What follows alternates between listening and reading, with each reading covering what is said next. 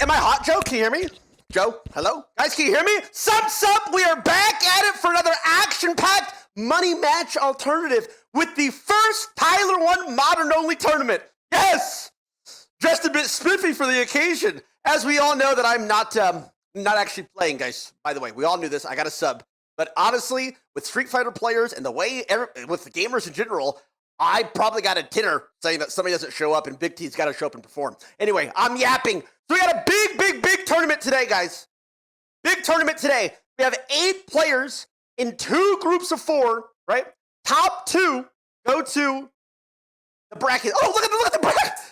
First of all, real quick, guys, can we have a round of applause for production here? Joe, look at this bracket. I talk about the bracket and it's showing up. That's S tier right there. Anyway, we got group 1, we got group 2. We already know their names. Again, everybody's going to play 3 games each in the group stage. They are best of 5s. So the way I had it explained to me was, it's like queuing up for rank 5 times. So you play at best of 3, 5 times, I think. For all you people who don't know how the Street Fighter thing works. Yeah, prize pool is going to be... Do we have a prize pool table? God damn it, guys. It's fun. Oh, sorry. Didn't know production caught that. Prize pool, we got 5K first, 3K second, 2K in third. I wanted to do winner take all. We've always done winner take all.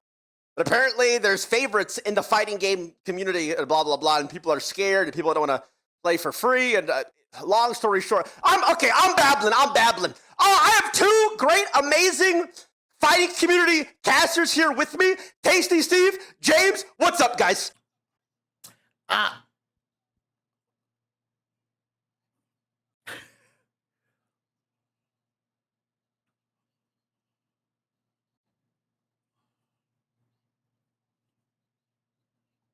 was impressive, wasn't it? Wait, is he muted? Wait, pause. Is he muted?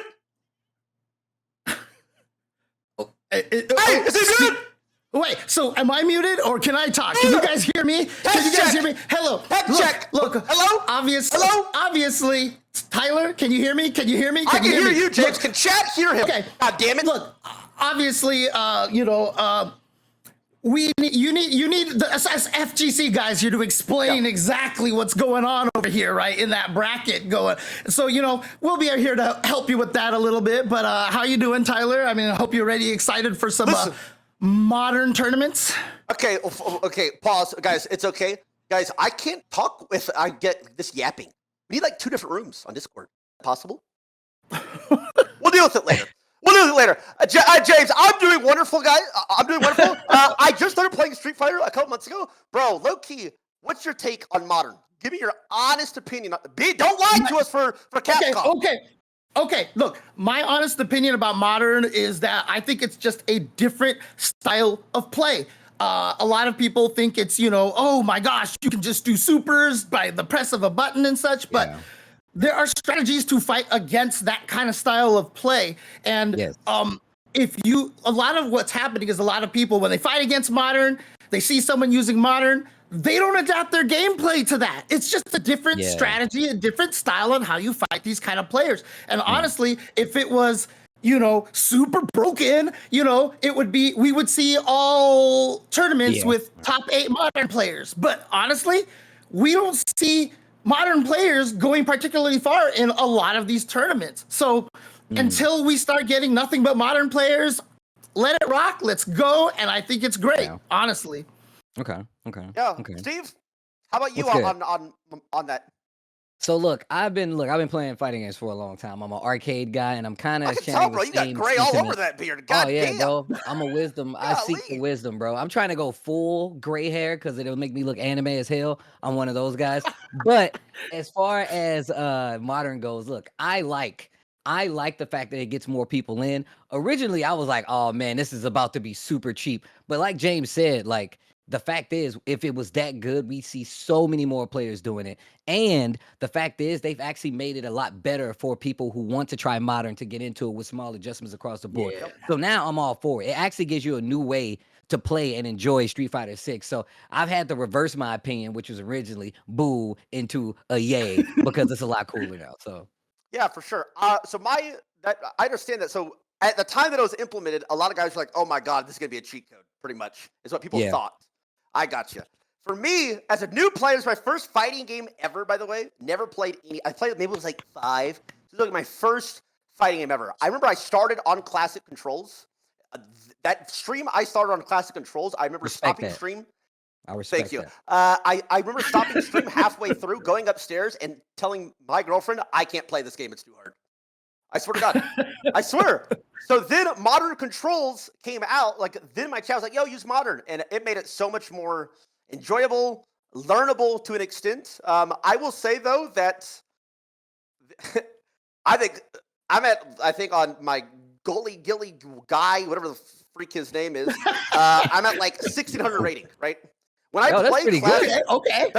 That's really good. Yeah, nice. That's really good. 60,000.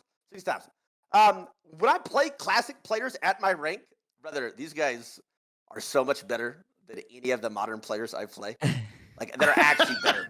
It's like, but being on modern, I feel like gets me to their level, but they are still more precise with the way they play the game. And they just know more about the game, and they're overall better. So that's why I think something that classic, it makes you just so much more precise, is what I feel like. It does, and I'm glad you say that. I think one of the things that it takes away, if like you're playing like fighting games and you're like, punk and stuff like that, like the thought process, you have the reactions. I think modern kind of mixes the two to help you understand the game more. So it's good that you're literally playing in modern and it got you to 1600 because that's still really high. So that should tell you anything. Damn. Yeah. Oh, you guys call me good? Yeah. Am I a prodigy? I mean, look, don't sell yourself short, bro. I mean, you got to do something. I've seen you compete. Hey, hang on a second. Hang on a second. Tyler and the word short don't combine. He's clearly 6'5", or he's 6'6".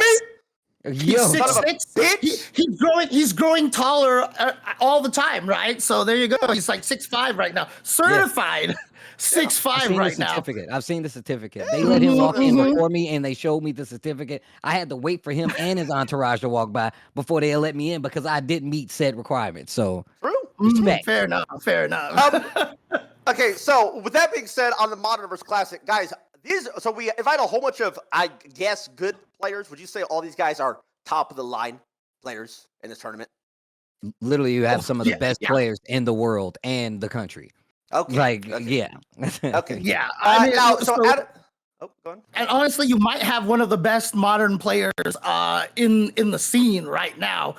So I'm really looking at Chris G right now because he plays modern all the time. So he's going to be a very dangerous opponent here. And in my opinion, might be one of the favorite players, but we'll see how some of these other guys adapt to the modern controls. Flyer, though. He said the hot word, favorite. Okay, so you are coming out right now and saying Chris G is your favorite to win the whole thing. Right now, because he has that much more experience with modern controls, I will say yes right now. Okay. What? Wow. But I thought the punk guy was the best.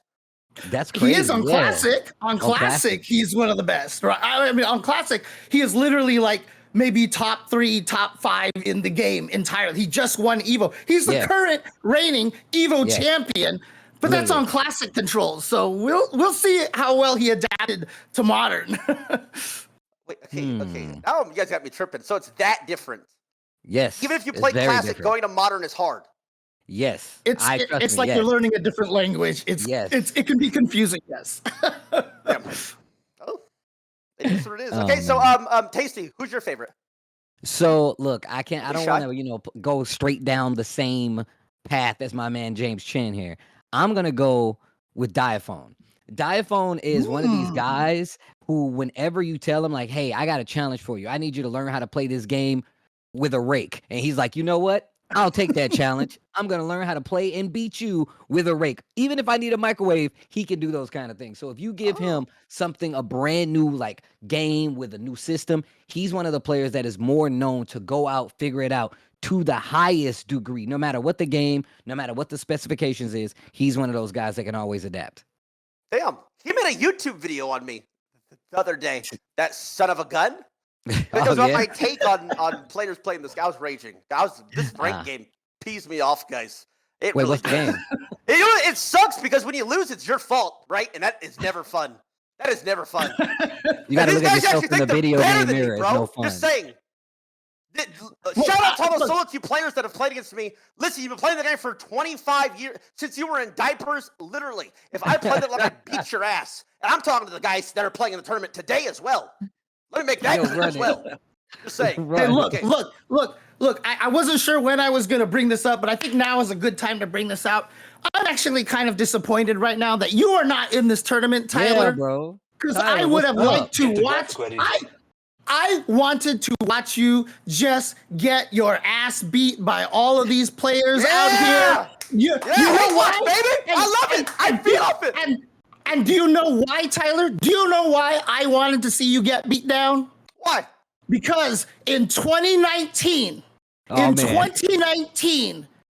I was destroyed by you in the ESPN March Madness esports personality bracket. And I have held a grudge. I have held a grudge since then. I have been holding a grudge, and I was so excited about this event to watch you get beat up by all of these top players, and I've been robbed of that opportunity. You probably don't even remember that you beat me in that bracket, but I have never forgotten. Bro, that was 6 years on a Twitter poll. It was a Twitter poll, wasn't it? Are you kidding me? What, hate watching from a Twitter poll 6 years ago that I didn't even advertise? I just beat you by default? See? Yeah, and how do you think that made me? How do you think that made me feel, Tyler? How do you? So I was so excited. Tweeting it too, guys. Please. Oh yeah, I was. Please. I organized a campaign. I hired people to call me, to call other people, and be like those automated calls, like vote for James Chen. But no, I got dominated by you in this bracket. And I have never been the same since. I've just not been the same since. You know, brother.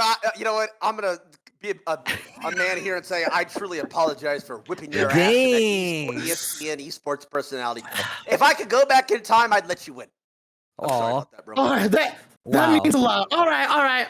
In that case, I'll stay on the broadcast then. Anyway, whatever the fuck that was. The taller 6'5" man. Trauma dump on us, guys. TYLER1. Yeah. But no. I mean, obviously, I'm really excited to see all these players go up against each other. And I think it's going to be a good time. Production, what the hell is next? Where are we going from here, guys? That's about. Okay, guys, chat, we're getting the players all in a game now. We're going to like a 5-minute break here. Real quick, we're going to get all these players set up and get these games slam-packed. We're showing every single game, by the way. Okay. Everyone. That's awesome. Are we? Hey, what's up, everybody? How's it going? Happy to be here. Geef, what's good, man? How you doing? What's going on? Yes, what's going on, everybody? What's going on, chat? Dude, look at you all chill right now. I know, love right? this background here. Look at this. It's fucking Sunday, dude. I'm fucking chilling, dude. Bro, the Spider-Man hanging off the mic. When do you stream? I gotta come and watch you stream, bro. Dude, I haven't streamed in a while. I've been on hiatus. Too busy with real work, unfortunately. I know how that goes. I know how that goes. Yes. Look, yes. I mean, look. Obviously, you did all the art we saw during the countdown at the very beginning, all the TYLER1 art. That was all you're doing over there. But your name is Geef. So what I'm guessing is you have been a fighting game fan for quite some time then, right? Yeah, man. Yeah. Wait. Can we pause for a second real quick? Yeah, of course. Okay, not to interrupt. Okay, this is actually a huge deal. Guys, Zombie is the guy that has done every single one of my stream backgrounds for the last almost 10 years. He's done all our work. He's been with us since the very beginning. He's made some of our street merch. I was gonna make it clear, give the man his proper dues. He's been a day one with us. He's fucking awesome. Yeah, yo, shout out to Geef, bro. Thanks, man. Appreciate it. Thanks, chat. Thanks for the love. Yeah. So you were talking about my name. Yes. So, I mean, I checked out your Instagram and even, your profile picture is a zombie Zangief. So clearly you've been a Zangief fan for quite some time, right? Yeah, long time. I started playing back when I think I was in the 5th grade when Street Fighter 2 came out. So just been like a loving Street Fighter all the way since back then. I was part of that first wave. Yeah. Yeah. But, I didn't really play Zangief early on. It wasn't until I was like a teenager. And then I started using him a lot more, and the name actually came I don't know if y'all remember when they put out Capcom vs SNK 2 on the Xbox, like the original Xbox. Yes. And they let you edit the sprites. You know, like you could make your own like colors, custom colors. Yeah. So I made like you know, I've always been into horror movies and like zombie shit, and so I made that connection, and I made like a sprite that looked like a dead version of Zangief. So that's dang, that's where the name came. That's where the name came from, and when I started streaming, I said, well, fuck it, let's just use that. So that's sort of where it came from. Nice. All right. That's a nice intro to the name. So you've obviously been doing art for a very long time, man. What's the inspiration for like your art style? Where does it come from? Because you have a very kind of like unique art style. Yeah, I mean, I think my style really is sort of like, I would say, an amalgam of like traditional sort of like Western comics fused with like anime. I mean, I grew up right at the beginning of when anime first started getting big. So there's a lot of anime influence there, but I still kind of kept that traditional sort of like Western style that you would see in like, you know, Marvel comics, right? Like artists like Jim Lee, things like that. But I always kind of like try to intertwine some of my, there's a little bit of everything. I'm a self-taught artist. And so, you know, when I was learning to draw, I would just like copy people. And over time, you know, you just kind of get little bits and pieces where like, how did that one guy draw a hand that I wanted to draw like it? And then, you know, you start developing your muscle memory over many, many years. And then over time, you know, your own style just kind of forms. So obviously like comic book art, but a lot of gaming art, honestly. You know, some of my favorite stuff is the stuff that I grew up looking at, you know, playing games and stuff, looking at like the Capcom art books, looking at the SNK art books. All of that stuff just kind of fueled a lot of my inspiration. And I still kind of keep it to this day. I try to stick to it. Although I like to explore with different things. Now I'm kind of into painting. So I'm doing like more traditional painting stuff. So I just kind of dabble all over the place. Yeah. Yep. Oh my gosh. The cartoon sort of comic art is sort of like, that's home. You know, I always go back to that.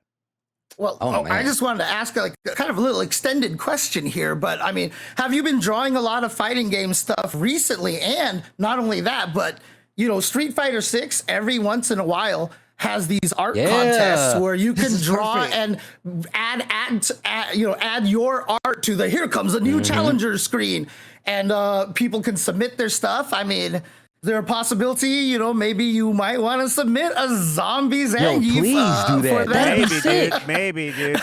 Yeah, that's always a possibility. I have all of these like you know, projects in my mind that I want to do over time, and I don't have any time. That's what ends up happening. You know, I work in, you know, of course, I work a real job, like a career job that I've been doing, and it's just been very, very busy. So finding the time for creative outlet is few and far between, and I never get to all of those like dream projects. But a nice painting of a zombie Zangief would be like, I would like to do that. That'd be so sick. That'd be sick.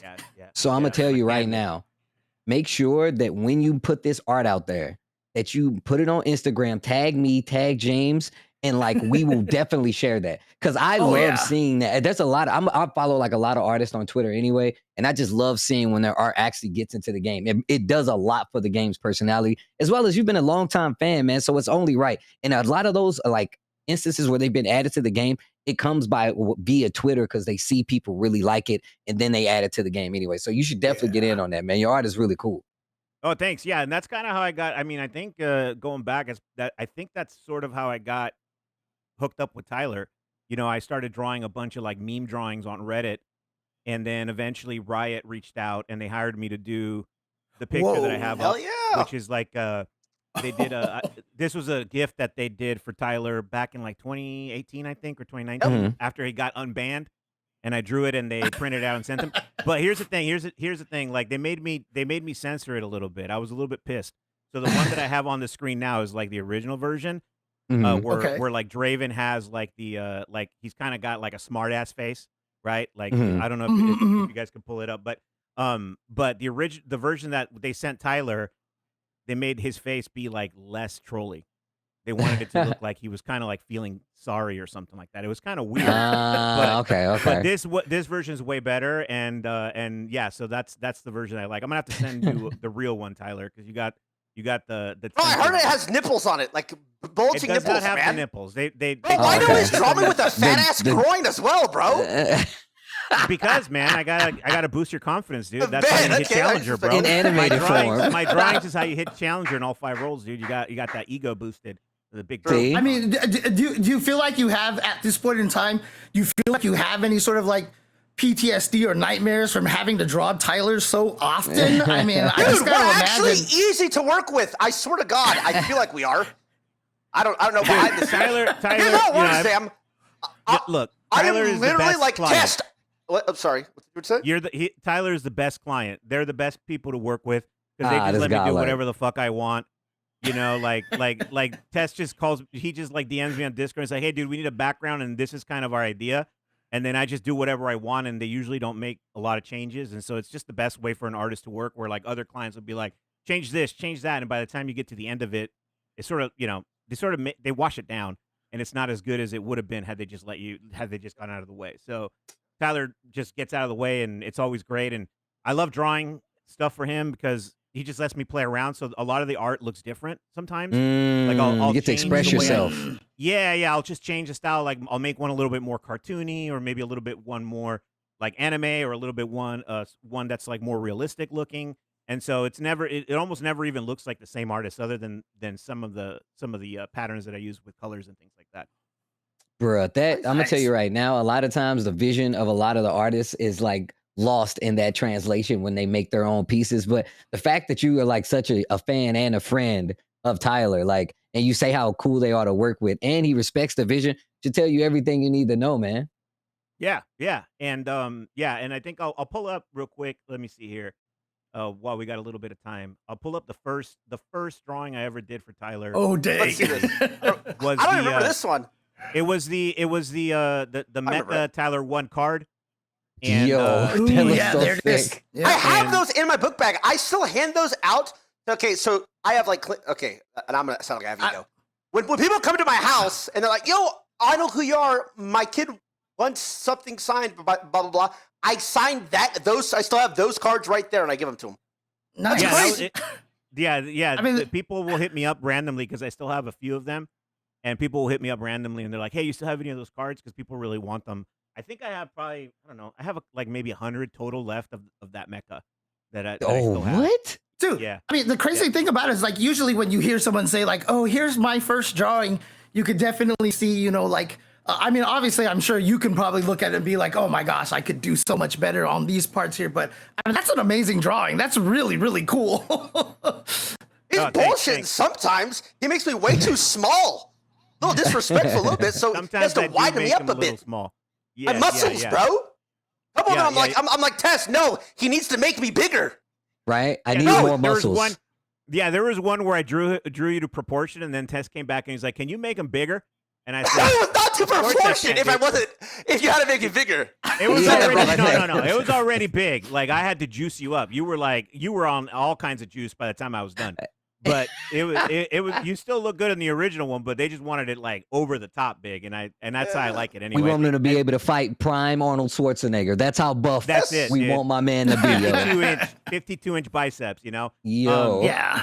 And you can't draw him at the actual height of 6'5". You got to make him like 8'2" or something like that, right? Just to exaggeration. Yes. 2021 guys, I was massive, by the way. I was a big guy then. Still a big guy, but I was bigger.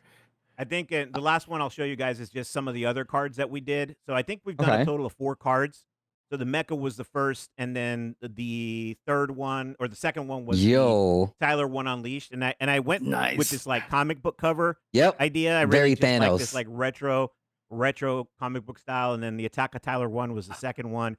But I think kind of like the fan favorite was the Tyler Endgame one, which was sort of to celebrate when Tyler hit Challenger in all 5 of the different roles of League of Legends, and we drew them with the Infinity Gauntlet. And nice.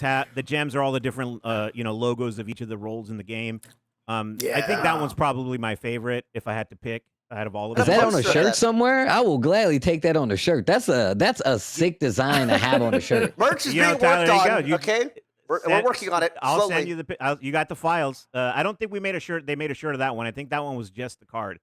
So, that would be a sick shirt. There's a shirt of this one behind me. Is what it is. Because I look at that one was on a shirt. I still wear that shit all the time. That's a very the actual reformed paint that is the one he's talking about that Riot hired him for. Oh right, I see it. Yeah, right behind his belt. Yep, that's the one. Yep. All right, nice, awesome. Nice. Yeah, man. Dude. Yeah. So that's I don't know if you anything else you want me to talk about. Happy to chat. Well, hold on 1 second. Let's see. Production, how's it coming?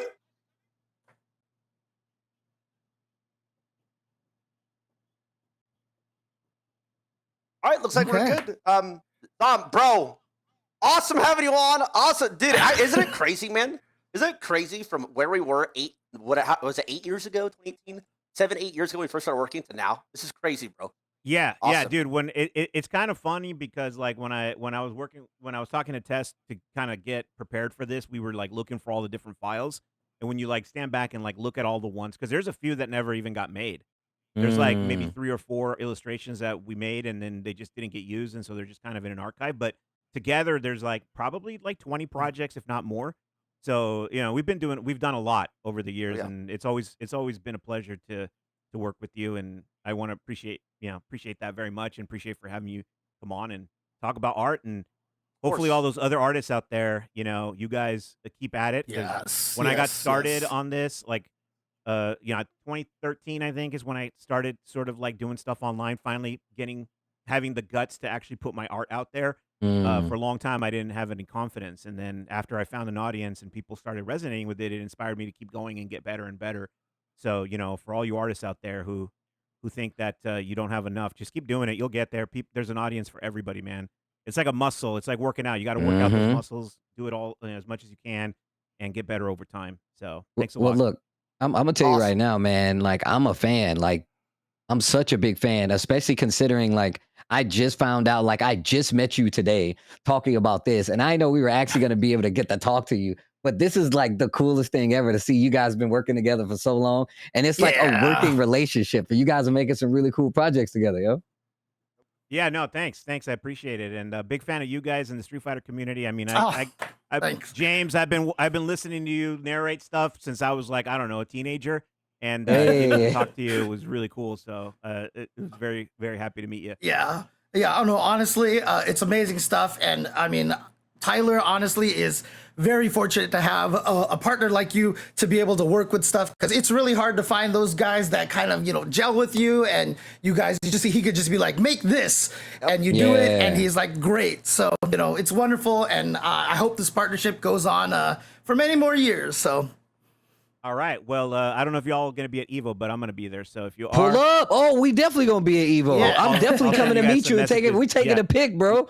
We're gonna smoke some cigars, okay? We're gonna smoke some cigars on the strip. Sounds good. See where the night takes us. Yes. I like the way he thinks. Zavgeef, it was a pleasure to have you on here, and I want to see you win this competition as well. We got this art competition coming up with some cool prizes from Victrix. So, all right. Well, you guys have a great one. Have a great tournament. Chat. I'll be in the chat watching. So I'll see you in there. Hey, thanks, You're fucking awesome, bro. Thanks, guys. Awesome, man. Bye-bye. Dude, he's awesome, right? Like, that's crazy. He's sick. Oh dude, that dude is cool.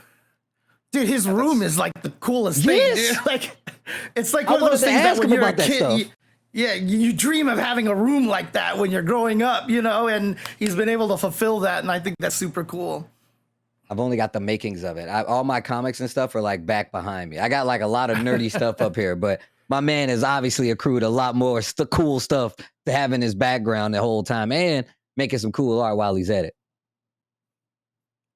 Okay, but I'm sorry. I have production in my ear. Okay, so am I doing the Victrix thing? Oh, okay. All right, so I guess we're going to talk a little. Yeah, you just mentioned Victrix, right? And so Victrix, obviously they make a lot of controller products for the FGC. These guys have done so much. They've been involved for so long, even with like Turtle Beach and such with their headsets. But I have my Victrix stick right here. So this is actually just mine. This is one of the sticks that they make. It's really, really nice. If you hate the fact that the joystick sticks up in your luggage, you can just pull it out. There's a nice place to snap on it. If you are looking to be like super FGC nerd kind of thing, and like to wire and change buttons and do stuff, very easy to access. So, it's an amazing joystick. And if you go to events, they'll even like laser etch artwork onto your controller for you. So it's very, very cool. I actually have one myself, but mine is in the other room. But like they have some really cool models. The Pro BFG being one of them. Also the Pro KO leverless is another one, and then the Pro FS arcade stick, which you saw James holding up right there. So there's a lot of options. Obviously, you don't have to get a giant arcade stick, but you can get a giant arcade stick and etch some of your favorite art on it. But if you wanted to get a handheld as well, a regular controller or a leverless controller, all those things are available from Victrix. Yeah. And they've also helped us out here for the TYLER1 Modern Only Invitational Tournament. So there's some great prizes on the line, man. Shout outs to Victrix for holding us down, man. A longtime collaborator with the FGC. And if you play fighting games, you know about Victrix, man. So shout outs to those guys sponsoring us here. Yeah, absolutely. Always. And there's also a discount code, Alpha. Is that correct? I just want to make sure I have the right discount code here. Alpha. So, okay, there you go. So that's the discount code for you guys that you can punch in if you want to grab one of their products. Again, it's 3 ways that most people play fighting games. It's either just on the pad, on the leverless controller, all buttons, or the joystick. They've got something for all of them. Even on the pad, like you can modify it so that you can have all 6 buttons on the face and stuff like that. Really, really great products that they have. No, long time supporter of the fighting game community. I've been using Victrix stuff. Like, I think I have 2 controllers now, and they constantly come out with updated models, whether it's characters. I mean, and once again, you could just put your own designs on there if you want to, especially if you come to a fighting game event. I mean, we just heard Zomgeek talking about Evo. I'm pretty sure there'll be an Evo. If you buy a stick, you happen to become an Evo, I'm pretty sure you can get it like live etched on there. So, yeah. Yeah. So, I mean, I heard Tyler, you're a cat person. So I've got some cats wandering here on my screen over here. But yeah, there you go. There's all the information for the art contest. As you can see over here, all you have to do is create an art about the tournament or the players or the game or the interactions, and then tag Tyler on X. And then the contest ends on July 13th. So you got a week. To work on this. So, plan out your art, take your time, and show us what you got. Yeah, that's actually sick, bro. This is some really, first off, the art for that is sick. Out of all the sponsors and partners we've done, blah, blah, blah, blah, this is our first partner we've ever had for one of these tournaments. It's actually a big, well, look at the cat. It's like Emmett. It's like a black. I don't used to have a cat exactly like that. How old are they? They're like a little over 10 years now. Yeah, they're about 11 right now. I have 2 cats. The other one will show up eventually, trust me. But yeah, this is okay. Jasmine here. So, man, his cats are nice too. Okay, so by the way, so let me. So the game we're about to start these games, guys. I'm gonna be honest. I am not a fighting game commentator, so I'm gonna leave it to these guys until after. Then I'll hop back on. I don't know what I'm gonna be seeing. You guys are way better at this than me. So it's all yours, guys. I'll be here after. I don't know what the fuck's gonna happen. What do we do? No worries. We got it from here, Tyler. You sit back, relax. We're gonna get to the games. This is a modern only tournament, like we was talking about before. So these guys, even though they might be used to playing on regular pads, right? Leverless controllers, even if they are using those, it's all modern. And we got Diaphone versus Dr. Afrikan. Oh, I guess they've already started over here. Yeah, we have Dr. Afrikan already 1 game ahead over Diaphone over here. And they're going with the Aki versus JP. And that's a very interesting choice here for Diaphone as well, because I'm sure modern JP is kind of scary.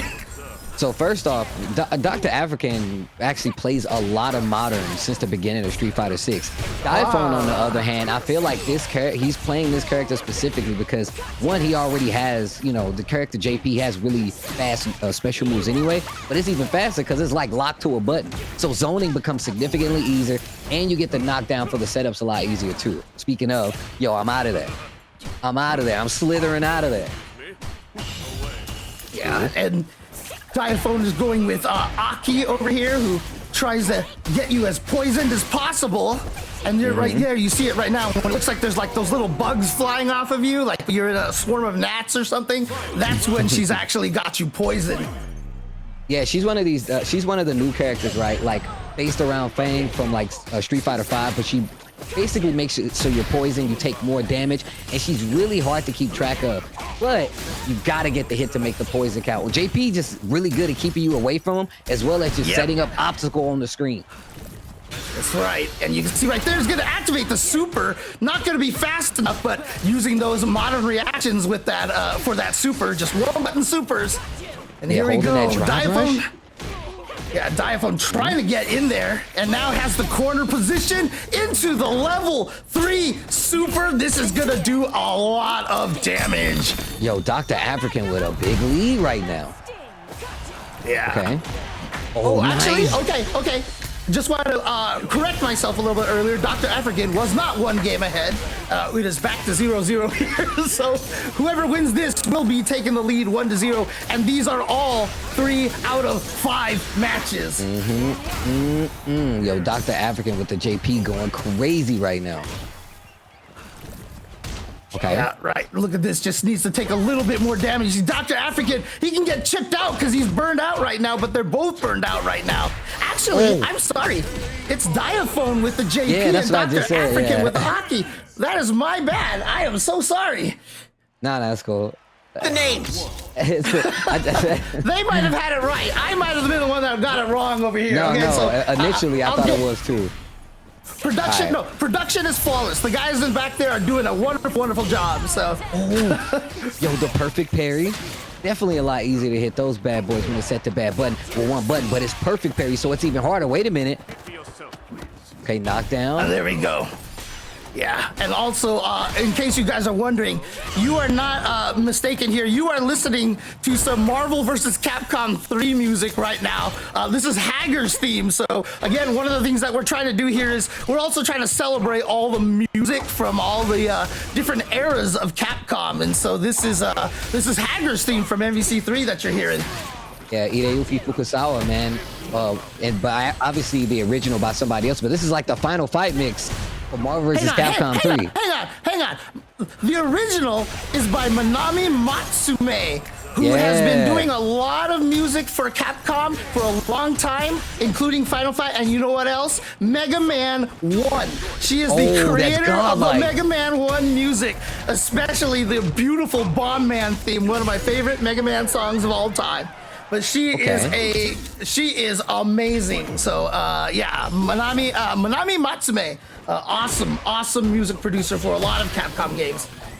Hey, wait a minute, Dr. Afrikan trying to get back in control with the JP. Nice interrupt.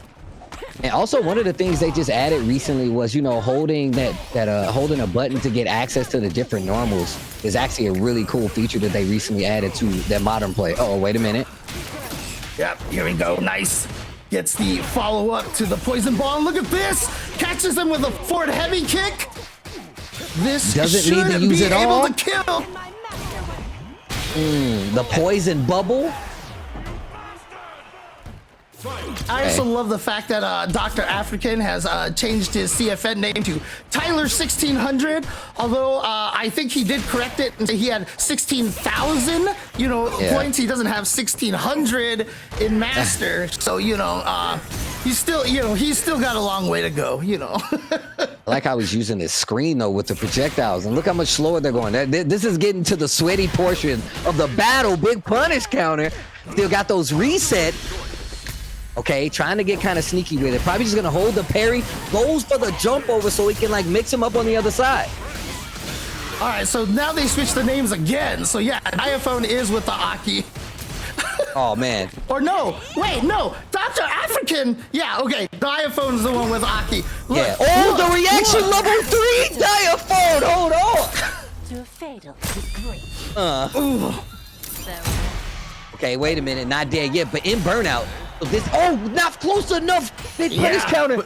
He gets some drop off back. This dude Diaphone. Let's go. Yeah, but that's only 2-0 for Diaphone now, so he needs to win one more game.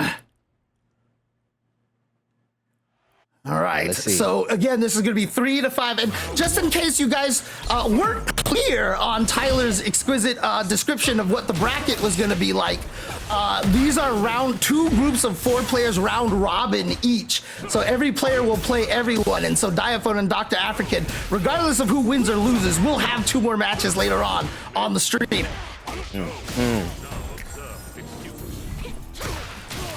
Okay. All right, gets the whiplash knockdown. Oh, wow, backs up, and he tries to catch him jumping out of the corner, but just a little too late. Dr. African got the corner. Nice anti-air, perfect parry. Yeah. Okay, slithering up. Oh, the command throw. The command, yeah, that's a throw. Can't block that one, and here we go. Drive rushes right back in there. Ooh, oh, he got hit. That's gonna be a combo. And honestly, like, oh man, good cross up. No, that was not what he wanted. That's not what Dr. African wanted at all. That might have been a little bit of that learning that muscle memory for the modern controls right there.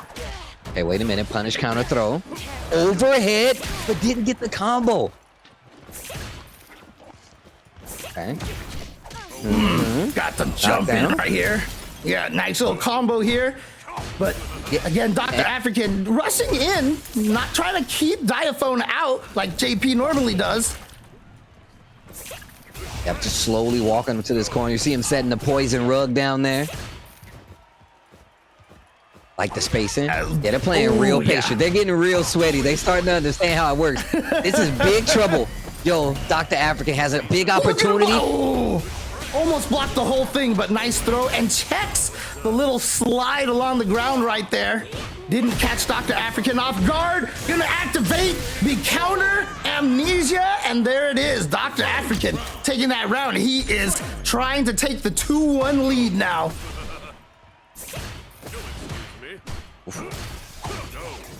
Diaphone backing up. Oh, the feint.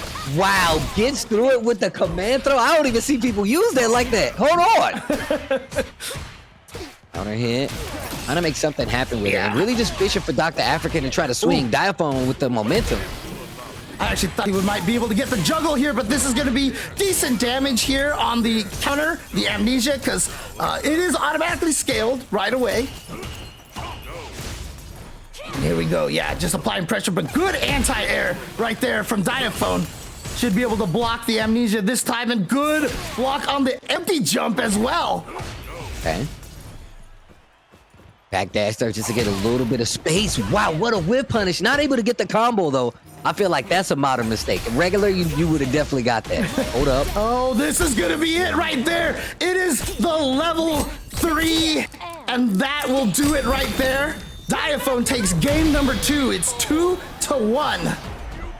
And remember, this is all best of 5, so it is first to 3. You need 3 wins to get the dub here, to be the winner of the set. And once again, like James said, all these players in the group will get the opportunity to play each other, and we're watching all the matches. So strap in, get ready. We're about to play some Street Fighter 6, baby. Yeah, for sure. And I believe it was that Tyler actually drew the two pools for the round robin live on stream. So, you know, if you're seeing any sort of, you know, like people like, why are these two in the same pool? Blame RNG, man. Just that's all you can do. It's fate. The universe planned it this way. And now you see Dr. African go into the business character. This is, so first off, he plays JP and Marisa, and he's always been a long-time modern Marisa player anyway. So this is the business. Yeah, one of the best Japanese players, Shuto, when he was using Marisa, would often switch between modern and classic in tournament, which I don't know how he does that, but that's just crazy. Because like I said, the muscle memory for both modes is pretty different. And so that is some talent from some of those players out there. And you can see Dr. African using that light target combo. Well, it's not even a target combo. It's like the auto combo in modern. Okay. Yeah. Big damage on the table here. Goes for the mix-up after the jump in. Wake up, super. Diaphone says, stop that. We're going to a final potential round. If Dr. African does not turn this around, he's going to be in trouble. Yeah, and again, having that modern controls, you can react to those moves when you're getting up like that a little bit quicker. So again, if you're fighting against modern, you have to change your strategy. You know, things, hoping, see, just like that, reactions, button press, single button press, counters that leaping punch. And that is what you have from modern. You have to play them differently. You have to know that you can't hope to catch them off guard. I like that right there. You see how he drive rushed and then did the armored version of the Superman punch? Diaphone doesn't have a lot of meter, but he's 1 or 2 sequences away from taking this set. Nice air to air. Hold on. Intercepts him in the air. Not giving him an opportunity to leave this corner. Yeah, that's a good hit. Mistime the meaty. Oh, and that should do it right there. And Diaphone is going to take it 3-1 over Dr. Afrikan. But again, there's no winners or losers bracket. This is round robin right now in this phase. And so that means that Diaphone has 1 point. Dr. Afrikan remains at 0 points. So if Dr. Afrikan wins the next 2 games, he'll be 2-1 for the pool, and the top 2 players move out to the final bracket. Yeah, and just to be sure, oh, go ahead.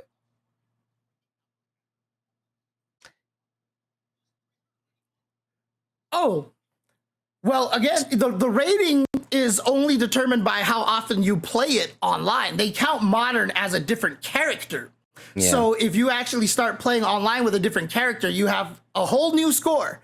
And so these guys probably went online, practiced a little bit with the characters, and so they probably didn't earn a lot of points. And so the ratings are not going to be reflective of how strong these players are. Well, no, 100% right, James. Like, it's really not, that's not really telling. I mean, we saw it kind of in like other events too, where you see players play online. The numbers might not match up to how far they've made it in a tournament. And that's because sometimes they're playing with different characters and they switching up to like fight the matchup just a little bit better sometimes. But here we go. We got another banger coming up. We got Shine, 100 Thieves Shine. Shout out to the boy versus Noah the Prodigy. Noah the Prodigy, one of the younger players out there, one of the strongest and most dominant U.S. players out there right now, known for his explosive play, going up against Shine, a classic throwback name, just recently signed, but also a long-time competitor when it comes to Street Fighter overall, not just 6, you know? So this is going to be a good match. Yo, yeah, Shine, amazing player from New York City. And then Noah the Prodigy, you said explosive play, explosive personality as well from Southern California. So, so we're having a coast-to-coast rivalry here between these 2 players. And one thing I do want to add, by the way, is that, you know, obviously we are trying to celebrate a lot of the different music from the Capcom history. So if I'm not mistaken here, in this next match, we're actually going to be getting some Monster Hunter Rise music by Ryo Uratani. And this guy has done a lot of the music for Monster Hunter games for a very long time. Also made all the music, the I guess remixes of all the Street Fighter 2 themes for Ultra Street Fighter 2 on the Nintendo Switch. Oh, and, okay. You can actually grab all of those songs in Street Fighter 6 right now, because you could just buy all packs of music from all the different games, which is really, really cool. Yeah, it's one of the new things where they actually let it so you could put like classic tracks over the newer stages. I still have not bought like anywhere near the amount that I wanted. I'm missing a lot of like the Third Strike stuff. I want like some of the old Street Fighter 2 stuff. I have none of it lined up. I need to get my jukebox in order, bro. Look, I am a Capcom music aficionado. I have all of the music. I've bought all of the music that I'm waiting for more music, Capcom. I need more music for my game. Cool guy James over here. With the music locked in. Okay, all right. Wait.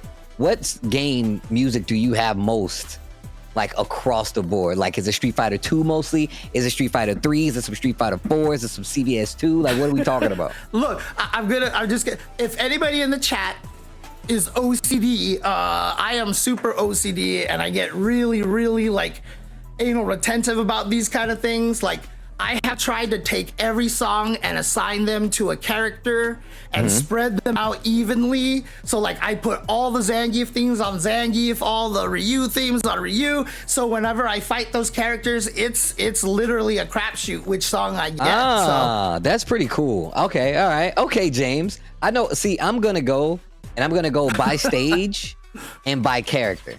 So I'm literally going to keep to the same format where I'm going to have a character's going to have their own specific theme, but then I'm going to change the songs for the specific stages that I think go in there, and I'm going to leave the regular themes on so I can always have my little, mix, so I don't know which one is coming up either. So I like that, James. You just inspired me, bro. Yeah, exactly. And I'm sure some people in the chat are, being like, oh my God, James is so autistic. And you know what? You're probably not wrong. Because it goes even further than that. And we won't get into that at all. So, but we should have another match coming up. And like we said, it's going to be Shine versus Noah the Prodigy. And if you guys are actually been keeping track of the scene at all, Noah the Prodigy, very, very divisive player. You either love him or you hate him, but I think that's what he wants, honestly. I mean, look, first and foremost, I'm interested to see how Noah approaches this. Because even though Noah is a newer player, he literally plays on classic. Like, he plays arcade stick. He's of the old school. So I want to see how he plays in modern. What if we create a monster? What if the TYLER1 Modern Invitational makes him even worse in the best way possible? What if he gets strong? He was like, I didn't even know that I could do this. And he's even better with modern mode play, bro. I mean, when he's playing classic, oftentimes when we're commentating his matches, like if he's burned out and the only thing you can do to stop a drive impact is do a super, he already feels like he's on modern controls. That's like what his I mean, reactions bro. are so fast, and so like you're almost kind of like making his reactions double speed now. So I mean, it is going to be a frightening thing to see, honestly. Yeah, man, this is gonna be really cool. So obviously, this is not like how typical tournaments run out, right? We don't typically do this. This is actually a special presentation because a lot of times you only get to see these players unless they do really well. You get to see them play once, maybe twice, maybe 3 times. With this invitational and it being round robin, everybody gets to play everybody. It's actually really cool. Then whoever plays the best out of those will make it to that main bracket, and that's how we, whittle it down to see who's gonna be the winner here.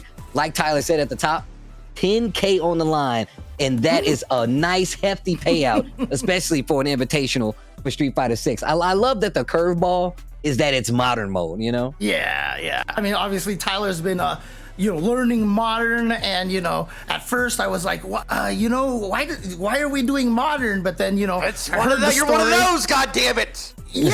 So, but that's the thing, is that I talked to Testrox, a lot of the production guys, and they're like, okay, this is it's because obviously Tyler has learned through modern, and and that is how that's how you got into fighting games, and that's what we're trying to promote here. That's what we're trying to support. So I was like, all right, I'm on board. This is a good idea, and I really like what we're trying to do over here to show off modern controls. Yeah, I think it's really scary. I think classic controls are actually so scary because you think it's going to be so hard, and it really is. Oh, game's starting. See you guys.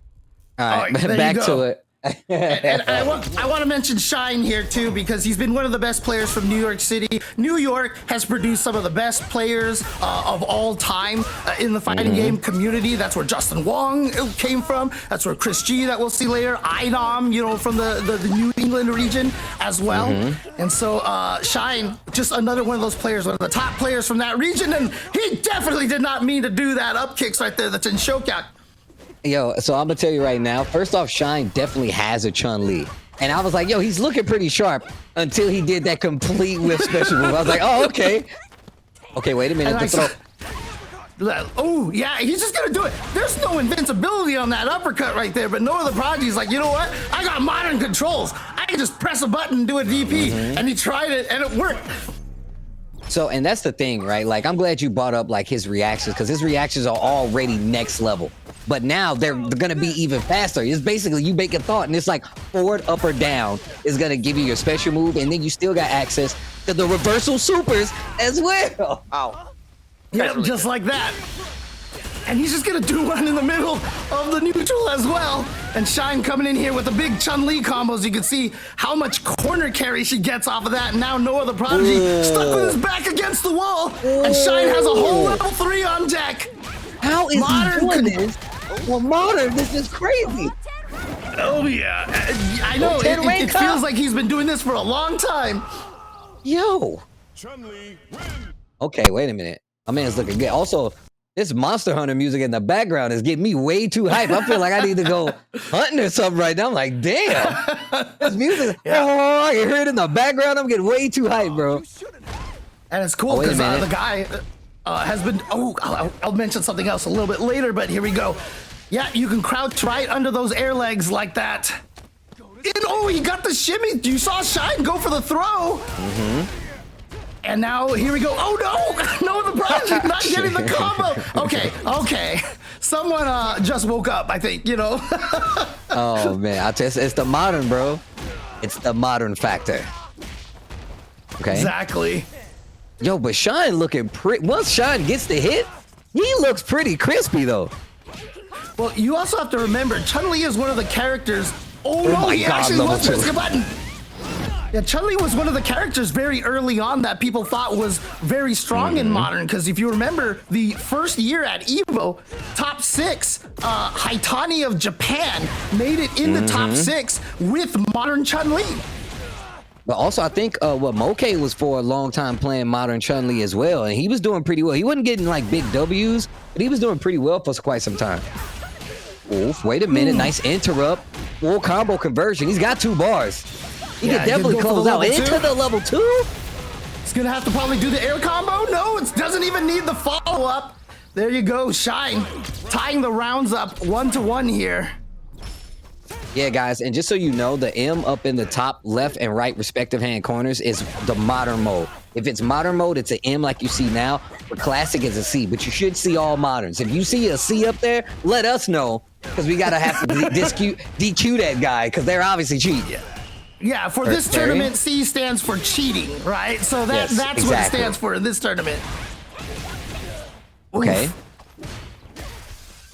Yeah, and keep in mind too, I mean, the difference between modern and classic, obviously you have the 1-button special moves, but there's the reaction. You just see it and press a button and you get it. But if you do special moves and supers raw, they do 80% damage of what they do in classic mode. So there is a slight downside to having it. Oh my gosh, the fireball actually beat out the super because it was late enough. The reversal, spinning the drive, Shine. Is that 2 games? Is that That's 2 games to 0. No other Prodigy looking like he might have booted up Modern for like, you know, an hour and just came in here and was like, let's get that 5K. Okay, just to confirm. And what's crazy is these are definitely the regular combos that you're supposed to be doing in whether it's classic or not. So you know Shine is definitely at least that comfortable.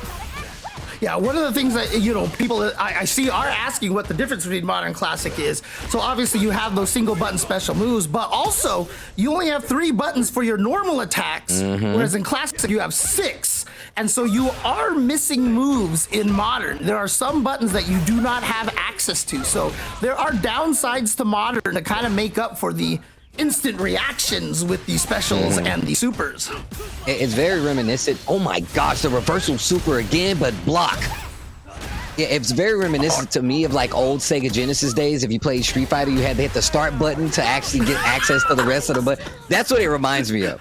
100%. That's super old school, but yeah. Oh my God, that was a nightmare on the Sega Genesis. Holy moly. Trust me, as a Genesis owner, it was me. That was me.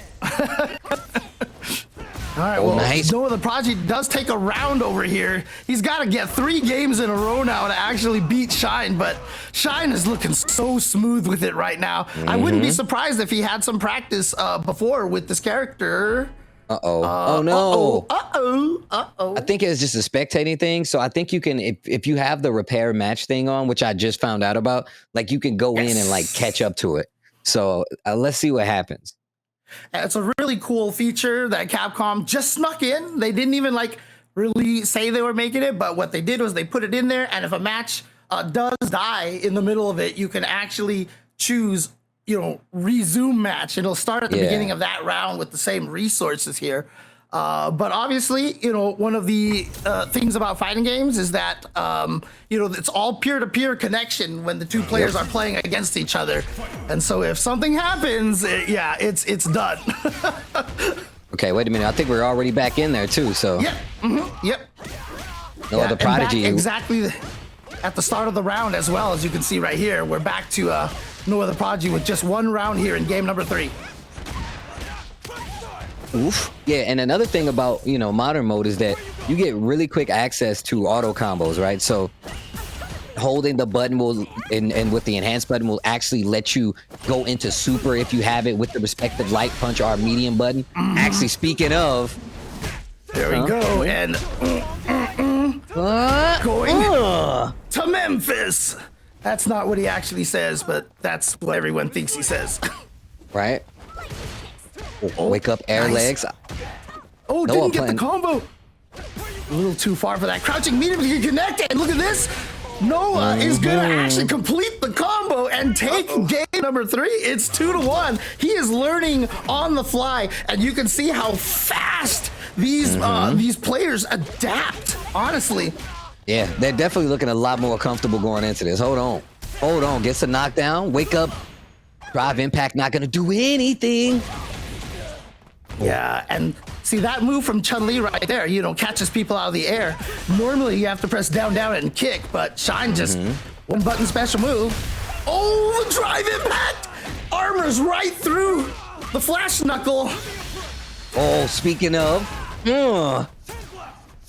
okay, in burnout right now. Needs to be careful. Noah looking more and more like himself already. If you know Noah, this guy loves playing in burnout. He's probably the strongest player that we know playing while he's burned out. Yeah, he burns that's 100% true. all the time. Bro, he's looking significantly better as these matches go on. He's looking better and more. He's looking more like himself as the rounds go on. Gets the throw. And look at him trying to close out, but he's the crouching medium kick. Shine might be able to close it out with the super. Okay, Shine 1 round away. Match point for Shine. Again, he is a Street Fighter League Team Tournament champion for a reason here. He just showed off the rings that he got from Capcom for some of those. No, he's too far away. With the parry right on time. And that's another thing. Parry being like, I feel like just set to a shoulder button. And a lot of players already kind of set it anyway. This makes the whole package a lot more convenient. And this might be the end of Noah the Prodigy versus Shine. Yo, Shine is looking crispy though.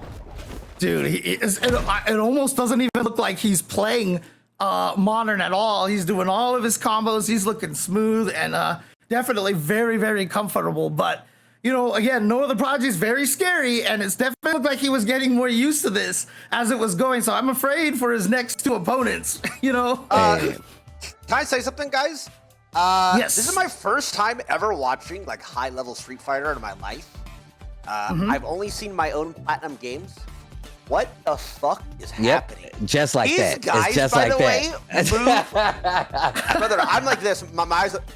I'm like getting dizzy looking at this shit. What is going on? Am I just stuttering between every hit? Are we serious? I'm calling people in my games. Oh, this guy's a fucking Smurf for sure. He's a Smurf. I'm losing because he's a Smurf. I might just suck. That's crazy. Yeah. This is a little bit crazy to watch. I'm not gonna lie. Well, look, this is why I said when you asked, like, hey, how good are these guys? I'm like, bro, you got some of the best. You not only have some of the best players in the country, but that's some best player in the world contendees that you have playing in this invitational. Even though it is a brand new style, these guys are that good. They're already adapting. Yeah. Go ahead. If you were to match these guys' skill level, how many hours do you think it would take? First of all, let me ask you guys, what's your guys' rings? Just play pro? I haven't entered a tournament in a while, but I'm at like 1720, I think. I'm above 1700. Okay. I'm all right. I'm okay. Okay, so could you take a game off any of these guys? Could I take a game off of them? I run into these guys sometimes though. I've taken games off of I think Steve? Shine. Okay. On some like Street Fighter 5. signed you up for playing, not casting, bro. So, look, hold on. I mean, money on the line. Run it. People don't even look, I'm going to say this, we heard Zamgeef and Steve all talk about how old they are. I am an old man over here, okay? And I've been playing for a long time.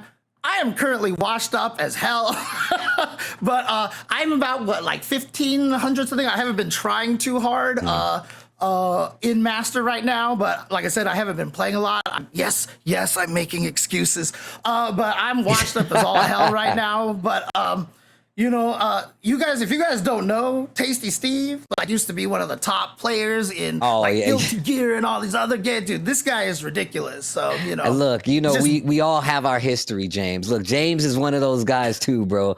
Don't let that guy fool you. I know he says that, I'm washed up. If you run into him online, it'll be something completely different. Turn on the stream, though. He might be raging, but He's still nice with it. Don't forget it. Don't forget that. So now I gotta do this thing. So what do the kids say these days? That I'd be crashing out on stream, you know? Brother, You do be please don't crashing listen to out. that. You be crashing out like crazy. Yo, Tyler, you and James. Please, come on, James. You and James. I like how Tyler's like, James, come on, bro. What are you? Come on, like, Tyler. Yo, Fair, bro. fair. I'm afraid I that's say the greatest crash out, bro. intervention ever. That is the I'm a young greatest 30. intervention ever. I say crash out. I like cringe a bit. Brother, you're pushing 70. I can tell, man. You do not say crash out. Yeah, absolutely. Oh man, but I mean, though, obviously, I played a lot. I've won tournaments back in the day. Unfortunately, you know, we don't have any footage of that because you know we couldn't play online, we couldn't record and all that stuff. So you know, I've still got some skills here. You know, I can still run it. You can still run it. Let's go. Wait, don't let I'm telling you, don't let James fool y'all, bro. A really big match, right? Punk versus Chris. Chris Yes. was your favorite. Whoa, really? James was talking about how Chris is his favorite. This is a sweaty match, bro. This is a sweaty match. I want y'all to know. If I say sweaty, that means these guys are working out. They're trying extra hard. They're trying to win. And this is a throwback. Street Fighter 4 Vega? Oh yeah. And again, this is the original theme by Yoko Shimomura, who did all the songs in Street Fighter 2. Also did songs for Kingdom Hearts, Final Fantasy 15. So she's been around. She's doing a lot of stuff. But she's the one who wrote the infamous Guile theme, for example. Damn, but, everybody knows the Guile theme. And just to give you guys an indication, Chris G with Mai in Modern, and I think with Chun-Li in Modern as well, has reached #1 on the leaderboard. So bro, like, I know literally Tyler. number one online on the entire ranking board. I think Chris G got to #1 with Mai at one point in time. I mean, well, if you look at that, look at Chris G's rank. He's legend. I know Tyler's freaking out right now. Super to get through it. I want that number by my name so bad. Think about that. That's in the world, bro. 343rd legend Mai player in the world. But again, Punk, current Evo champion, and look at this comeback that he just had. And again, he's an ultimate master as well. He's at 1900 MR with this modern Chun-Li. You know that Punk has been practicing for this as well. Punk known to be able to switch characters too. Mai, a really strong character in the meta right now. Yeah. A lot of people consider her maybe even #1 or #2 in terms of power levels. Okay, big jump. And look out, you see how slow they're playing? That's how you know they're looking for big stuff. Big whiff punisher from Punk. To the corner we go, gets the throw. Yeah. Great combo, he almost had it in Modern. Yo, Punk. Yo, Punk. Oh, just missed the meaty timing. He's gonna let Chris G out of the corner here. Once again, Chris G. Go, James. I was just about to say, no, the level of adaptation from these players is ridiculous. And look at this, Chris G going with the combo, linking the super after his target combo there, and just catches the overhead. Oh, yeah. Oh shit. That's 1 round apiece, game #1. Oh, they are getting sweaty. When you're in the gym, you sweat. When you're playing fighting games like this, you sweat. Absolutely. It is so stressful playing in a lot of these tournaments. Ooh, here we go. Nice confirm for Punk into the corner. What's he gonna have for a mix-up right here? Just goes for the throw. Ooh, the music picking up. Attack on the throw. Trying to set up something. Chris G finding a hole in the offense. He's got 2 bars though. What you gonna do with it? 3 on the side of Punk. You gotta be careful. Oh my God, the confirm. You got those? He should be able to kill. He should be able to kill. He's so good. Is this going to kill? Oh. Yo, Punk is actually ridiculous. You know what I was about to do, James? I was about to come on this stream wearing my Punk shirt, but I was like, that might be a little biased. So I am not going to do that. But remember what I told Tyler at the pre-show that my favorite to win this tournament was Punk, right? So, you know, Punk is coming in here and doing a great job. Yo, shout out to everybody watching in the chat. I don't know what Tyler calls this, his community. The Tyler guys, I don't know. Oh, Jesus. Yo, shout outs to the squad.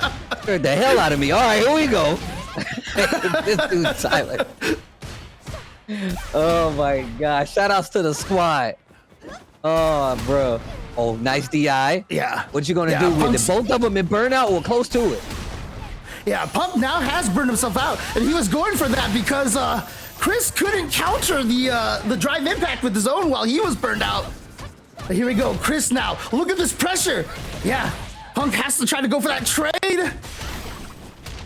And now Chris has burned himself out, and now Punk has all of his drive gauge back. Why is the music? It feels so fitting. Oh, tried to go for a shimmy, tried to bait out a throw. It didn't happen, but Punk is still gonna get the hit here. Oh my goodness. Yeah, again, this is the Vegas theme from Street Fighter 4. The arrangement by Hideyuki Fukasawa. We'll talk about him later on a little bit more. Okay. But looks like Punk is, yeah, he's been practicing with this modern Chun. 1000%. Okay, wait a minute. Throw into the corner. Chris G sets out the OD fan. You really got to be careful. Punk walks out and just throws him. What? How crazy do you have to be to think that your opponent is not going to hit a button and you are just going to walk them down and just throw them like that? That was ridiculous. Especially Chris G, old modern. He did that to Chris G, old modern. Level 2 to get through. Oh my God, that's what I'm talking about. That's why you got to be careful in modern, bro. Just imagine if they have a weapon that fires even faster. Like, just imagine that. All right. Oh, nice catches Chris G before the fan gets tossed and baits out the wake-up DP. Here we go. More pressure from Punk. Ooh. Actually, I think Punk was trying to bait that throw out, but he was just still a little too close. Air legs gets the confirm on the punish counter, Punk. And Punk didn't go for the level 3 unless that was just an execution error right there. I believe a level 3 would have killed. But a level 2 is gonna not get you through. Oh my God, I thought he was gonna go through. He was too far away. He was too far away. It's only invulnerable for a very short period of time. Oh, drive rush, not close enough. Oh, wake up buttons. He's got level 3. He's gonna spend it. Now I don't, James. This is good. I mean, it's gonna be a lot of damage, but it burns Punk out. That's the important part. So now Punk is gonna take chip damage and can die just by blocking all these special moves. Oh! Tries to jump over it, but the OD comes out faster. Clips him on the startup to the jump. 1-1. Remember, this is best of 5, first of 3, game 3. Let's go. Yeah, so here we go. Chris G, you know, this is why I picked him as my favorite to win this tournament here. You know, taking game number 2. I told y'all, what do you do in the gym? You sweat. When you play Street Fighter at a high level, you sweat. Oh, yeah. Oh, the throw. Oh, yeah. Ooh, now he's another going one. for the throw. Because remember, Punk went for the shimmy. He tried to bait out the throw before, and Chris didn't get baited. And so now I think Punk is trying to actually establish the throw. No, that went under. All right, getting the enhanced fans as well. You got to hold this. You got to hold this. Now you in burnout. You can get chipped out. Oh, the jump. The jump roundhouse hits him out. He's still alive. The ODDP. Chris G with the reaction. Yeah, beautiful stuff right there. So Chris G now officially with the lead here. But again, a walk-up throw from Punk. Definitely aware that Chris G is a very, very solid player. So you can take advantage of maybe a little bit too much defense on their side. I mean, I'm going to bring up a very good point after this. Oh, the dive. Mixing up the options out of the corner. Still ready with the anti-air. Looking for a reaction out of Punk. We've seen Chris G kind of like space out his approach and get the cold. Oh, that's going to be a punish, yeah. And here we go. Chris G now gets the overhead, but because of the drive rush, he should be able to combo after it. But now level 3 on the table for both. Do you spend it?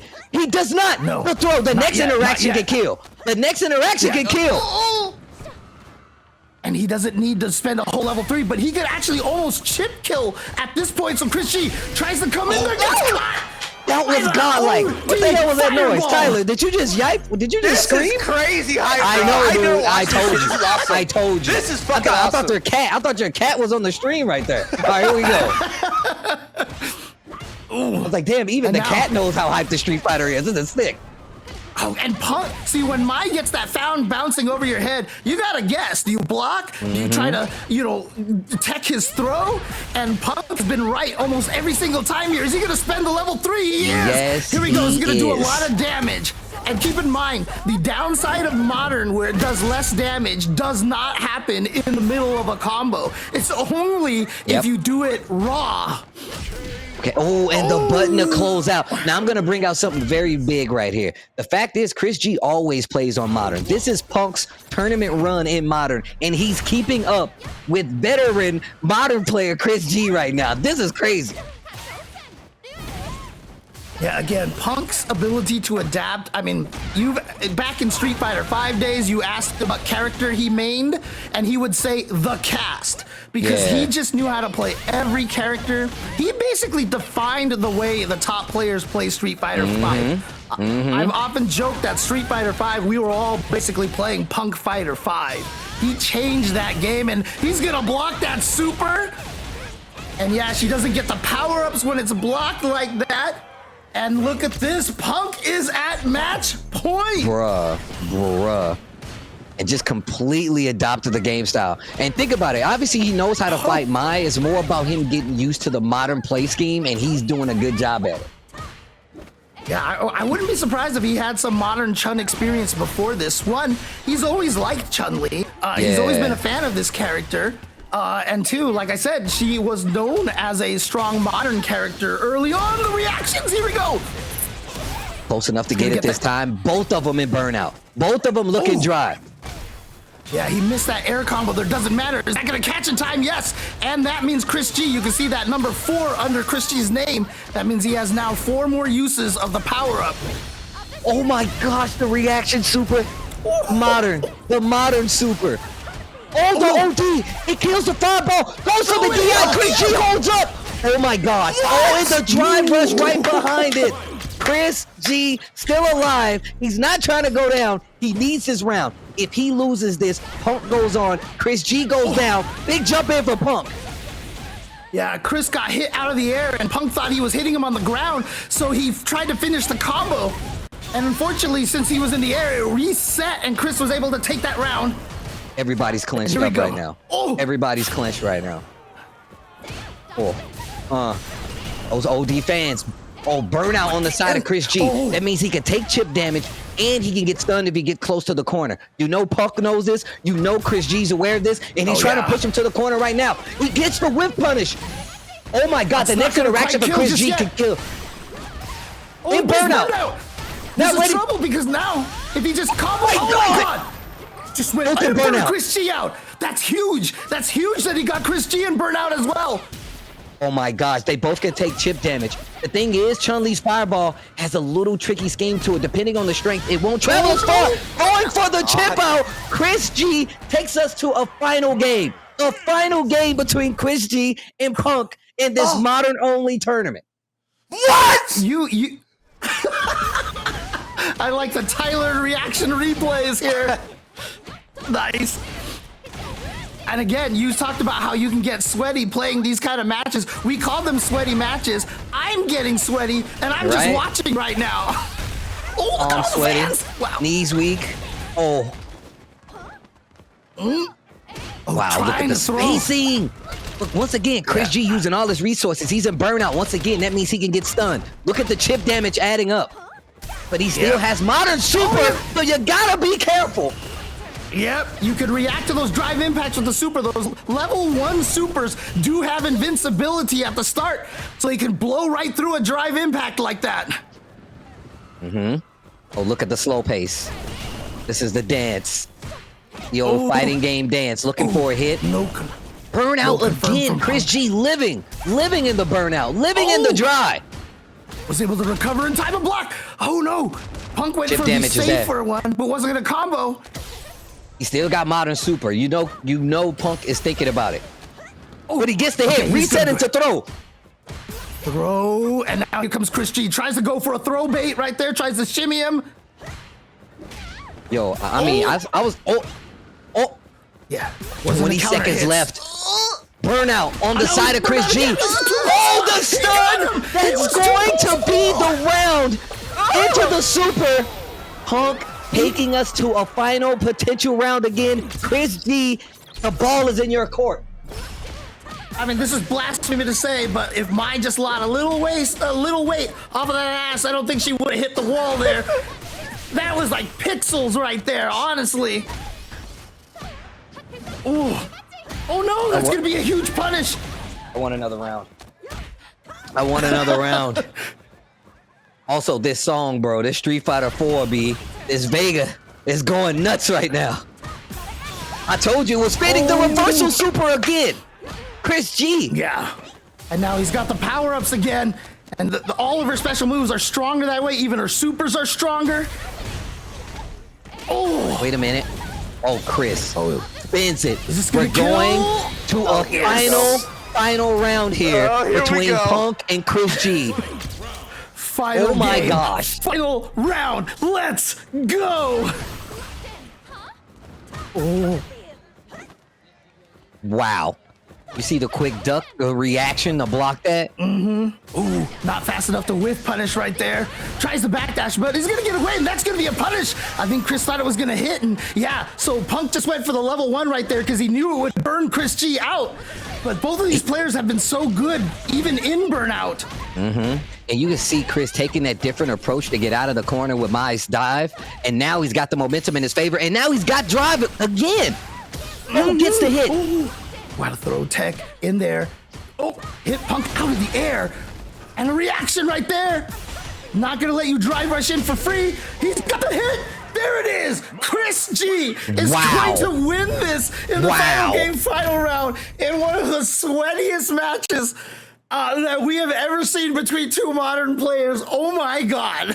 Okay, let's remind guys, this is just the group stage, by the way. Yes. Jesus. Yes. Are we serious? I told you, you play, you go to the gym, you sweat. You play Street Fighter like this, you sweat, bro. That's how it goes. I'm glad you guys are witnessing this. I'm glad you got to see where we dwell a lot of our time. This is where me and James, we go to events for this. And that was definitely some grand finals level play that y'all just witnessed right there. Yeah, Tech again, in Chris there. G is hit Punk out of the air. And a reaction right there. Not going to let you drive rush in for free. He's got the hit. There it is, Chris G. And Punk the God is the current reigning Evo champion. Took it over 5,000 competitors at Evo last year, I think it was. It was 5,000-6,000 players signed up for that. And Punk is the one who came out on top. And so he is the current reigning champion. Obviously, this August, things will change potentially, but if Punk can actually do a back-to-back, I mean, I don't even know what to say at that point. I have a quick question, it's a little bit on topic. Who is like the GOAT, like if you know Faker for League, who's the is a Street Fighter Faker still active? I mean, I would say not having the success, I would always point to say a Daigo, a Tokido, who is still actively competing. But as far as a Faker, I don't think, James, you help me out here. Maybe I'm not drawing the correct correlation. Who would you say?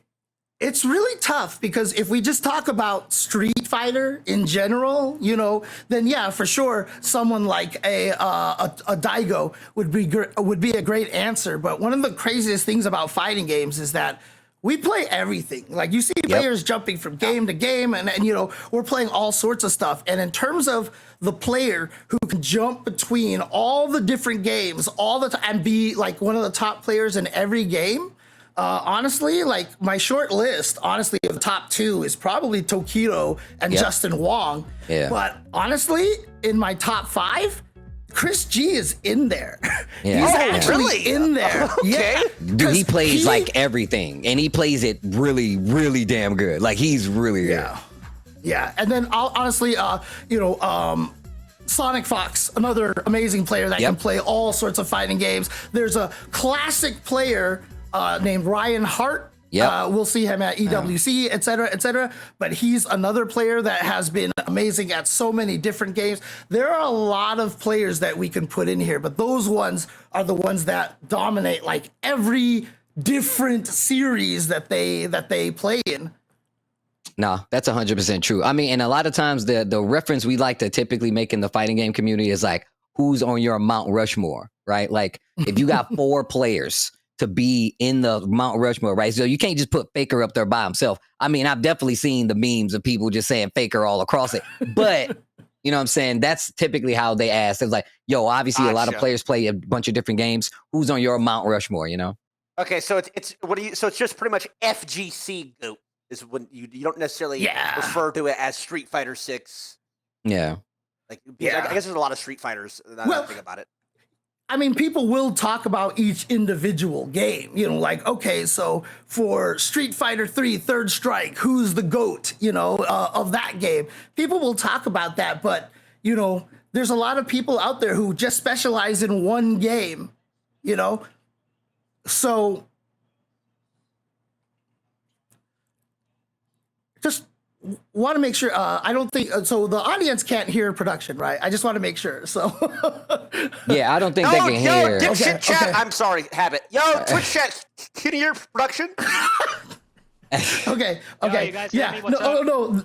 Okay, they're just saying that I'm staring. So yeah, so you know, a lot of people will be like, for example, the GOAT of Third Strike might not even really play any of the other fighting games, right? Like the GOAT in Super Street Fighter 2 Turbo is probably a Japanese player named Mao, but he hasn't played any of the other Street Fighters. And so like, it's hard to, you know, say that they're the GOAT unless they just have this, you know, breadth of records.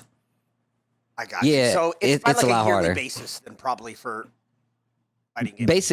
Yeah, it's more like, because you know how it's like seasons, right? Like for like NFL, it's kind of like a seasonal thing because each year there's basically that makes so much sense. So that's the reference I'm using. Yeah, basically patch to patch, game to game, and it's like each time the players are constantly updating their game to be like, hey, I want to win in this season or this patch or this year to make it count. So you're constant. You know how like in TFT they basically have updates and then it's like they have to change and relearn again. That's how it is in Street Fighter and in Tekken and all these other games that they play as well. It's the same. Gotcha. I was just wondering. No, I mean, it's a good question. A lot of people, they don't know like the references about like how it works in like fighting games, right? So they just think it's just one. But like fighting games, we have like a beginning, like a very big starter tournament. And then we have a Capcom Cup, which is worth $1 million now. So players play throughout the year to be in the running to get that $1 million. But it doesn't mean you're the Evo champion. It just means you're the respective year Capcom Cup separate tournament champion. But some people will tell you that Capcom Cup is the bigger draw. Some people will tell you Evo is the bigger draw, you know? Well, I mean, there's one easy way. Which has the bigger prize pool? Capcom Cup. Most of the time, fucking Capcom Cup is the prestigious one. Well, I mean, it's interesting because, you know, the FGC has just kind of this history of, you know, playing for pride, just playing to be the best. Okay. And, you know, Evo has been around for so long. I mean, the very first one wasn't even called Evo. It was Battle by the Bay. And like everyone gathered in San Francisco. We had like 80 people. And it was like, oh my God, I can't believe we have 80 people. But that eventually turned into Evo. And so there is that whole history right there. And so being able to take an Evo really kind of cements your name in this pantheon that really kind of stands above a lot of the other events out there. And in fact, one time I even asked Punk, you know, like before he won Evo last year, that was his first Evo.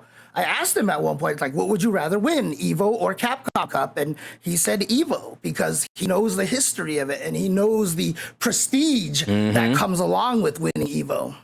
Yeah. Actually, so it's more than just the money. I got it. As well as, yeah. Oh, guys, next game, hello? Oh, so the next game. Me and Joe are buds, guys. I'm not actually, it's just banter.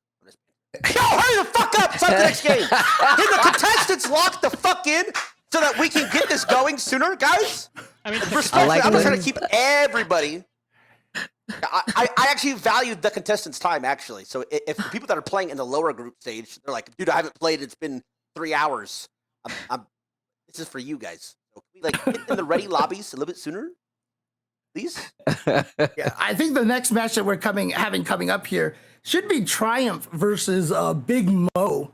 And just as a little quick side note here, that I think we're going to be listening to some more Marvel vs. Capcom 3 music with Nemesis's theme in this match coming up here, and that's by originally by Masami Ueda. Trying to find some more information about him here. I'm a big fan of this song from Marvel 3 though. It hits. This is a good song right here. Yeah, for sure. Also, this is very unique. We typically don't like when we're doing like other streams and stuff like that. Like obviously we keep it, to the company that makes the games, but a lot of times we don't go from game to game, and this is really cool because you typically don't get to hear like all the different other music. Game is actually really sick. Yeah, bro, do our own shit over here, baby. I like that. We what? Hell yeah, we can play with music. We also got approved, by the way. Oh, that's sick! Shout out to Capcom. It's all approved music. Yeah, I mean, look, Masami Ueda here has done a lot of. He did the original Resident Evil 2. He did Resident Evil 3 Nemesis. He did Devil May Cry 1 and 4, and he also did Okami. And there's a lot of gamers out there that have a lot of soft spot, for Okami, and that game has some beautiful music. I mean, I heard they're gonna make a new Okami. I think that'd be sick. But there's that definitely game a lot ridiculous. of huge Okami fans out there. Yeah, Okami's definitely one of the classic games. But that's why it's so cool to like have all the different music from like these like legendary like Capcom titles be on display while you're playing the game. That Monster Hunter song while they were fighting was ridiculous. I was like, man, I feel so inspired right now. Damn. And I was like, oh, it's the Monster Hunter. Yeah, and one of the cool things too is that production here is intentionally picking certain stages for us to be able to watch as well. And I think they tried to hit up every single stage. And so, just to give you guys a good variety of the backgrounds in the game as well. Yeah, man. Shout outs to everybody in the chat hanging out, man. Shout outs to TYLER1 for having me and James here to, guide you guys through the world of Street Fighter 6. Obviously, I'm sure you guys know what Street Fighter is, but I'm happy to be here, man, talking with everybody about it. Hell yeah. Ooh, okay. Yeah, it's interesting. I don't usually do 1v1 game modes or games. Oh, hold on. Sorry, are they already in game? It sounds like it's. There's multiple. Well, there's more. Yeah, I think there might be in slot 2. I think you might need to back out of this one and head to slot 2 and spectate that one. Yeah, production. Calm down, Joe. So, Joe, it's okay. Joe's crashing out, actually. But... Okay, so, Joe, are they going in slot 1 or slot 2? Okay, slot 1. Okay, there we go. Player Okay, slot 1 only for your game. It's the only thing we can spectate. Okay, all right, we're in there now. And in case you guys don't know, production is a one-man mean machine. Does all this stuff usually by himself. We have people help him behind the scenes this time, but... sorry, sorry, guys. No, it's all good. I mean, I've seen your testimonial for Joe before, so I know he does a lot of great work over here. So, but Honda is definitely a character that we've seen in events like say Jam Slam and such when people are learning a new character and they go with modern. Honda's a good one because he's a very strong character. For you learning this game because that headbutt, the butt slam, they're all very hard to counter for more beginner players. And just like for the system of the game, right? Like the headbutt burns you out if you don't deal with it properly. And then on top of that, once you get in burnout, like being like on the ropes, not being able to defend can get you in trouble. Big Bo in this W right there. Yeah, and in case players are unaware of Big Mo, he is a player, an up-and-coming player in the Northwestern region. So in the Pacific Northwest, where players like Chris CCH are from, right? And so, definitely a strong scene up there. We're seeing a lot of names starting to come out from that area. Oh, run up DI. Yeah, I was about to say, I just actually commentated some of Big Mo's matches at DreamCon this year. So yeah, he's a good player. And I don't think he was a Honda player originally. Like, I think this is, like you said, just for the modern tournament. Into the level 3. All right, this is gonna be big damage, and it's CA damage at that. Ooh. Yeah. Again, Luke is the new protagonist of this game. Oh, the walk-up reaction level 3? Okay. And so a lot of people are probably going to ask, well, if somebody can react to that just like that, then what are you supposed to do? Basically, they're waiting to see you twitch, right? As soon as they see you start something, they're like, oh, there it is, and they'll super. And a lot of times, if you just like whiff a crouching light punch, you know, or something like that, or even like a standing light punch, try to bait out that reaction. And it's what you got to do against modern controls. Yeah, but also, like, it really does. When you get to, like, the higher levels, like, you'll see people playing a lot more cautious because they're aware. They're like, oh, man, you got access to these instant, like, supers, these instant specials, these instant reversal moves. Then they play a lot slower to deal with it. Tries to uppercut it over reaction and didn't get it. Oh, no. The stun. And see the problem, right? like you have modern controls. You shouldn't have been caught by that. You had a level 1 super, but you can still be caught off guard. That's what fighting games is really about. The term we use all the time is mental stack. You're worried about 1 or 2 things, and you're just not ready for the third thing. Ooh, oh, gets the hit. Yeah, and combo when you, yeah. Oh, again. Cute reactions right there with that modern controls. Oh, wait a minute, fighting out of the corner, waits for it and gets the parry this time. Yo, Triumph looking good in this first game. Okay. Yeah, and you see right there, so Big Mo was just kind of just waking up with those supers, not necessarily waiting to react, and right there, Triumph just baited it out by just, you know, being patient, blocking, and got that round win as a result. Okay, wait a minute, pick up again. Into the level 3. And look at how low Triumph's drive bar was right there. He needed to hit that level 3, but now Big Mo in trouble. Yeah, and they're both about to be burned out too. Whoa, the perfect parry! Triumph tried to burn Big Mo out, couldn't quite get it. And look at this, so even on life. Oh, once again, is that gonna make it? Yes, it is, to the wall. Oh. Yeah. Damn, I just realized how he slaps himself in the face after he hits you with that. Again, Honda's level 2 does go through those projectiles like that. And I definitely know some players who choose modern Honda for things like that. Wow, what a DP. Oh, no. But a bad DI. Triumph getting the game. Yeah, and because he got thrown out of that drive impact, you saw on the screen where it says punish counter. Normally those throws do about 1,200 damage, but if it's a punish counter, it's like 2,000 damage. And most characters only have 10,000 life. And just so like an easier way to call it out, right? You'll see a small cutscene, like a little zoom in, a little action sequence, and that's how you know that it's like a punch like this. Just like that. All right, so Triumph is getting the perfect parries down, and that is one of the things that helps you fight against Honda, is to stop those headbutts, and those butt slams are those perfect parries. And Triumph is doing a great job with this. And look, once again, we're starting to see these players kind of like pick up and play a lot better as the games go on, so. Yes. And again, so much of these games. Yeah, so much of these games are about adapting on the fly. Like, you can fight one Honda and another Honda will play completely different. You're gonna need 2 different strategies to fight against them. I like to use the analogy for fighting games. It's interactive chess. Like, all is moving at the same time. Ooh, into the level 3? All right, look at this. That is going to kill. It does. Nicely done. Triumph going up 2-1 now. So Big Mo looking strong at first, but Triumph definitely getting his legs under him now. That's what I'm saying. As these rounds go on, you'll start to see like both players. They're either catch up to the rhythm of their opponent or they just kind of start to snowball them where they just take up full control. Triumph looking like that player right now. Yeah. Good jump back. Yeah. Anticipated Big Mo either going for a headbutt or drive rush, and it was a drive rush. So Triumph got the punish on that. Ooh.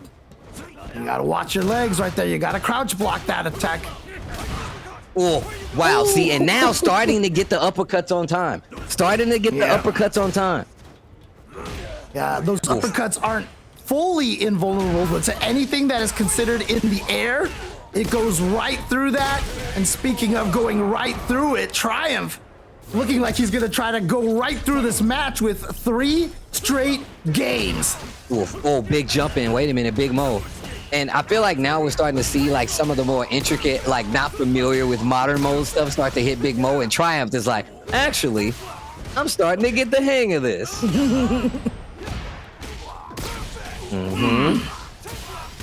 Okay, not gonna spend it, but big combo here. Especially when it just comes for the momentum, backs up. Wait a minute. Big Mo. Give him another one. Give him the hug. You haven't seen him in a while. Yeah, Honda unfortunately unable to truly do back-to-back throws in the corner over there. Oh wow, he could have ended it. Yeah, that should have been a level 3 cancel right there from Triumph. Might have just missed it. Tried to go for a throw bait, tried to shimmy him. And this is what we're talking about. This is the modern part, because he did not want to walk up. He didn't want to put himself in the situation. He didn't want to commit to a fireball because he knew he had those modern supers on deck. Triumph with the 3-0 over the boy Big Mo. Okay, so there might just be levels to this, because that seems so much quicker. That right there, that Punk versus Chris match seemed like it took forever. I don't know if maybe it's a little bit their fighting styles with Luke and. I just think about female characters. Don't get me started on that. But maybe their characters a little bit faster. Nah, it's actually more about the fact that, so if you're watching like Chris and Punk play, obviously they're more footsie based, and they have like an understanding that they both are really ridiculous at it. With these two players, you can tell one was not as familiar with modern, and even when they did get to hit a couple times, it wasn't like the best thing you can do, or it wasn't like working out. So it's gonna go faster the minute the snowball comes into effect. They get the lead, and they're like, oh, you don't know how to deal with this. I'm gonna keep doing it, and they kind of just run it into the ground. So the others like stabilize it, like fuck that, and they lock it down for a little bit. I got you. Yeah, dude, I learned so much actually from you guys. Look at this shit. I told you, bro. Actually, that's why you got us here. That's why you got us here. Hearing what you guys say behind it, it's actually crazy, so insightful. That's why we're here, bro. I'm just happy we teaching the squad about it too. You know what I'm saying? You learning something. A lot of people, by the way, so we do a lot of different things. So yeah, there's a lot of people here that don't know what the fuck Street Fighter is, and when it's uploaded on YouTube, they're not gonna know what do you think. They're like, oh wait, it's this. It's actually a game that is so worth your time to play. If you have 30 minutes in a day of free time, you can play like 5 matches, right? Yes, yeah. For like League of Legends, you can't even play the game. Yeah, you cannot play that game. It takes so much longer. It takes so much longer to play some League, bro. The one thing that I will warn you though is that you can play for 30 minutes, but the biggest lie that is told time and time again in the fighting game community is, all right, one more game. Because that's my disease, brother. It's terminal, baby. I suffer from it too. Sure. I suffer from it too. They literally make fun of me. They'll be like, Steve is there. Like it's like 5 a.m. and I'm streaming, and I'm like, nah, bro, we got to get one more. This is not over. I'm that guy. I am also that guy. And then you'll be like, 10 points away from getting to the next rank. You're like, I'll just play another one, and then you lose, and you're like, all right, fine, I'll just get back to where I was, and then you lose, and then you're like, okay, I'll win one, and then you lose, and then it's over. Like you just gonna go to sleep mad. Like chess. That is exactly like online chess. It's also a little bit of a problem where I think like people can get addicted to these things a little bit. Yeah, crazy because it's that easy. You don't have downtime in between games. Press one button. Yeah, it's too fast. So it's too fast. It is what it is. It feels good. Tell you that much. Oh man! I mean, it's adrenaline, but there are going to be nights where, like I said, you are just going to be so salty by the time you actually have to turn the game off. It's a tough one, and like you said early on, you can't blame anyone but yourself, right? And so that's one of those things. So. The hardest thing about fighting games. Shit talking. Like, I think the FGC. There's only one other community that I know that shit talks like fighting game, which I think is awesome. By the way, I love bantering. Like, I think it's such a. I think it's a like a sport aspect actually. It is. Everything that all sports need to have is bantering. And like for instance, like my league or whatever, and doesn't really have that. It's more like polite. Like chess, for instance. Chess doesn't have shit talking. But games like Call of Duty, games like this, ooh, I love it. I love it. Yeah, they go off, bro. You should see. It's like, you know, go ahead, James. We're watching clips of Punk. Even recently, he went off on somebody who's playing it. I was like, ah! So Hell I mean, yeah. here's the thing, you know, fighting games were born off of the arcade, right? Yeah. And so it's an interesting situation, you know. Obviously, people can shit talk online with no repercussions, but like, you know, in fighting game, you were always face to face and stuff. But because of that, it also bred a lot of people like actually having shit talk and having rivalries with each other. And you know, it's something that I do hope we get to keep in the fighting game community as long as we can, as long as it stays inside the game. Yeah, obviously, right. as it stays within the game. Yes, Healthy shit talk. I think is awesome. I think it's and like. It is definitely something that you have to understand. So like Knuckle-Doo, an American player here, who is a former Capcom Cup champion, he would like to teabag people in the middle of matches a lot of the time, right? And there was literally one tournament where he was fighting someone who was playing extremely well, and then Knuckle-Doo teabagged him at one point, and I felt like the other player just fell apart. Yeah. And honestly, crumpled, for bro. me, like I'm just like, let's go, because to me that's part of the game, right? You know, coming from arcade background, you got to be able to deal with that. healthy. That's like psychological as well. It's an aspect of the game. There's a lot of it in this game because you got to try and predict what they're gonna do. Oh yeah. Yeah, man. We've definitely seen that come to a head a few times. Chris G. Hold on. Yeah, Chris G's coming back versus Afrikan. Dr. Afrikan, yeah. Yeah, and we're gonna actually have a song from Dragon's Dogma by Tadayoshi Makino coming up over here. Obviously, I think they're making a new Dragon's Dogma, right? But he used to do a lot of music. Yeah, he used to do all the music for a bunch of the Monster Hunter games as well. Looks like he also did the Resident Evil 2 remake music. Ooh. And Okay, yeah. all right. So there you go. Yo, shout outs to Capcom for and all the various musics on here. This is sick. Yeah, this dude James just leaked a brand new title. I didn't know they was working on a brand new Dragon's Dogma. Apparently it's out already or something. I'm not sure, Okay, but all right. apologies to Capcom. Oh, man. Ooh, nice. Yeah, there we go. Yeah, and again, JP, such a unique character to Street Fighter because we haven't had a lot of characters who could like throw up spikes in the middle of the screen and stuff like this in the past. He's one of the first ones to be something like this, and it is definitely tough to fight against. A lot of people consider JP the strongest character in the game right now. In fact, you're looking at the two characters that a lot of people name as the strongest in the game right now. Damn, did y'all match this up to the stage? Because this is so good. This is really good. Oh, in trouble. I have actually. I think so. Maybe. I wouldn't put it past Yo, them. production. Production. I see you. I'm pretty sure they were very cognizant of this. Yes. So, it did juggle. Yeah, but speaking more on JP, like you said, James, like he's one of the new range control characters, right? At first, you're used to having Dawson, but he's kind of like, I'm not putting limbs out there. I'm just putting projectiles out there. You got to deal with this pressure. Chris G taking the first round of this game. Yeah, this music is epic, dude. It's too, dude, I'm locked in because the music keeps just taking me away from everything. Oh, man. But yeah, you can see right here, Chris G looking very strong in that first round. Like I said, obviously has a lot of experience with Modern. In fact, he wasn't in the lineup originally when Tyler first announced this event, and Chris G was like, why would you not put me in there? And I'm not sure what happened, but suddenly Chris G was in, and Tyler was out. So yeah, so we were looking for something the whole time, and people were like, "Oh, you have a Modern tournament without Chris G on Twitter?" And then he tweeted it. I was like, "Wait, why the fuck isn't this guy in the tournament then?" They're like, "Let's fuck this Adam. I'm out." I like that. Nice. Correcting the brackets, Tyler. I like it. Yeah, there we go. And honestly, like, if we hadn't gotten Chris G in here, we wouldn't have had that Chris G Punk match that we just saw earlier, right? Like, that thing was ridiculous.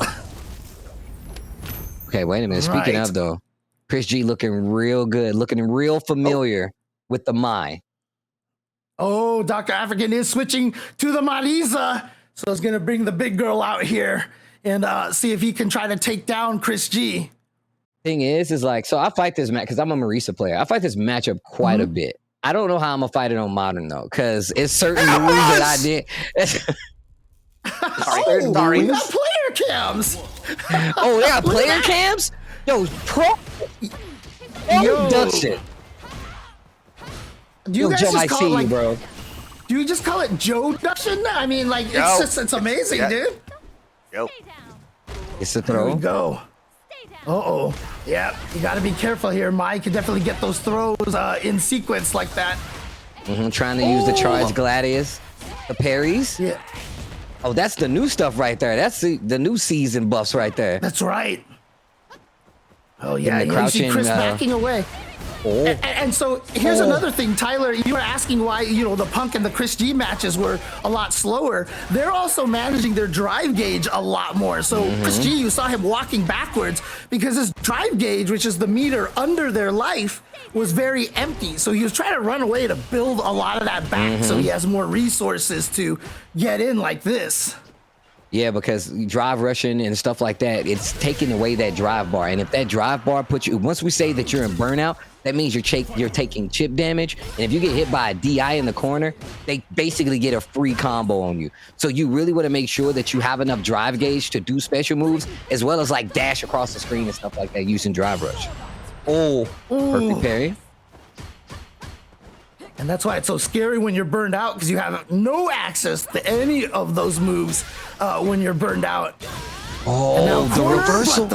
Yeah. There's a gap in between those two attacks right there. Chris knew it, and he had the super ready to go. That's another sign of a great player, bro. I don't think that's going to hit. There we are. That's another sign of a good player, just being aware of that too, James. So I'm glad you said that. Oh, just got to watch the legs trying to walk out of the Marisa. You got a slow walk speed, bro. That's one of the curses. You hear the music? Oh. Bro. Perfect timing. See, that's why there was no music for a second. That's why, because they were just waiting for that moment to get the cue in there. Yo, the production, though. Do you hear this? Bro, they're attacking the Coliseum. Well, we gotta wait for them to finish fighting. Like what? Oh man. Yo, give Joe a raise, real talk, because this is ridiculous. I'm so locked in, bro. Calm down. I'm sorry, I ain't trying to put you on blast, but it's so good. Damn. Like I'm watching an action movie right now. Oh my god. It sucked her in. Do you see that? I didn't even know it did that. That's crazy. Oh, danger. Danger. Watch for look and at both of them in burnout, dead. Oh, Chris. Ooh. Yo, Dr. Afrikan is in trouble right now. He needs to get away from this corner. Nope. You cannot. And so again, that leaping punch that Marisa has, called the phalanx, is actually a really good move. You can catch a lot of people not, off guard with it and such. But again, if you're fighting against modern controls, you have to be aware that someone can react just like that. And Chris G takes it with a fast 3-0 here. Should tell you exactly how it was going, man. Look, Dr. Afrikan started off with the JP, but Mai has a pretty good way of traversing all of that, right? She's got the fans, you got to respect it, well-timed drive rushes, and even the Marisa just not going to be enough. I mean, that's just a tough matchup, whether it's classic or modern, no matter what, that's tough. But Chris G, once again, like you said, you're having a modern tournament without Chris G. This is one of the players you want to have in. Yep, absolutely. Can we get a look at the brackets, guys? So, guys, I'm stuttering a lot right now. Apologies, guys. What the fuck's going on? Lack of sleep. I have almost 2 children, guys. Sorry. Okay, so Chris is, so if 2 wins, is that guaranteed in finals in bracket? That shouldn't be right. It should be Chris G won, Punk won. Oh no, wait, Chris G won that one against Punk. It's right. Dang, that was so close that I couldn't even remember. Yeah, so it's 2-1. Yeah, that's correct right now. So remember, like we said before, the top placing players will make it out of that group to the main bracket, as you see here. All the players listed, but like you said, these numbers, they all have to play each other. So whoever has the better record, that's who will be moving on into the main bracket from group play. Hopefully that makes sense. Shout out to everybody watching the TYLER1 Modern Only tournament here. 10K on the line. Me and James Chin, your boy Tasty Steve, James Chin, holding it down as we get ready for our next match. I want to say, James, how are you feeling about your pick, bro? You said you made your claim early. How are you feeling about the pick so far?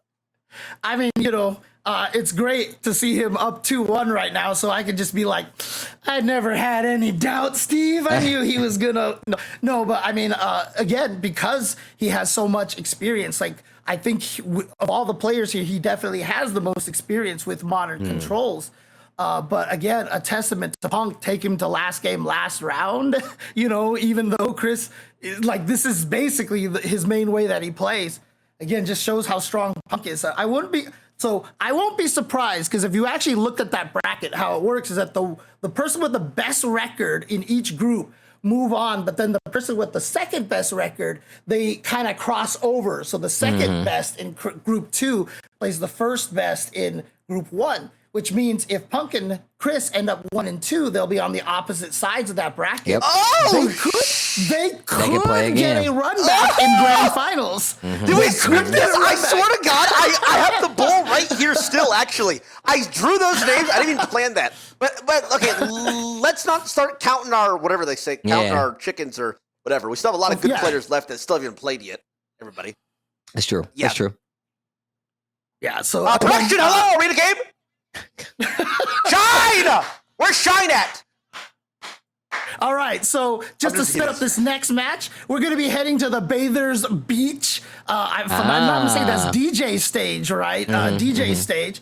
And this one is going to be Shine versus Triumph, and we're going to be listening to Ultra Street Fighter 4's Elena theme, which was originally made by Hideki Okugawa. And you know who this god is? For anybody who's in the fighting game community, one of our favorite soundtracks is Street Fighter 3 Third Strike. And one of the goated fighting game soundtracks of all time. Hideki Okugawa wrote all of the soundtracks for all 3 of the Street Fighter 3 games, so he's the one that brought us all like the great songs, like Beats in My Head. People are gonna hear that in the background. He also did some music for like X-Men: Children of the Atom and some other games, but obviously Third Strike is the main one that he's known for here. I think they're trying to just get something set up over here between the players. Not sure what's going on here. No idea. No, is this match fixing? Nah, I think Shine might be having like a issue with his controller or something, maybe. Yeah, we'll see. They're probably gonna just finish this one off, restart. Yeah. Oh, okay. Yeah, they're just restarting right now, so it shouldn't be a problem. But yeah, again, in terms of the obviously Street Fighter 2's music is goated, right? Like it's so iconic at this point. But a lot of people will tell you that Third Strike is their favorite soundtrack, and it's got just like this, the way that he wrote that music, it just has this kind of like gritty sound that didn't age. So even today, I think the music sounds just amazing. I don't think people, even for the time, like I've heard people listen to like just the tracks from Street Fighter 3 and they're like, yo, what is this? And I'm like, this is fighting game music. And they're like, no way. I'm like, no, that's how good it is. It's that good. But here we go. Shine versus Triumph. The names swapped on the top. Oh, there we go. Got it. Steve Production's on it. Let's go. And we saw earlier, Shine looked really strong, but Triumph also took his match pretty convincingly. Was a 3-0 over Big Mo. And so, yeah, this one's going to be, in my opinion, a very strong match here. And the camera that we see at the top is Shine's camera, just as an FYI. Oh, the reaction with the super. Fight a new rival. Bro, I love that game. Oof. Nice little whiff punish. And we were just watching how well Triumph was doing earlier. So we know he's got like the modern chops at least. Let's see if he can let's see if Shine can contest. Well, there is a great contest right there from Triumph, getting in there and getting back-to-back throws here. Oh no, he tried to walk away, but he was too close. Couldn't get far away enough, so Shine was just able to grab him instead. Oof, the spacing kind of crazy. Okay, Shine. The anti-air, he's looking good. Dr. Afrikan left the room.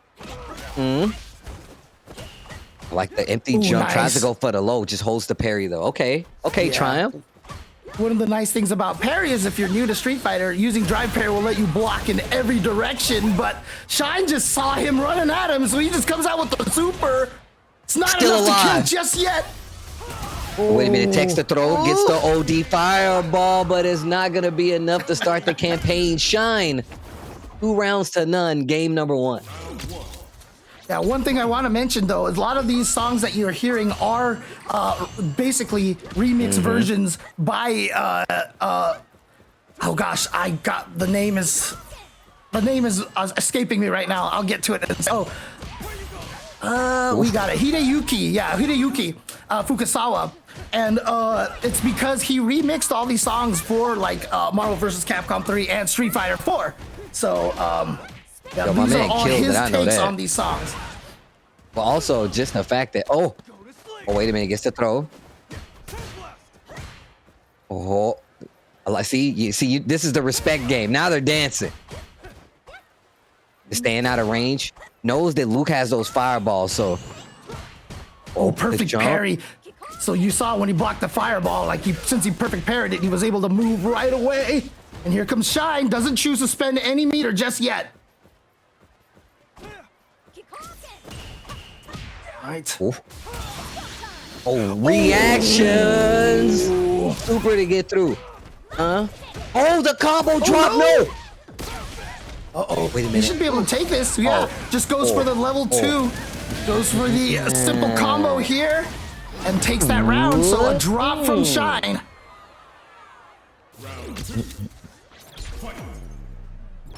Okay. Triumph getting around on the board. Once again, Triumph was definitely looking like he's the more versed modern player out of the two, but it doesn't stop Shine. Back throw here by Triumph to get into the corner.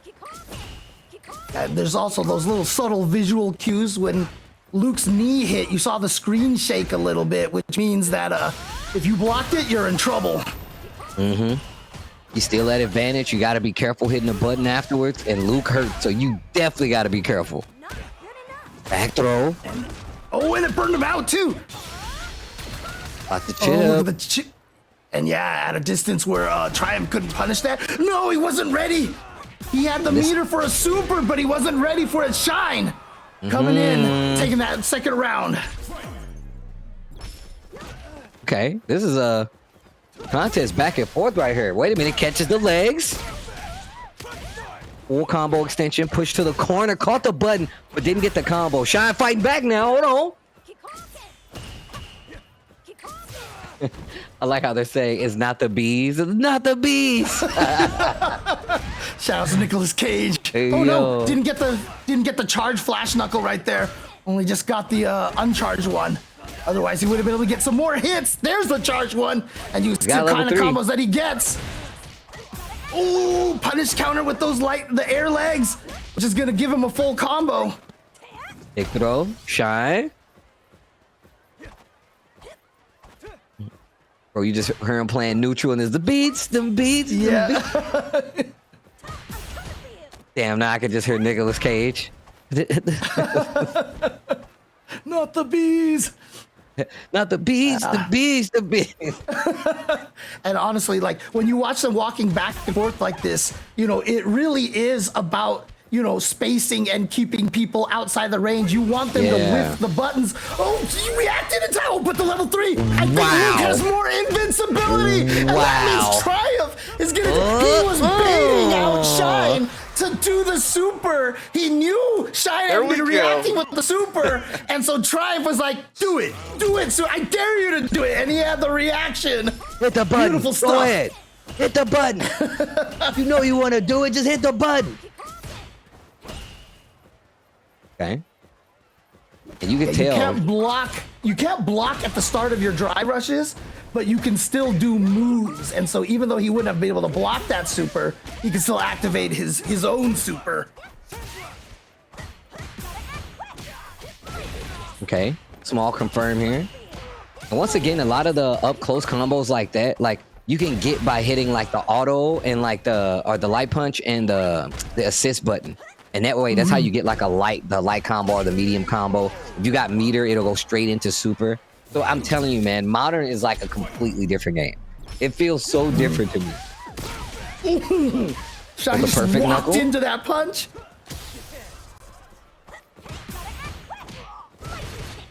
Oh no, drops the combo. And so here's an opportunity for Triumph, but again, Triumph didn't get the charge on the flash knuckle. Yo, Joe killed it. Yeah. The trade! Wow. I mean, Shine just had to hit the buttons at a different timing, right? Just to not get hit at that point. And you can see like the back and forth between these two. Sometimes Triumph is looking super sharp, but then Shine comes back and he's just dominant for a round. Oh, level 2. There you go. Okay, he's got the level 1, but he's probably not going to spend it just yet because he wants to save it to have that as an option. And look at this, he goes for the empty low. But look at how much drive he used. And look, Triumph has been consistently parrying that situation because he knows it'll put him in stun. And now Shine is in burnout. Triumph on the verge himself, but he's got level 3. Yeah, I mean, one hit combo into the level 3 from Triumph will even this match out really fast. Oh, here it is. Oh my gosh. Okay, big damage. But look at this. Shine is going to halt the progress on that drive bar, so he's still got a bad situation that he's in right now. Triumph definitely knows it. He was definitely looking for Shine. DI. Okay, Shine got his meter, but he's going to get thrown in Triumph. With the comeback win, he goes up 2-1 over Shine. Dude. So these guys are constantly watching their meter bars as well. Yes. So cool. Yeah. It's kind of like mana. You know what I'm saying? You got to make sure you have enough to actually do certain things. You can't do certain moves without actually having that drive bar. That drive rush, the glowy special moves, their OD moves, you can't do them without drive, but also not using them shortens combos, and it takes away from your drive bar. Big jump in Triumph, running away with it. Yeah, so now Triumph just 1 round away from trying to take this victory over Shine, and he's got the crouching medium punch. Drive rush cancels and does a bunch of damage. Oh, that's so meaty right there. Very safe when you do it like that. Oh, the whip punish. Again, look at that. He knows all the setups to make sure he lands those moves so that they're to his advantage. He's plus frames, as they say. Okay, wait a minute. Shine. It's the punish counter throw. That life bar looking a lot better. But no, Triumph got the hit. That crouching medium punch has been a bane in Shine's side, has been a thorn, in Shine's side this entire game. Triumph gonna take it 3-1. Okay. And you could see Shine was starting to get the hang of it, but just not able to stop Triumph, bro. Triumph was looking way too comfortable. Yeah, so, I mean, one of the things we were talking about is like taking a look at the meter, and you were comparing it to like, your mana in League, right? But if you imagine all 3 of your abilities are on the same meter and they don't drain it all the way, so you're just trying to make sure you never lose that meter. And if you do, you're in cooldown. But in this game, cooldown really sucks. Yeah, the cooldown in this game can get you killed. Defenseless. Yeah. So you have to manage, you have to keep that in mind. And some people, like we talked about Noah earlier, will just burn themselves out because they feel like they can still fight when they're burned out. So it's very strategic. It depends on the kind of player you are. Do you want to gamble? Are you super safe? Et cetera, et cetera. And it's fun to watch the different players play with different philosophies.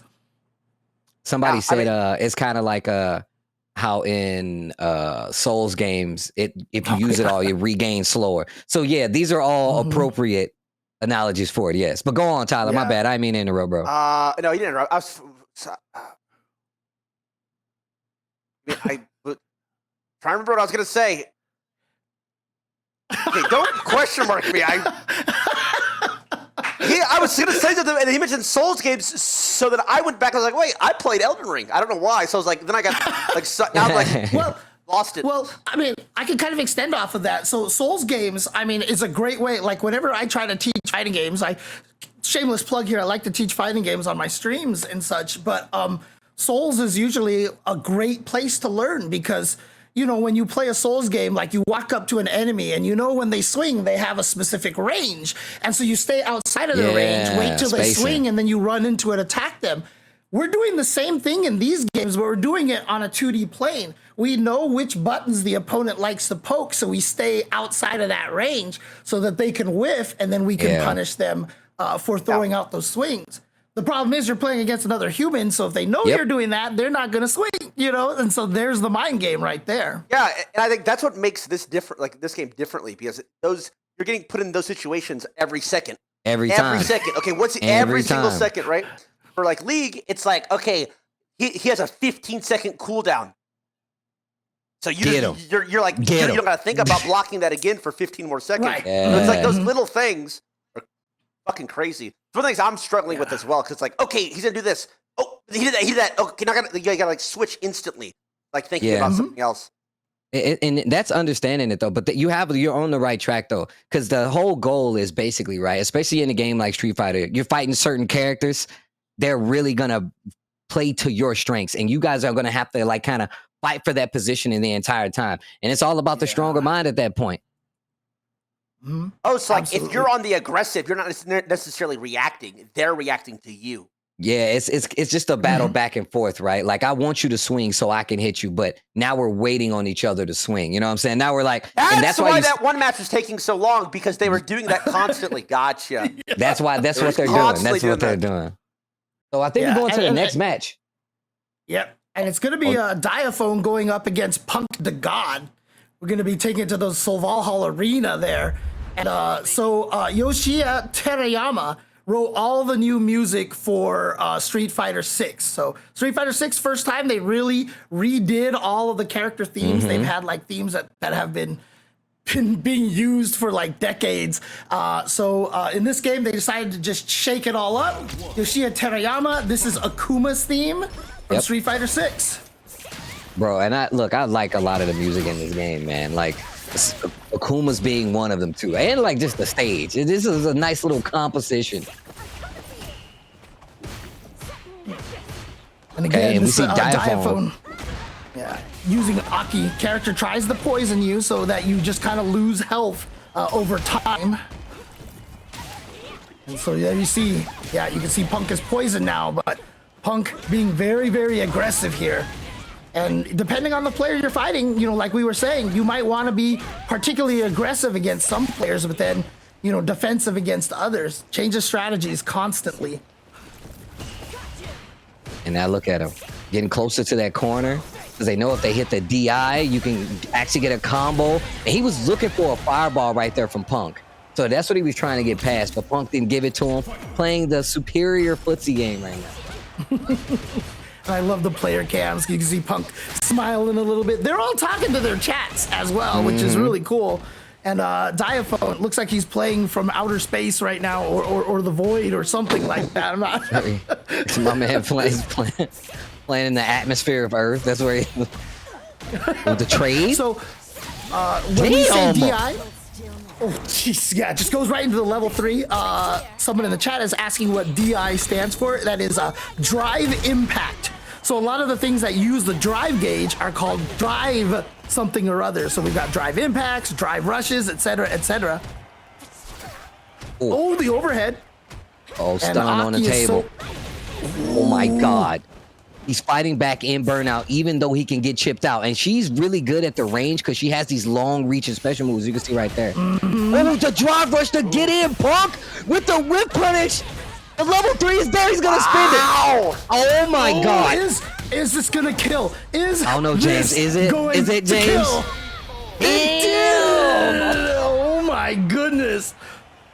Wow. Damn. Oh boy. Oh, dude. All All right, right. right back into it. They went right back into it. That's how you know they're locked in. And wow, he's really trying to whiff punish like you were saying, James. He's actually trying to whiff punish the whiplash. Oh, no. That wasn't what Diaphone wanted, but fortunately Punk wasn't expecting it either, so he didn't get the punish. Look at how Diaphone and Punk are respectively checking each other the minute they try to take their turn back. Oh my god. Drive rush. Yeah. Look at that, just instant check. Even if it's just a simple poke, they know if they get a counter hit, they can confirm and get a combo like that, right there. Just like that. And yeah, look how much taking characters to the corner is a big deal. Getting to the corners is basically one of your little mini goals in this game. But Punk's not going to need any corners at all. And he's just going to take it right there.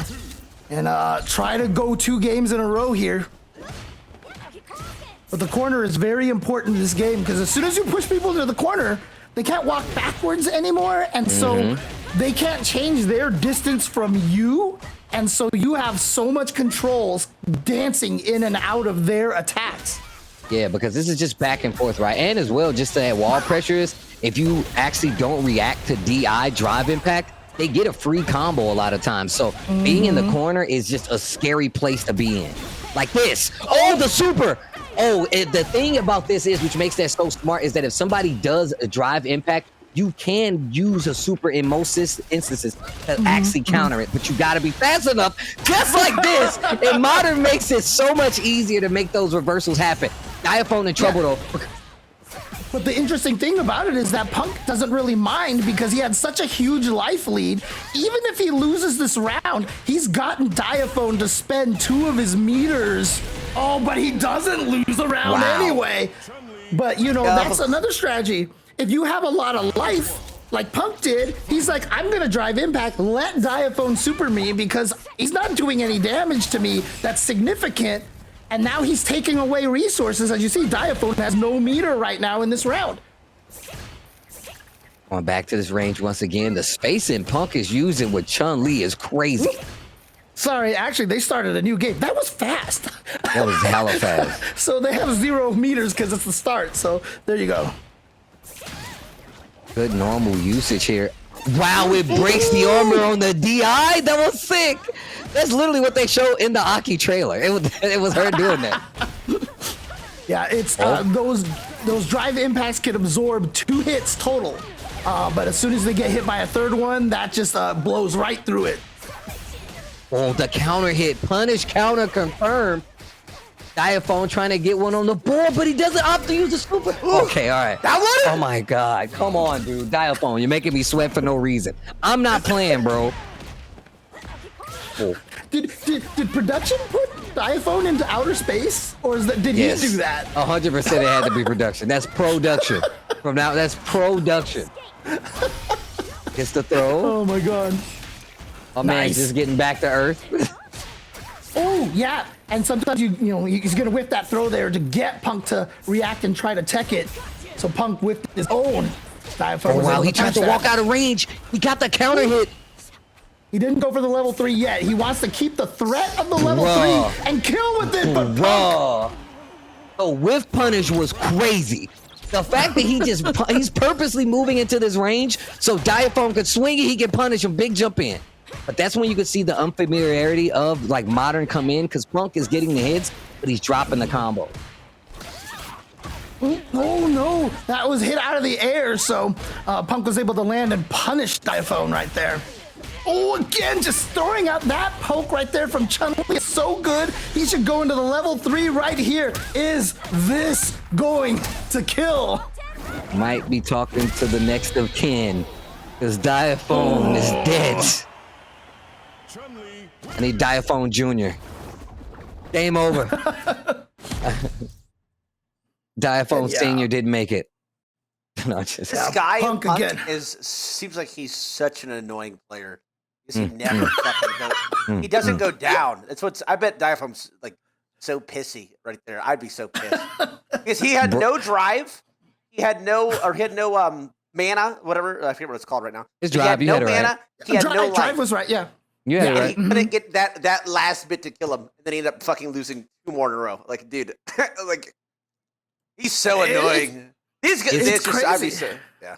They have the Punk copy pasta. It talks about this, like, man, I hate watching this Punk guy because he's so perfectly spaced and plays so well. Damn, he's good. It's literally one of those.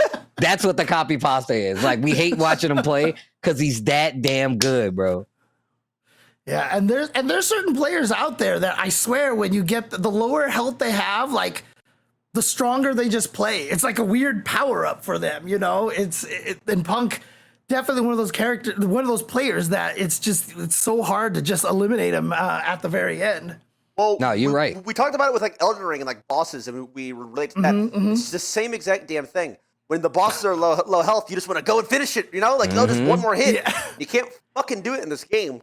You have to keep playing your game, keep playing safe. If you rush it, they're expecting it. So, except the problem is, if it was like a Souls game, like you would be attacking Punk and you almost got him dead, and then a second Punk would jump onto the screen and you have to fight both of them, and then you're just like really mad. Second form Punk is crazy, bro. Second phase Punk is absolutely a monster, bro. Y'all don't want that. I'm trying to tell y'all, bro. But that's the thing. Just imagine if you're fighting, even if you're playing like Monster Hunter, right? And you're fighting like a Rathalos. But just imagine you're about to get the kill on Rathalos, and then your exact opposite mind opponent takes control of it and starts playing amazing. You're like, I just lost because they clutched it out in the last second, and I didn't see it coming. But that's why fighting games, that's why I really like fighting games. There's nobody else to blame. You really have to go back and think about what you did as a mistake. And a lot of times, if you can't, it's a lot harder to get better. But when you see players like Punk and Chris G and all these guys play, and they're making very minimal, 0 to none mistakes, you see just how like scary it is to be good at fighting games and how hard it is to like really get the W. Yep, hours and hours. That is what I was gonna ask earlier. Like, bro, okay, Noah versus Big Mo. How many hours do you think these guys have in this damn game? Some of these guys, like thousands and thousands. These guys are just, bro. And not only that, too. It's not even just them playing matches. It's also spending a lot of time in training mode, too. To get to this level, it's really interesting. You have to play a bunch of matches online. And if you run into things you don't know, like, wait, what did he just do? How did that work? You go into the training mode and you test it out. They even have features in Street Fighter 6 where you can go find your match, find the replay of it, watch to the point where you get confused, and then take over the game. Yeah, they make it really easy for you to get better. And test out the scenario and see what happened there. And if you could have done like, oh, I did a combo, didn't kill, and then you take over the match and you go and test it out, and you find a different combo that does kill now. And you're like, oh, okay, in the future, I'll remember that. And it's just back and forth. And it's so much dedication. I think I've used that feature one time. I get so salty when I lose. I never want to see it again. Just delete the replays. Like, I'm not looking at this. We're done. Looking at this. Are you crazy? I know what I did wrong. I don't need to watch it. I need to be better. Yeah, like Steve said, one of the best things about fighting games is that you can't blame anyone else. But also one of the worst things about fighting games is that you can't blame anyone else. Facts, 100%. I can't turn. You're playing in your room. You're like, I missed that, and you turn around. Oh, damn! It ain't nobody to blame except for me. Well, all right, I'm ass. You got it. Oh man. Looks like we're waiting on Noah to hop in the lobby here. Okay. Okay. Big Mo is 0-1 currently. He put up a strong fight against. He was the big guy. He went against Triumph. Yeah. Honda. He went against Triumph and went 0-3. Noah the Prodigy, I think, went 0-3. No, did he take one game? I don't remember now. But Noah did lose his first one. So both of these players are 0-1 right now. Yeah, and the whole goal is, like I said, for the people watching who just got in here who might not know, this is a round robin portion of it, right? So it's 4 players in 2 groups. Only 2 of these players are going to make it out to the next part of the bracket. And obviously, like we said before, we will be switching it up. So we will have a potential to see Chris G go up against Punk again. But it's about who gets the W. You can see the respective players here. We got Shine, Noah the Prodigy, Triumph, and Big Mo in Group 2. Group 1 is Dr. Afrikan, Diaphone, Chris G, and Punk. And as you can see by the numbers, Triumph, it has 2, so he's leading the pack of Group 2, and Chris G has 2, so he's leading the pack of Group 1. And that's just the tail of the tape so far. So if you guys wanted to be caught up, you're officially caught up. This is round robin play, so all these guys have to play each other. It's all about the better record, who gets the W and who moves on. Yeah. And when we get to the last phase, the top 4 players move out. But keep in mind, that's a single elimination bracket over there. The FGC, we do a lot of double elimination stuff. But for this exhibition, it's just going to be single elimination. So it's just going to be those 2 matches and then a grand finals for you guys between the last 2 players. So it's going to be good times. It's going to be a lot more high-level Street Fighter action coming up for you guys. And again, yes, this is all modern. This is all modern controls. All modern. As declared by Tyler, as he is learning the game through modern controls and really wants to highlight this and show people the level of play that you can achieve on modern controls. And, you know, it's cool to see that. Yeah, for sure. Another thing is, dude, like a lot of the OGs, the people that are typing and backseating me in chat while I'm playing, they have never actually played Modern. They've only played Classic themselves. So they don't actually know what the freak they're saying when they're backseating, right? Like, I'm stuttering like a mother effer. I play Gilly Goalie, whatever freak pronounce his name, right? And I got to do that Sonic Boom. The flash kick? Sonic Boom. Oh, Sonic okay, Boom. yeah. Sonic Boom. Sonic Boom. I don't just press triangle to Sonic damn Boom. I got to make the whole input to do it. Yeah. Well. I'm still playing the game here, guys. It's interesting because you are using Guile, I like how that tilts him. was a charge character, right? And the interesting thing about that is that you still do have to, know about the charge requirement. So it makes him a little bit trickier in Modern because, with everyone else, they're just like, I started with Kid. Oh, dude. It was so easy. Now I play this guy. I need to hold until 45 frames, then let it go so that I'm like, what do we? That's the big boy. That's the big boy role, bro. You're not driving in an automatic, bro. You driving in a manual. This is what's happening right now. And you know what they say, all the cooler people drive stick anyway. So do with that information what you will. I don't know about that. I don't know about automatic. He's not automatic. Well, see, you already playing Modern, bro. You in there. You good. You already good. I did. I saw somebody in chat ask earlier, and thankfully, shout outs to everybody else who are answering a lot of the questions there. But, people are asking, is Modern allowed in in Street Fighter tournaments that are played like Evo, etc.? Yeah, they absolutely are. You can use either one. And in fact, you can switch. Like I said, there are some players in the first year at Evo, Shuto, a Japanese player, used Mariza and used both Classic and Modern in the same tournament, which again, I'm not sure how he does it. But, my brain would have fell out my ear, bro. I don't know how he's doing that. That's crazy. That's wild, B. And that's the thing. That's what's beautiful about Modern right now is that, if that does help you get into the game to be able to play, Street Fighter, and then you start learning about the high-end mind games and stuff, and, you don't even have to switch to Classic if you want. Some people end up doing that, but again, a lot of people who are like, oh my gosh, it's cheating or whatever to use Modern. But until we see Modern destroying everybody in a tournament, I think it's completely a legit way to learn the game and to play. So just recently, I'm glad you brought that up. They just had a big tournament over in Europe, and Infectious, one of the well-known Street Fighter 5 players, came back after not playing Street Fighter 6. I don't know if he entered any Street Fighter 6 tournaments. He came back. He was playing Marisa on Modern, and I think he won the tournament, or did he get second place? I can't remember, but he did well. He smoked so many good players, and it's just the fact that he was playing Modern with Marisa, another character who just definitely you don't get to see that much. So, yeah, it's just, you get to do different. You can have different strategies with the different control schemes. They kind of afford you different little very subtle techniques. But again, one of the advantages of Modern right now is a lot of people don't have a lot of familiarity playing against it. So they do a lot of things that leave themselves vulnerable that would work more often on Classic because of the reaction time. But on Modern, you can't get away with some of those things. So you have to play it differently. But again, it's not in a way, in my opinion at least, that makes it so that modern is unbeatable. You know, like I've never had that feeling. So yeah.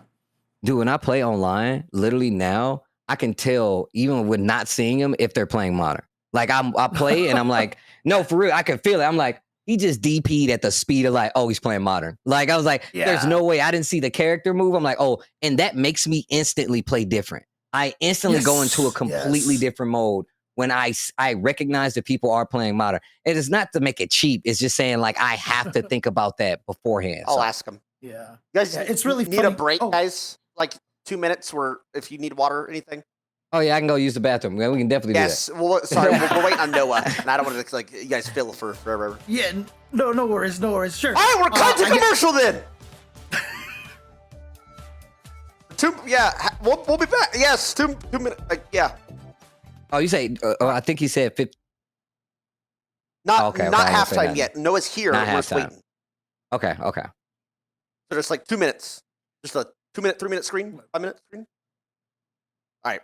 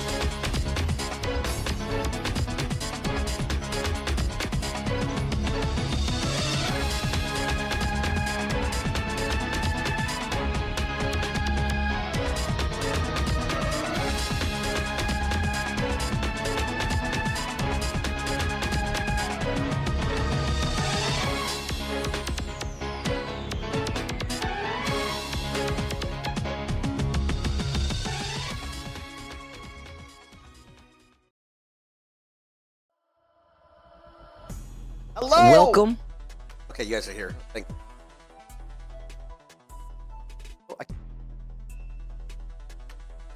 Hello? Are they muted? Oh. Wait, guys, can you hear no. us? No, I think we're good. There we go. I'm here. Here we go. Welcome back, everybody. Welcome back, everybody, to the modern-only exhibition here for Street Fighter 6. Put on, of course, by TYLER1, who I think you all heard in the chat just recently. So, how are you enjoying this so far, Tyler? Like, what do you think so far? This is fucking awesome, actually. Actually, it's awesome. Dude, because you can't follow all this. Okay, I know I keep mentioning other games. So we've done this. I did Warcraft 3, I did League of Legends. You can't follow those games necessarily if you have never played them, right? It looks like a math equation on the screen. This is a lot different though because you know who's who, left, right, the character, who their health bar. You can follow who's winning, who's losing. You can like who's about to lose and who clutches. Yeah. And so one of the interesting things, one of the most interesting things about it too, is that in a lot of those other games, like even in FPSs, RTSs and everything, each player only has the information that's on their screen and what they know of and such. But the interesting thing about fighting games is that even as a viewer right now watching, you have all the same information that the players have. So they know everything that's going. There's no hidden information. Damn, that's a good way to put it.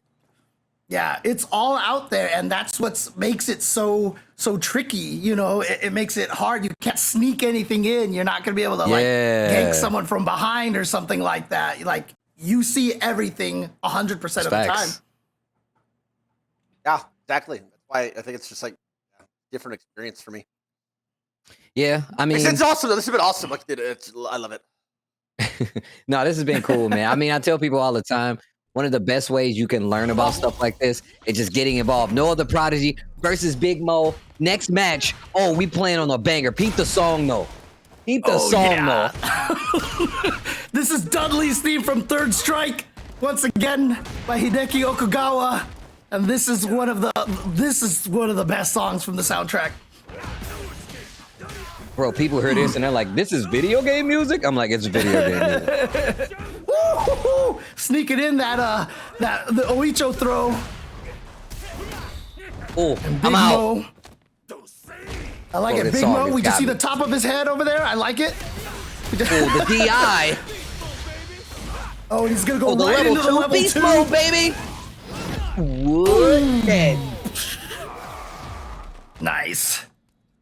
Yo, I love this dog. I'm so stuck on this ball.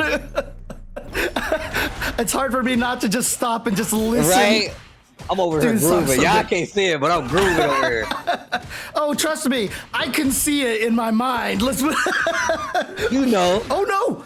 Accidental walk right there, the sumo walk. That's not what Big Mo wanted after those 3 light punches.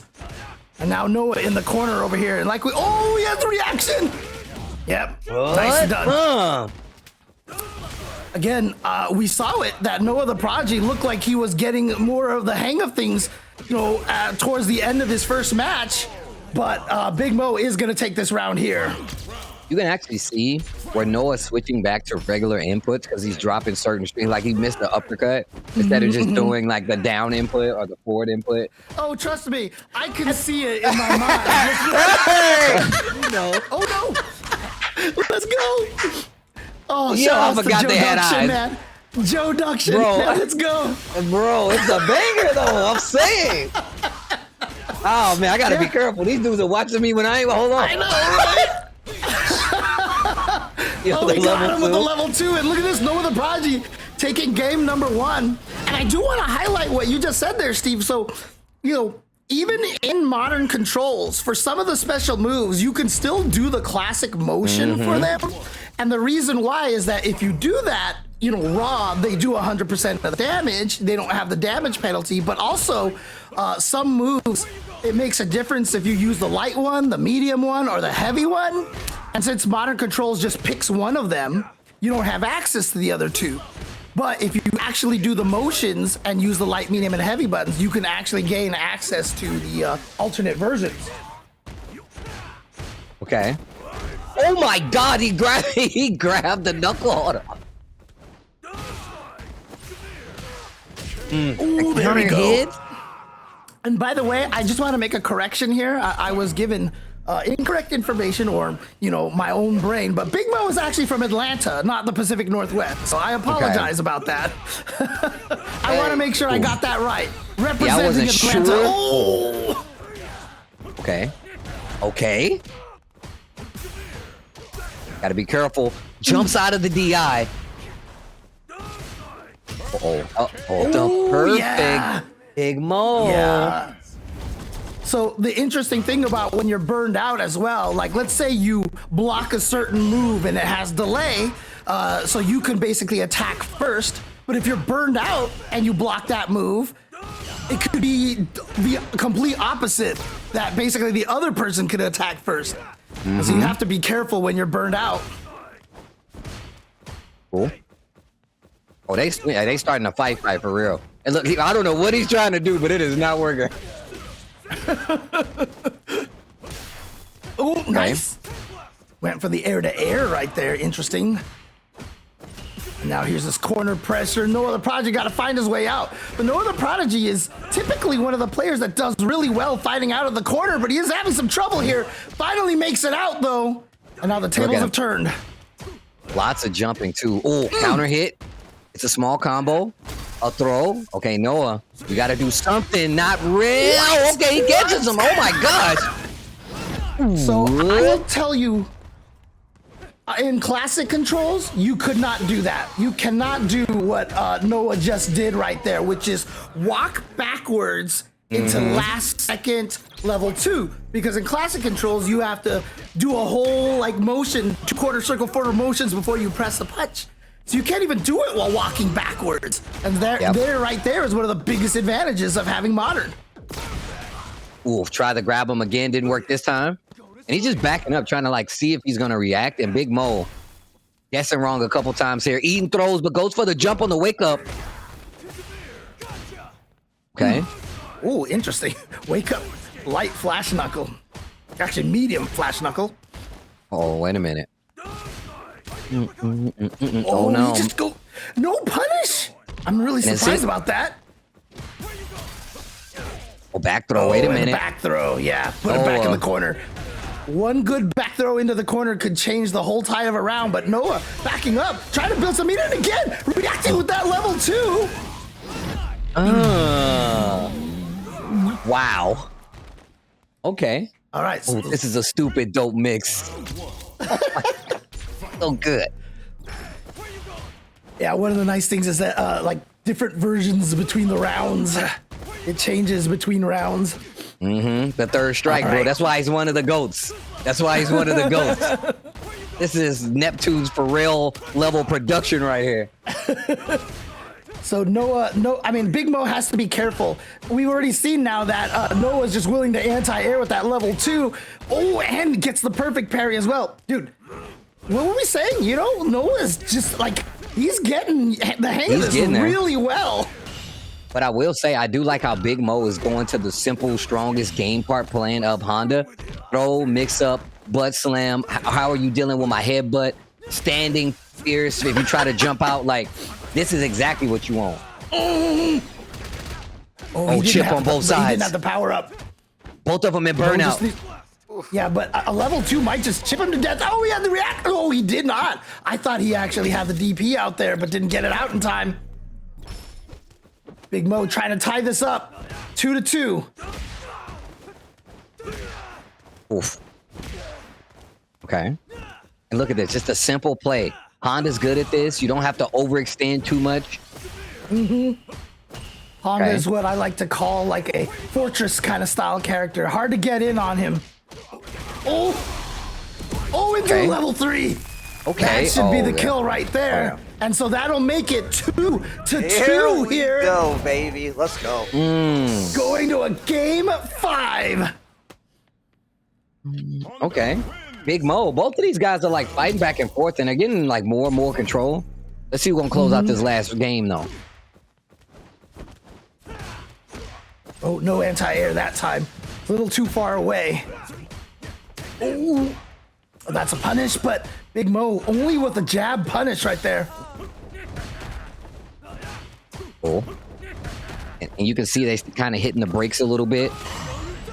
Perfect parry. Dude, Noah's perfect pairing on those headbutts has been so strong. And now the butt slam. Oh. Yeah, I told you, he's starting to get it. He's starting to get it. Yeah. Okay, Buzz and cut now, him. yeah, not letting him get out for free. And I love that Noah Prodigy just walked over and jumped over him to try to push him back into the corner. Oof. Oof. Oof. Stop letting me hit you with those chops, bro. Them things hurt. Oh, wait a minute. Oh, he missed it. He dropped the combo. He dropped the combo, and Big Mo was ready to come out with the super. Oh my God! What? Oh. Stood up at last second and got caught low. You can only crouch block that move. Okay. Yeah, Big Mo using that standing heavy punch as an anti-air so effectively. Okay. And really starting to mix up the options. The throw's starting to work out. Doing pretty good with the anti-airs. Noah's starting to get more active though. Yep. Oh, nice. Look at that. Not scared at all. Big Mo just countering. I don't know why I did that. Oh, the DI bench on the level 3. That's classic Noah the Prodigy. Easy go for the DI. Cancels it to the level 3. Oh, that is a strategy for Luke. That is a move that you can easily DI, but if Luke has a level 3, he can cancel into the level 3 and just completely blow up your drive impact. Noah the Prodigy just needs a tiny bit more damage to win this one. Oh, take throw. Oh. Okay. Oh, he was trying to shimmy. The perfect parry. Perfect parry, but Noah the Prodigy dropping the punish. No. Oh, a whip punish, shit. Big Mo. Oh, shit, Final here we game. go. Final round, Big Mo Noah's versus mad Noah. right now. He dropped the game-winning combo. Noah's mad right now.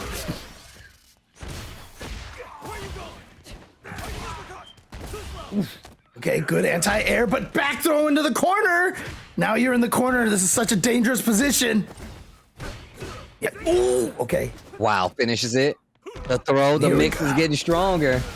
Oh, the I DI. won. But he dropped the combo. All right, we usually call that the fighting game karma, right? You know, you drop one combo and then the other guy drops a combo, but I think Big Mo is not gonna succumb to it. Oh, I'm out. Jeez. The butt slam to close it out. Let's go, Big Mo. Okay, Big Mo. Nice. Okay, Big Mo. Man. Now, Ooh, bro, My man's these got the 5 half camera. games, 3 set. This is yeah. these, dude. You like when Noah dropped that combo. You gotta understand, bro. This is like there's his heart's pumping a bit right there. You know what I mean? Oh, Nerves. yeah. There's nerves on the yeah. line. Money is on the line, bro. Like, that's another hard part about it, man. Like, you get to these situations where it's like, I can close it out. All I got to do is not drop this combo. Do you know, I've seen guys drop combos worth literally $100,000. The number exactly. I've seen somebody miss an input, and I was commentating, and it's like somebody just hit my dog. I was like, oh my God, he dropped. I was like, you heard it. Like, it was not like, I felt so sorry for him that it hurt me to see him drop the combo. That's how you know it's real. That's how you know it's sweaty.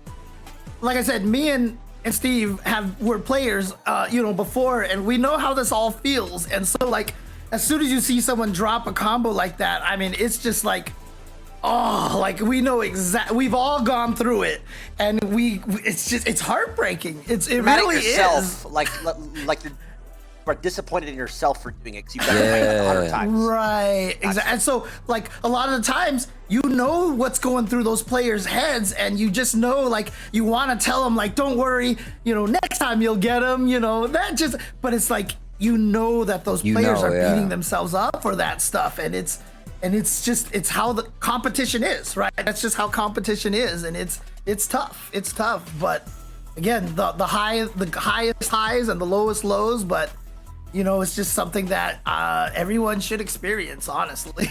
So even if Are we saying that he dropped that combo because he's on modern? Probably. He's not used to it. Would he probably ever drop that combo on classic? Maybe like once in a million. Yeah, that's the thing. Like the chances of some of these players dropping certain combos, especially stuff you see him here do here all the time, is very rare.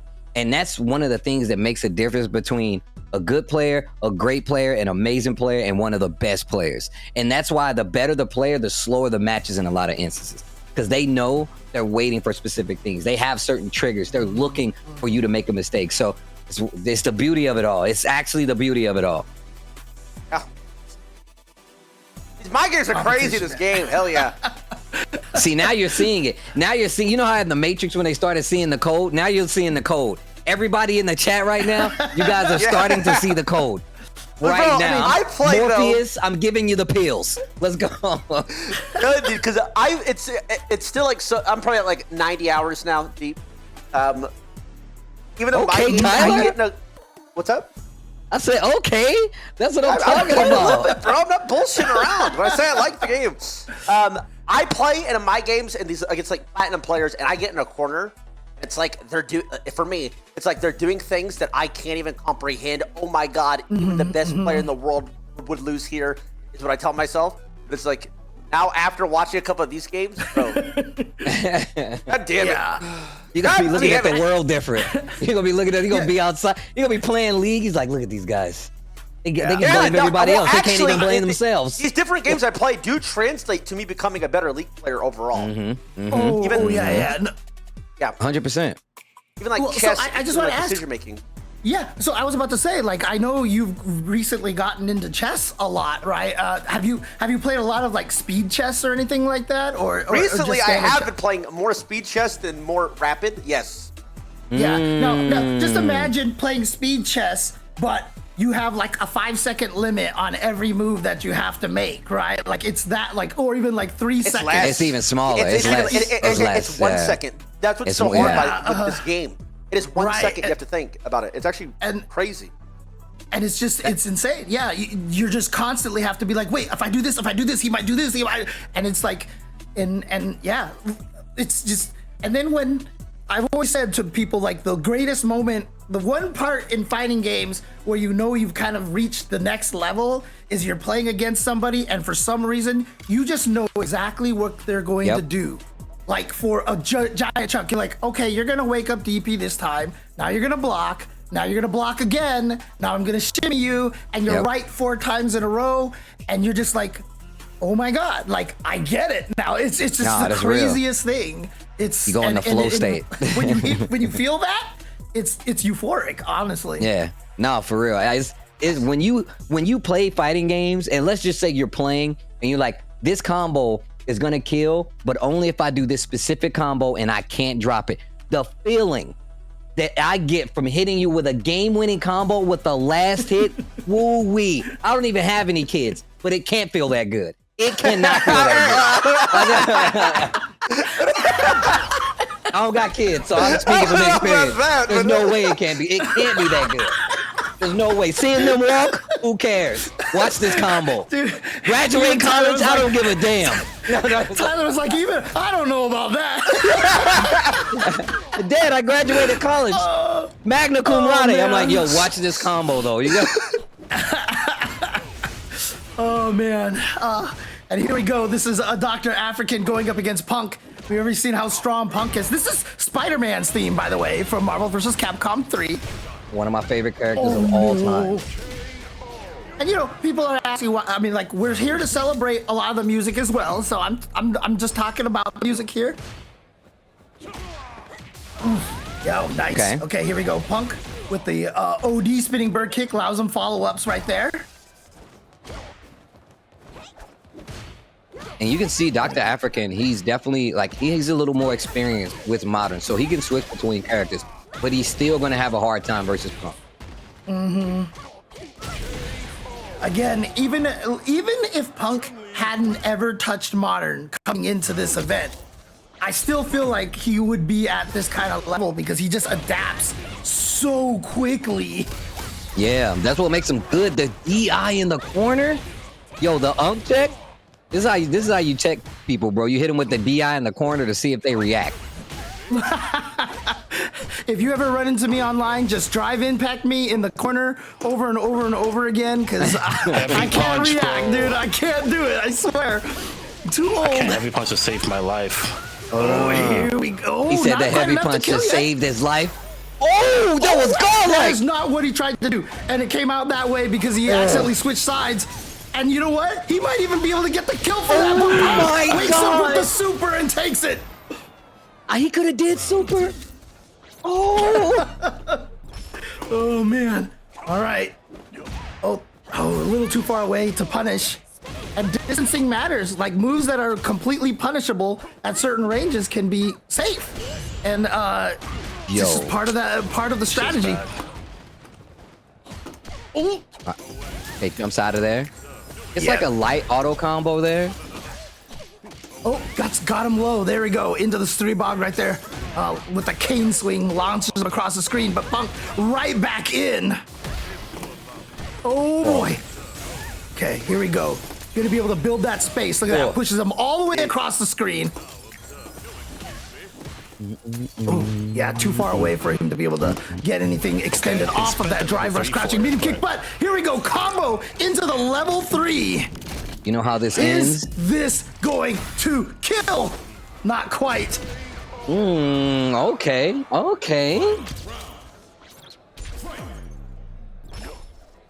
And you can tell when Punk goes into serious mode because the smile goes away. Oh, yeah, bro.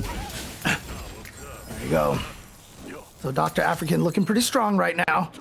Trying to tie this up 1-1, but look at that whiff punish. Jeez, bro. He's so good. Damn it, he's so good. And keep in mind, too, you know, like the move that he punished with is actually, you know, a slower move that Chun-Li has. So that just tells you how much better, you know, how quick he has to react with it.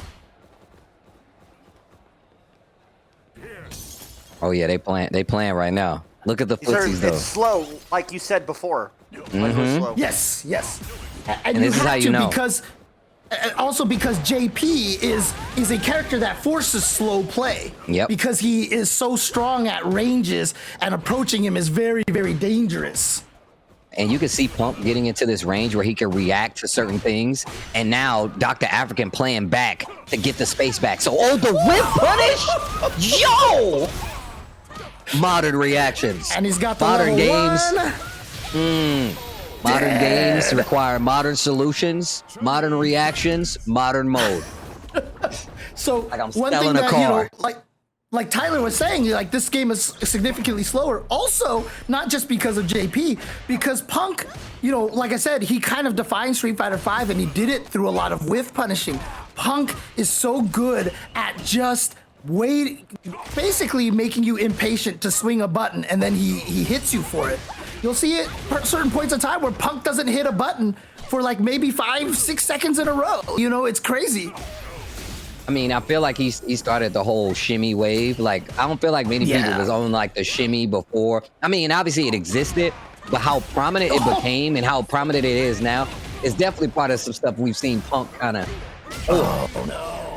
Just like that. Yeah. Just being able to hit the brakes when you're like, I'm going to do the craziest thing ever. He's like, yeah, I know you are. And then he just destroys you for it. Oh, man. Yeah, Punk, again, is just looking so strong.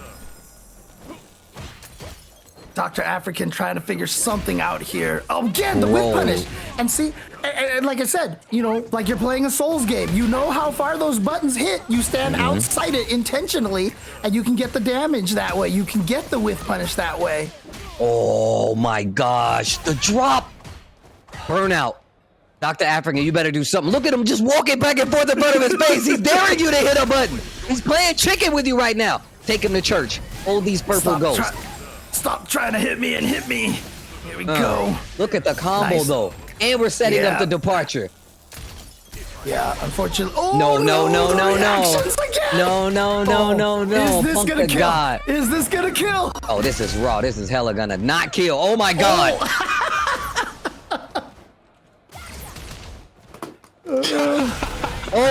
He walked up and did it? Oh, shit. My man's getting disrespectful now. And look, even Dr. Afrikan. Look at Punk. Look at Punk. He knows it. He knows it. Did we just hear Dr. Afrikan? I didn't know we could hear the players. No, we can hear the production. Production, bro. Yo, damn. Oh man. And if you don't mind, I would like to just add in real quick here that song, the Spider-Man's theme, was written originally by Takayuki Iwai. And I really, really want to take the opportunity to shout this guy out because he also wrote all the music to all 3 Darkstalkers games. And if you know anything about me, is that I am the biggest fan of Darkstalkers, and I love all the music. He wrote he was writing music during this whole period of the golden age of Street Fighter 2D fighting games of sprite work. That was from the Marvel vs. Capcom games, et cetera. But for me, Darkstalkers music is the GOAT. I love that music so much, and he's one of my favorite Capcom fighting game composers for that reason. You literally just put me on. I didn't know that was the same person that did the Darkstalkers stuff. If you guys think James is not a Darkstalkers fan, just look behind him. Those literally, right? He's definitely that's who we're talking to. But I did not know that, and hearing that track, I can tell the similarities between Darkstalkers music. And as soon as you said it, I was like, oh my God, that's 100% facts. I'm mad that you told me that, and that's me making the connection. Oh man, yeah. Again, it's so interesting because those 3 games, and a lot of times when you make these sequels, you just keep the same music that you had from before. But every one of those Darkstalkers games, he would do variations of the same theme, and all 3 of them have their own charm in very different ways. Yeah, it's so good. It's so good. Yeah, I'm definitely I'm a Darkstalkers fan. I just need them to let me play with Donovan in a game again. I don't care if he's bad. I just want him in the game. Version. Sega Saturn I just need him in the game. He was sick in that Savior. game, bro. Come on, B. I would just bring him back, Capcom. I don't ask out for much. Put him in any game. I just want to play with him. All right, I'm done. Dude, honestly, Donovan in a Marvel vs. Capcom game would go crazy. Would go crazy. Right? Oh my God, bro. I thought he was coming in Marvel vs. Capcom 3. I'm like, bro, this is the time. We can do it. It would be sick. And they're like, no, Steve, we hate you. We actually don't care about you at all. Yeah, actually, I was talking to the Capcom guys, and facts, they were like, yeah, we were going to put Donovan in, but then we hate Tasty Steve. So they just took him out. Yeah. So, I see you, Capcom. I can confirm. I can confirm. So, Shout outs to Capcom, bro. Shout outs to Capcom, man. I'm telling y'all right now, it's so cool to be able to hear all the different tracks while we're watching these guys fight. I mean, and on top of that, we also see the fact that it's different kinds of music. It's not just limited to fighting games. So we get Dragon's Dogma music in here as well. Yeah. Monster Hunter music. It's really cool. And even when the Dudley song was played, a lot of people oh, is this fighting game music? And honestly, if I chose some tracks from the Vampire Savior games, you'll listen to it and you're like, wait, you're supposed to fight to this music? Yeah, it's bro. Really somber and it's really kind of dramatic and stuff. It's just the guys who are doing the animations, the music, the artwork, everything. This was peak arcade fighting game era, right? Yes, so fighting game community has a really niche community. You guys are really really tight knit. Actually, you guys are all all of you guys are everybody knows each other, everybody talks to each other. Maybe people have beef with each other. That's the fun part. There was beef on Twitter. I seen it last week or something. Yeah. And two fighting games players shit talking each other, I think is so. Oh, it's so ridiculous. Awesome. It's actually ridiculous. Yeah, you can just go settle it there. So, but yeah, it's the whole community. So that's why the art matters, the music matters, these games matter. Sorry, we're trying to see who's up next. It's Triumph and I think it's Triumph and not Noah, right? Yeah. Can we show bracket, Joe, real quick? Yeah, just to kind of give an example of the kind of professionalism that we do have in the FGC. I hate Tasty Steve, but in this environment, I know I gotta work with him. I gotta put up with him, but man, yeah. That's true. James constantly wishes death on me. Constantly wishes death on me. It's crazy. My man's trying to get me to an early grave. He does seem like that type of person, low key. He does, bro. I did an interview with this guy, and he was just like, "Yo, Steve, we're not gonna be." He's like, "I'm not gonna be around to see this." I was like, "Damn, James, this is not that bad." He's like, "No, Steve, you'll be dead too." I'm like, "Damn, what did I do?" You gonna kill me too? I ain't even do nothing. You gonna put me in the grave with you? That's wild, bro. That was the worst thing. It's like, I'm trying to like, okay, I'll make a joke that, we're beat. And then he's like, yeah, he wished death upon me. And I was like, God damn, I did that one time. I'm gonna come play League then. Damn, you guys League players at heart. I'm just saying, James, get over there. I didn't know how to feel about myself the rest of the day. I was like, damn, I'm just gonna be dead too. So if James died, I'm done.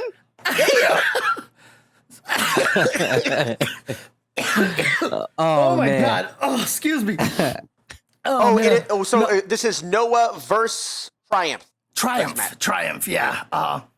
And again, we're going to be listening to the Ghost Rider theme here. Such a good song. From Marvel vs. Capcom, from Ultimate Marvel vs. Capcom 3. And again, because Ghost Rider's never really been in any of the games until then, this is an original Hideyuki Fukasawa. Yeah. So you see, like, his name has been mentioned before. He's the one who's remixed all of these songs. So even though I've been naming the original writer of the song for like Third Strike, Hideyuki Fukasawa remixed them all, and he's the most, like, people are going to like his music because he was the composer during the FGC revival period. Yeah, 2009 a lot of people have heard is his when music. the FGC, when fighting games came back big in 2009 thanks to Street Fighter 4. Hideyuki Fukasawa did the soundtrack to Street Fighter 4, to Marvel vs. Capcom 3, and to Street Fighter Cross Tekken. So this is the guy who wrote all the music during that super key era of the FGC. If you're a fan of like Marvel, that's true. Didn't know any of that. Thank you. Yeah, I'm gonna tell you right now, like, this is in the songs on these soundtracks, like you said. I'm glad James said that has never been in any other game. Oh, hey, little one. Oh, what's up? What's good? Oh my god. Oh, like, the baby's getting hyped. The baby's getting hyped. Let's go, baby. Let's go, baby. Say hello. Hi. How old is she? She is 15 months and 7 days. Okay. Oh my God, adorable. What's up? What's up? Yo, that smile is so adorable. He's adorable. Oh my God, the cheeks, bro. When she smiled, the cheeks. Oh. Later, baby. I love you. Oh my God. It's bedtime. Okay. Let's stay on track here, boys. Anyway, unrelated. Reminder, guys, is this partnered with Vtrix. We're also hosting a little giveaway as well. They're right here.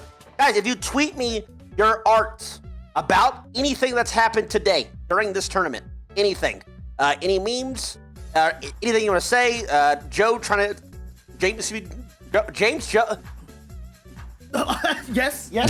Apologize. Trying to kill Steve? Anything you want, anything like that. Any kinds of art, you tweet it at me. That'd be some crazy art. Any of these things you see on the screen.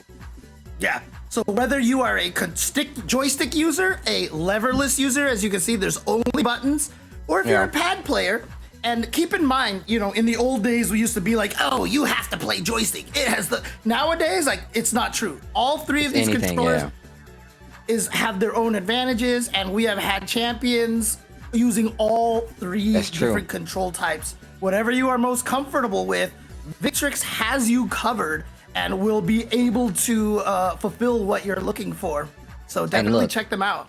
And you saw that controller. Look, we talk about people playing on arcade sticks. You can see that right there. That's, of course, the Pro FS arcade fight stick. I have one of those. Ooh, that's the BFG, if I'm not mistaken. That's his regular controller. Yeah, the BFG. And then, of course, you saw the leverless as well.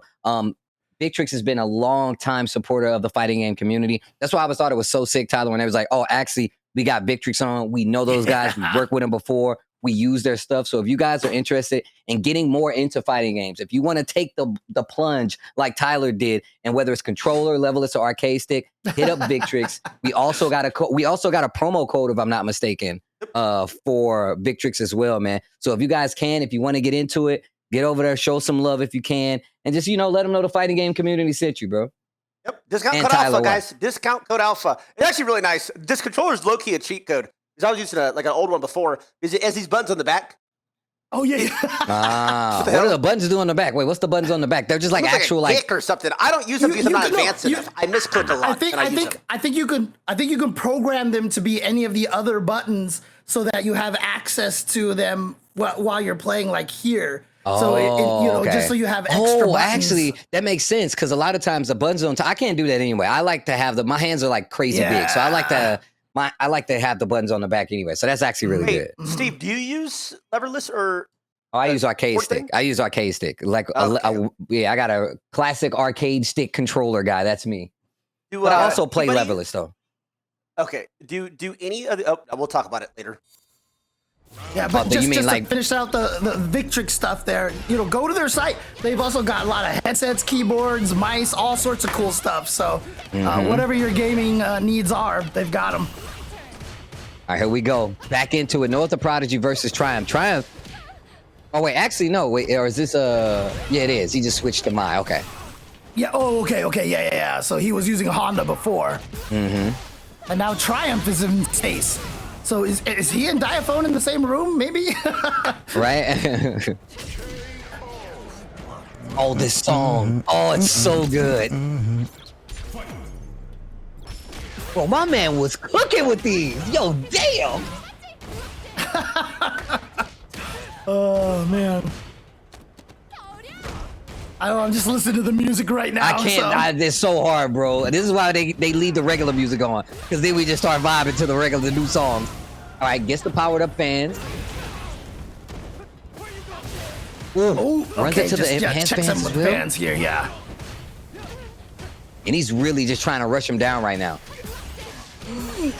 Yeah, there you go. Triumph there with a solid first game here. And remember, Noah the Prodigy is 0-2 right now. Exploded. He's 0-2 right now. So if he doesn't win this, he'll finish this with 0 points. So at this point in time, I'm not even sure if he's able to advance to the next round. Oh. Okay, gets the pick up. Yo, Triumph's looking a lot better. He has looked good all day, by the way. Yeah. Yeah, he has. Yeah, I'm excited to see how the totals are going to look at some point in time. All right, and a perfect round from Triumph. Ooh, okay. Nice. Yep. A full combo conversion. Yeah. Yo, damn, Triumph's been sitting on the Mai. Yeah, but look at this. Okay, Noah has the reaction, and so yeah, to counter a drive impact, you just have to do your own drive impact. The person who does it second wins, unless you don't have enough life to absorb the hit, or unless you don't have any drive gauge. Yeah, because you still take damage from absorbing the hit and drive impact. So you gotta have enough life on your bar to actually succeed. That's 2 games. 2 games to none right now for Triumph. Yeah, and you see their Triumph there, hydrating between matches over there. Chat, make sure you hydrate as well. And Somebody said Noah strong right here.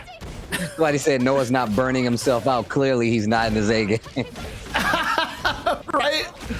Now, he has been trying to adjust this game to burn out less often as he has before, but, obviously this is different. He's got the modern controls. Another perfect. Damn. Dude, Tyler, talking about, how come some of these are faster than others. This might be the fastest one here. This might be like, what do I call it? FGDQ, fighting games done quick here. Let him play. Let him play. Oh, damn, he delayed that way too long. So no back-to-back perfects here. Oh, got the counter hit, confirming into a full combo. Not gonna go into the level 1. Okay, wait a minute, that hit. And it put Triumph in burnout. Wait a minute. Yep. Landing supers do drain a little bit of their drive gauge, so if you see their the reaction to the drive rush. Damn. And just like that, 3-0 smoked. My ning. Smoked. My man over there bobbing. Chilling, isn't he? Right, my man bobbing. Just another right day. Golly. My man didn't flinch. He was like, "Yep, y'all know what time it is. Give me the next one." Probably the most decisive one we've had all day. That was 5. Yeah. Could have been an email. Honestly, that was right. Oh damn! Yo, Tyler, I'm gonna use that. Could have been an email, dude. That match could have been an email. I came up with that guy's saying. That was me. I'm gonna quote you. I'm gonna be on a big game stream, and I'm like, could have been an email. Tyler knew. Tyler one knew. Could have been an email. Tyler 1, 2025, baby. He said that. It could have been an email. So that I believe that I believe we got a bracket here. So Triumph's games are done. He is finishing first in he is finishing first in group 2. Is there a way to make him at the top? If not, no. We're not. So the total has to be 6. So there's going to be one more match in each group right now. But Noah the Prodigy for sure. So Shine and Big Mo are going to play each other to find out who advances. So whoever wins that one will go to the semifinals on the top. So it just worked out that for that pool, our last match will be determining who advances and who gets eliminated in group phase. Yep. It's getting sweaty, guys. You or die, baby. Yeah, bro. I tell people all the time, man. You get to that portion of the tournament, and everybody starts grabbing their jackets because anybody can go home. It's like Survivor, bro. It's like, oh, you're leaving. I got my jacket. I'm out of here, baby. I'll see you guys next time. Yeah. Until then, every time, bro. It's always the dangerous point of a tournament when it gets late in a tournament, where every time you see one of a player, you gotta be careful to ask them certain questions. That's real talk. That's real talk. How you doing? How you doing in the tournament? Because they might have just been eliminated, and you just wanna let them stew in the salt for a while. So gotta read the room. You gotta make sure you're not asking. So you're still in, right? You're in winners finals? Nah, man, I lost to that guy, Joe Blow 72. That dude smoked me, and he was playing modern. I don't even know what happened. I still always make the mistake of asking, "Oh, who did you lose to?" Like just like let it go. If they say, I'm out," then just let it go. I have such a bad habit. I'm like, damn, who did it, bro? Who kicked your dog? So you did it? You want to go find him? In-person events. Like, so are a lot of fighting game events in person? So the honestly, biggest ones, a lot of the bigger ones. Yeah, pre-pandemic, like online tournaments were not viable at all. Like we would play them. Yeah, that's true. But the net code was so bad that you couldn't really play them, right? And so we never took online seriously, but it took a while for a lot of the Japanese companies. So we had some with great net code, but those are a lot of more of the American companies and smaller companies. But there had been this net code style called rollback net code that was very, very good. And a lot of the Japanese companies never utilized it. But when the pandemic happened, we couldn't go to events anymore. And so what happened was a lot of the Japanese games that came out around that time, like Grand Blue, like an Undernight version and such, they got hit really hard because their netcode wasn't very strong. And that kind of made it so that Japan was like, look at it again.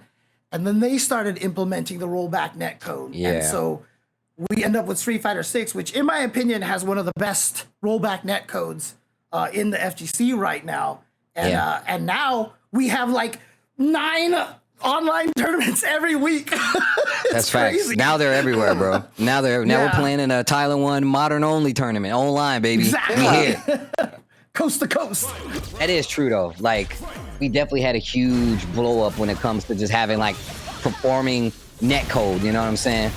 Yeah. Here we go. We got Shine going up against Big Mo. Only one of them can make it out. Look at this. And again, Hideyuki Fukusawa once again, bro. And Steve, I'm just gonna say this right now. The chat's gonna be laughing at me again. So Big Mo's not from Atlanta. He's from South Carolina. Oh my God. Dude, but where are you getting this information? Dude, Did you talk to Mo? Like, damn. No. Someone else is giving you the correct information. I'm giving the wrong information. I apologize. So there you go. That's on me. That's on me, okay? It's my fault. Wow. Oh, man. Okay, going straight back to the headbutt. I like how Big Mo going deeper with the Honda, bro. Good buttons, especially to deal with the ground game of like Chun-Li. Oh, wait a minute. Pressure from Big Mo. He's not trying to give Shine a chance to breathe. And now Shine is burned out. Dangerous time. Oh, back wow. away. Dude. Wow. The backdash so in the sick. super. Boy, throw Bro. no back throw. Oh, wow. The mix. The mix. The DI is on the table. You better be careful. The neutral. Oh, he tried man. to jump out of the corner. But look at that. He still manages to get out. And look at that. Bro. Walk backwards into OD up kicks. Again, not possible on classic controls. Oh my gosh. I got a kill though. What's gonna happen? This next interaction, Shine is in trouble. He's only got 1 bar. Big Mo's got 2. Drive reversal. Doesn't have much drive left though. Walking him Oh, down. look at this. Yeah, burned him out. Burned him out. That's huge. Look at this chip damage. Mm-hmm. Oh, the jump. I thought he... Still alive though. Big Mo, what are you gonna do? Wake up, super. He pressed. He's dead. Done. Oh my god. Holy. Wow, he just did it. He did it. And Shine went for the aggression right there. Wow, the whiff punish stand counter jab into combo. Okay, he's Okay, going for Shine. the extension here. He's only going to get 1 heavy punch there. Goes for the meaty overhead into the drive impact. No reaction for Big Mo. And actually, he didn't have a super to react. He could have drive impacted himself, though. Okay, using the parry. Gotta be wary of that drive though. You gotta be wary of the drive though. Not ready for the DI, the old man check. Big Mo, time to put you into an old folks home. Shine. Oh, man. All right. My man's like 17 and a half. Like he's mad young. He just didn't react. And there we go, combo. Like, suddenly, like, I feel like just Shine just all of a sudden just turned it on. Like he lost that first round and was like, that's the last round I will lose today, you know? Because like all of a sudden he's like on Ultra Instinct or something here. I've lost my last round. He's got to call it out. Yeah, bro, I'm not losing any more rounds, bro. I only have 5 to lose, and I'm at 4, so. Yeah, and he was just reacting to those drive impacts. Then there he got his drive gauge back, and even interrupted Big Mo's attempt to do the carrot cancel, the empty cancel on that stomp. And Shine goes up 2-0 now. Oh, man. Holy moly. Wow. And keep in mind, too, I want people to understand, too, that when you see them do that perfect parry thing, that's kind of like when you are playing a Souls game and you can like counter an attack or like do the dodge kind of stuff, except you only have a 2-frame window. That's it. Yeah. So it's so much longer, yeah. 1/30th of a second.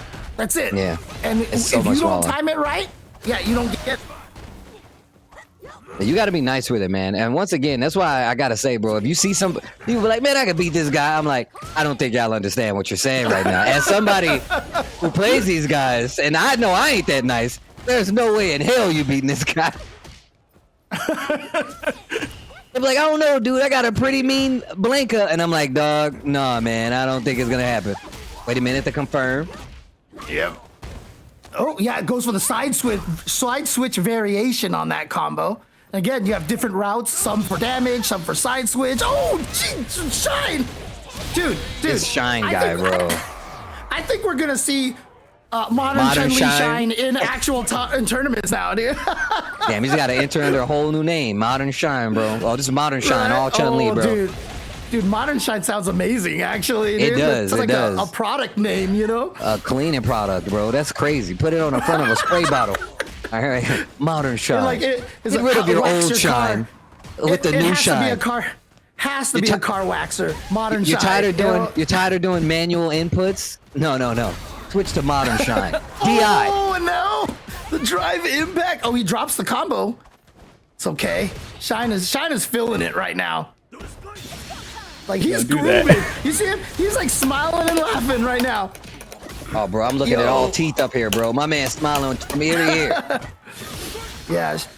Oh, super? Oh, okay. I love how he cranks it up before he goes spinning. Yeah. So they named him Shine because it's the whites of his teeth, man. When he smiles like that, the reaction. Oh. Again, the chip damage is a scary thing, but Honda got all of his, Big Mo got all of his drive gauge back, but gets thrown, and there it is. Shine. Dude, 3 you keep doing headbutt like you don't see the M next to my name. You know? Bro, why you gotta hit him with the sly smack talk? See, this is what Tyler was talking about. He's like, he keep doing the headbutt like he don't see the M next to my name. Yo, and Shine playing like he don't see the M next to my name. Damn. See? What are you talking about, bro? I'm telling you right now, pull up to Shine's. Look, any FGC person, a lot of the guys that you see here in this tournament, go watch them stream. They talk like this while they're playing. It's hilarious. I heard that Shine's actually having a lot of fun learning modern. He was having a good time with it. And also, too, I mean, I'm sure you've heard, there's the Sajam Slam event that one of our FGC, our more prominent members of the FGC, Sajam, has been putting on, where he's been getting players like Shine to be coaches to a bunch of streamers of other fighting games. Yeah. Or just other games. They don't even play fighting games a lot of times. Not even just fighting games. Yeah, other games. And so he'll get Overwatch streamers or Marvel Rival streamers, and they're all learning fighting games as well. You should sign up for the next one, Tyler. Yeah, bro, you should. Awesome, I was about to say, Tyler, bro, I'm a busy man nowadays. They I have my second daughter. What time? Yeah, you got a baby out here. My bad. You have babies. My bad. Excuse me. Yeah. Oh man. But it is really cool though. So you said number 2 is on the way? Is that what it is? Or yes, number 2 is here. Due date is September 11th, but my first daughter was like 3 weeks early, so it's probably minus month and a half. Yeah. Oh man. Hey, congratulations on that. Thank you, bro. Thank Yo, you. more life, more life, Tyler. More life. Congratulations. Okay, so that is that side of the group done, right? We have one game left, and it's Chris G and Dai. Yes. Oh, nice. You ordered it. Wow, so we're good. It's gonna be Diaphone. Chris G and Diaphone here. Yeah, they have to play one last match over here. It's about to be a banger. This is important, right? Well, actually, I think no matter what, Chris G makes it in, because even if Chris G loses this, he'll be tied with Punk, but then the tiebreaker is their direct head-to-head match, and Chris won that one. So at this point, Chris is coming out of this group at the top, no matter what. So this one is just for pride at this point here for Diaphone. Well, actually, if Diaphone gets to 2, then he'll be tied with Punk, but Punk beat Diaphone. So yeah, Diaphone doesn't have a chance to make it in, unfortunately. Well, that's how it goes. That's the name of the game. But if Diaphone beats Chris, then he has head-to-head over Chris, but Chris has head-to-head over Punk. Right. So Punk has head-to-head over Diaphone. So I think we would have to have a playoff. We would have to have that'd be a three-way tie, I believe. Yep. Well. Boy.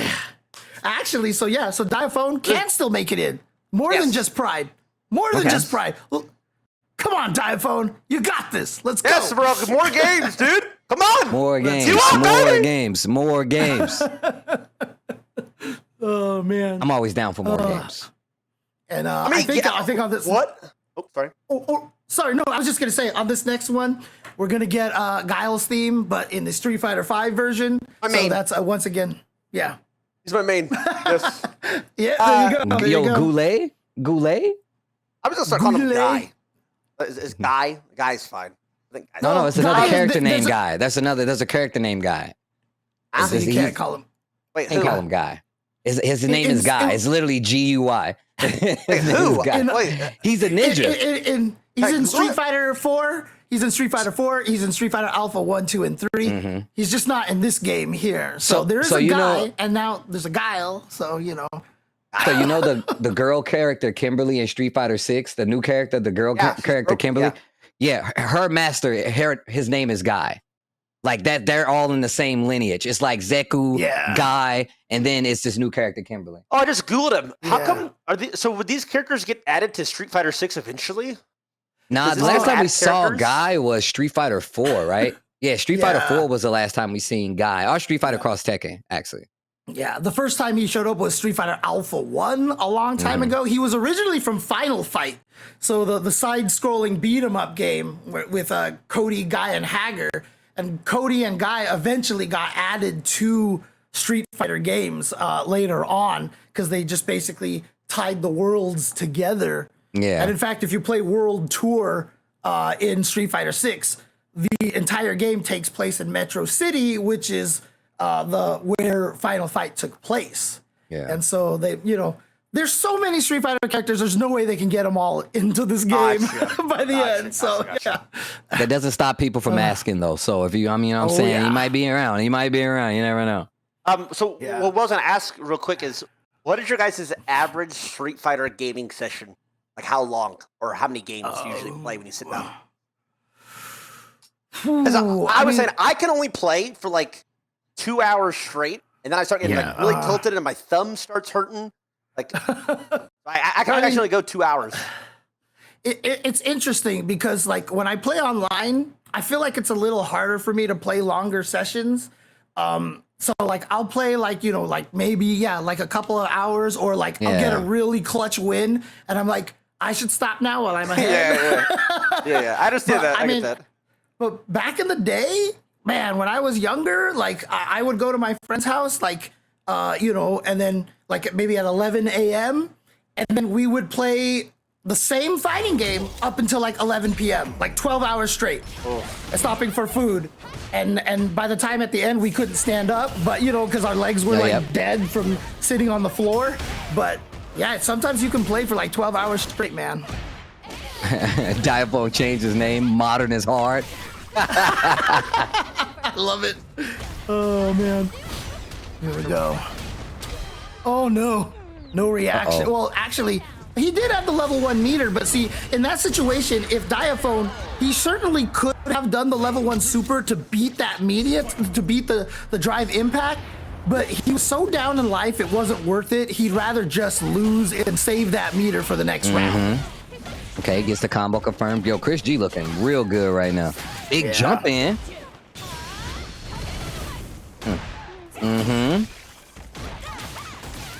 Okay. Oh no, that's punishable. Corner. Yeah. Here we go.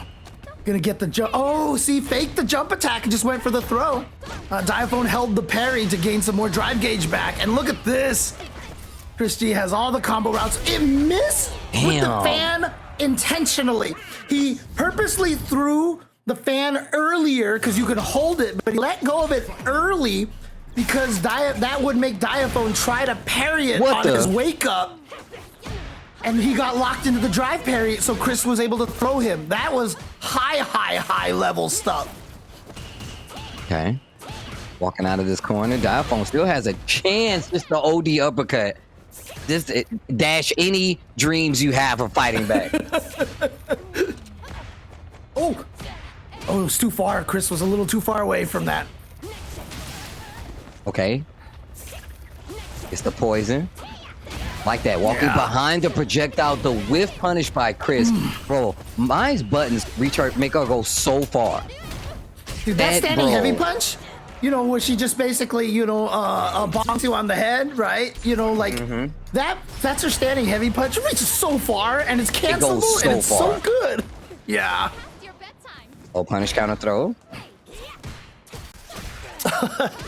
Yeah, you see Guile in the background over there walking forward. He got out of the airplane and walked forward. Yeah, he's chilling now. Ooh, bro, good reaction. The success rate on the supers have been good for Chris in general. Oh, man. Oh, you got that level 2? 2 games already in the bag for Chris G.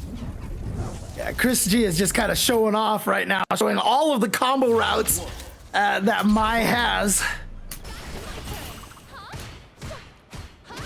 Again, like I said, Chris G is probably, I would say, the only player in this tournament who was using a lot of modern controls before this tournament. No, it's him and Dr. Afrikan. Him and Dr. Afrikan were both. Oh, right. That's right. You're right. Okay. I just heard Chris right there. I heard Chris. I said. Yeah. I was like, what was that voice? Oh, it's Chris. It's like we're all in the same house playing. That's crazy. Dude, it's so good. It's so good. And Chris is looking too good. Drive reversal, puts himself in burnout though. Uses the enhanced fans, but she has a crazy angle on her jump in, especially with that fierce. So actually got the hit, but wasn't able to make anything happen. Okay. Oh, wow. Yeah, Chris is just, he's running through this one right now. Diaphone still has a chance. He just can't lose another round. Easier said than done for sure, but yeah. And also, you know, just so people know, Mai is a guest character in this game. Came originally from the Fatal Fury series. Mm-hmm. Definitely not an original Street Fighter character, but he's definitely here with him. And yeah, it gets the follow-up after that, and gonna get the perfect to finish it out. Chris G. Dude, I gotta say, it's just another. Not bad. Okay, so Diaphone. That was awesome. Oh, he's like, not bad. So Diaphone would probably beat 99% of people in chat, right? Yep. Oh, easily. 100%. Facts. Easily. And he just got, no offense to him, made it look like he was child's play on Modern. Mm-hmm. Yeah. This is a crazy game. This is a crazy game. You get to see the levels. See, you can see the code now, Tyler. See, now you're starting to see. He's like, you see how accurately code's like, you can probably beat 99% of the people in chat. That's facts. That's facts. Yeah. You're starting to see the code now. We got to get you a Matrix outfit, a long trench coat, some cool glasses. And the coolest thing about it too is that the FGC has a history of this. You know, even Street Fighter 2 original, it was arcade versus arcade. Like, I'm the best at my arcade, then you get smoked by another guy, and then it became NorCal versus SoCal, then East Coast versus West Coast. Now it's just like US versus EU versus Japan, and it's so cool. I just love how big it's gotten and how global it is, dude. It's so awesome. I love it, honestly. The chat is killing me. They're still like, you said that, Tyler? And they was like, I'm in the 0.1% that would win. They was like, nope, I'd beat him. I'm like, what? Yeah, that's what I'm saying. They're dipshits, bro. And I cannot take anything these morons ever say. And so it's the same way in every other game I've played. It's the bad players that are typing that. That's the whole issue. It drives me crazy. So I have these Street Fighter players all in my chat constantly. You're so bad at the game. Okay, but you're bad too. In the full circle of the thing, they're also terrible. See, here's the thing, Tyler. Like, I want to agree with you, but then I'm afraid all the people that are always giving me advice in my chat will now all of a sudden be like, "Oh, really? You think we suck, James?" And dude, just fucking they do. Little freaks. No matter what, you can do the coolest thing on earth, Tyler. And then you'll have somebody come in. Yeah, you should have did that. Like what? Like. My chat is amazing. My chat is amazing. Yeah, please like and subscribe. You know. Oh man, but no. I'm glad you guys that is our bracket stage or our group stage. Well, I do want to mention some people in the chat are saying that Triumph is also a modern player as well. It has a lot of modern experience. So there you go. There you go. Okay, my bad on that one. So. I mean, I can't even tell you where Big Mo is from. So, like, I mean, honestly. You airballed that one 4 times. That was a layup. Right. Pretty much, dude. Oh, man. But go ahead, Tyler. What were you saying? Okay, so that is the group stage done. We have 2 from each round. We show the bracket stage one more time, Joe? Yeah. Or you haven't filled in yet? Maybe it's too early? Not yet. Okay, so we can tell who's playing now, right? Mm-hmm. Oh, look, it's getting updated on the fly. It's updating live. Here we go. I believe we're going to take a small break before these start, guys. Just FYI to everybody in the audience. Yeah, but we got a halftime show. So halftime show, baby. You don't want to miss the halftime show, but there you have it right there. So this is single elimination. It's going to be 3 out of 5. Oh, we don't have a losers finals, right? This is going to be single elimination, if I'm not mistaken, right? I want to make sure. I'll talk to. So Trump it's gonna be Triumph versus Punk, and then I guess Chris G versus Shine. Yep. So one goes from each. Okay. Yep. Okay. I gotta say though, I'm gonna say right now, like obviously the favorites to go to the finals would probably be Chris G and Punk. Bro, Triumph has looked crispy. Actually, he's improved every single round. Topped out his group whenever it was every single game. You guys talked about it before just a second ago. He's apparently a modern player in general. Plays modern, excuse me. So I don't think that bot matchup is so one-sided. Yeah, I don't think it is either, actually. I mean, we can see how well like Triumph was really starting to get into the groove of things. I noticed him from when we first started to see him play because he was one of the few players that was solid the entire time. So it makes a lot of sense. Punk constantly, I feel like every game he gets better and better. with Modern. And we saw what happened the first time him and Chris G played. Chris G barely got it.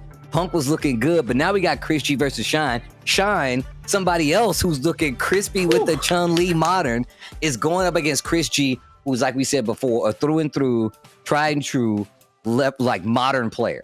So he's been here before. So now this is really, all these matches from here on out, I promise you, they're hella sweaty. I promise you. They're going to be sweaty. And just to kind of give you an idea of how American Street Fighter has been going, someone in the chat let me know exactly where Triumph is from, but Punk, New York, Chris G, and Shine are all from that New England region. You know, Punk is Philadelphia, so he would always travel to the New York local over there. So again, that area has been producing the best Street Fighter players in the US for quite some time right now. And, you know, as a man who's from Southern California, who has a lot of Southern California pride, like, I can't say anything because they're killing it. They're killing it from the New York scene right now, honestly. East Coast got some beef. It's definitely, it was like years where it was nothing but like, who's the better coast, East or West? Like, they had team tournaments set up for these guys to play each other. It was crazy. Some of the best FGC lore is that time where it was like, nobody knew who was better. It was East Coast was claiming they was better. West Coast was claiming they were better. In every tournament, people waited for the East versus West Coast clash. It was so sick. Oh yeah, absolutely. And everybody in the chat's yelling at me now. Philadelphia doesn't count as the New England area. Sorry, North. I'll just call it the Northeast. Okay. There you go. Man, save yourself the trouble. Okay. Okay. So I think we're taking a small break. We got a halftime show about to get underway. Joe, whenever you start it, we'll be right back after with these games underway. Should be action-packed, hard-hitting, exhilarating matches coming up. Hello, ladies and gentlemen. We are back at it again. Woo! The bracket stage is officially starting. I'm here with Steve. We're waiting on James still. I'm here. Oh, you're here? Oh, he's here. He's here. Snap. I didn't even know it. I was about to say something crazy. Welcome back, James. Hello. We were like planning, like, bro, I was like, okay, Steve, by the way, I cannot cast. You have to do it solo.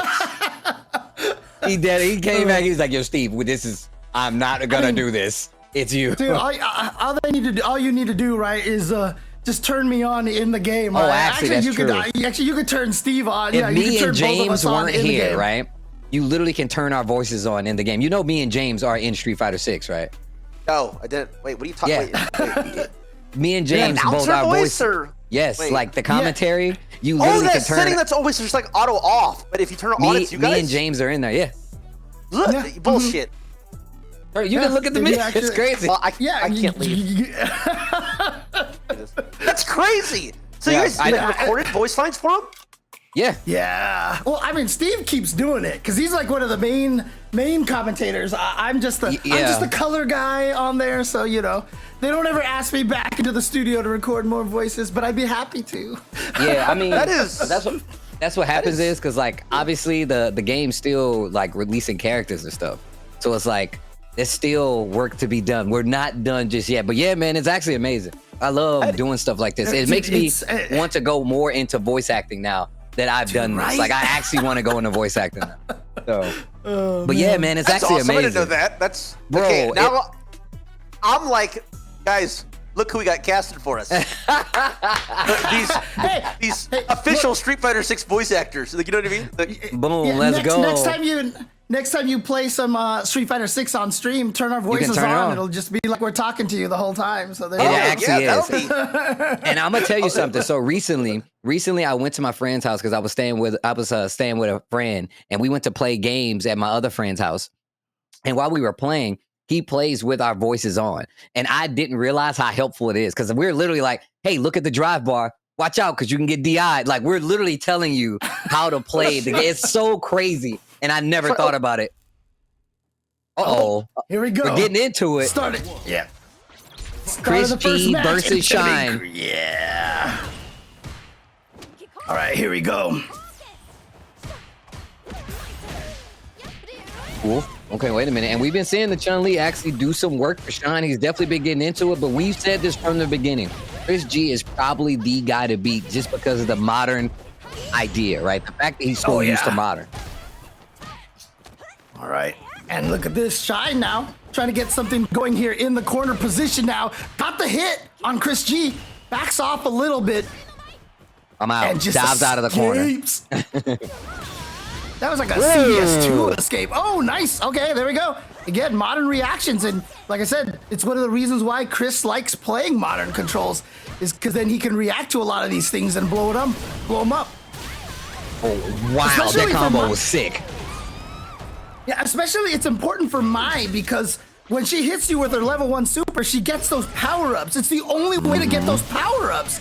And so Chris G being able to use modern Mai to just surprise, interrupt things with the level 1 is so valuable. Oof. Okay, wait a minute. Chris with the corner control. He is in burnout, but the situation is still looking good for him. And Shine's got plenty of drive left. Oh, but no punish. Oh, that's a lot of damage left on the table there. Oh no. Oh no. And now the burnout. Oh no. See, this is when you're kicking yourself. Right here, you're like, who can I blame? Baby, get in here. This is your fault. And remember I talked about like that replay takeover feature? Yeah. Now you go and do that and see how that super is on block and learn how to punish it the best you can.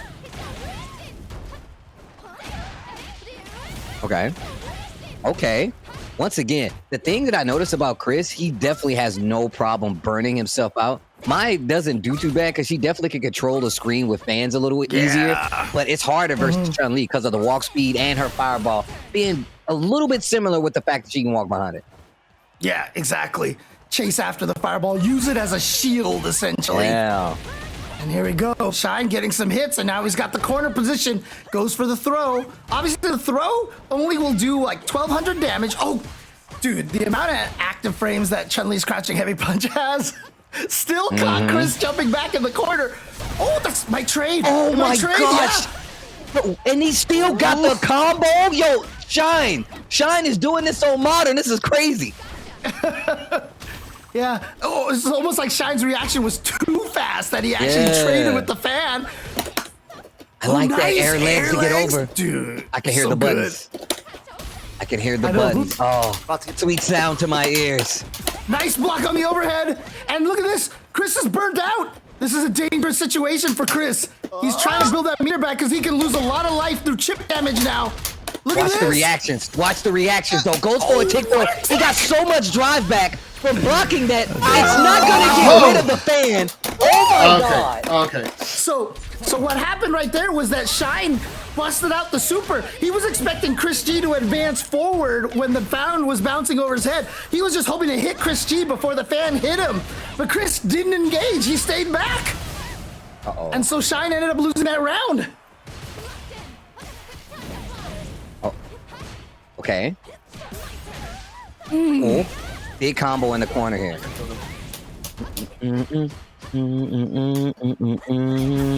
Oh, the low forward.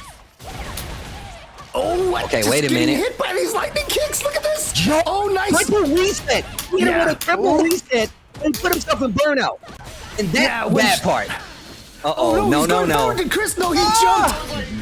Oh my God. Look at Shine. Shine hit himself with the hand cover. He was like, oh, that was stupid. Yeah, that was twice now that Shine has tried to super in that situation. He tried level 1 and that time the level 2. And unfortunately, both times, first time Chris did nothing. Second time, he just jumped. And the problem is those fans, right? The one time we saw Shine do something is when he used Chun-Li stand low, her stance low to get under the fireball. But after that, Chris G still just ran or just snowplowed this dude.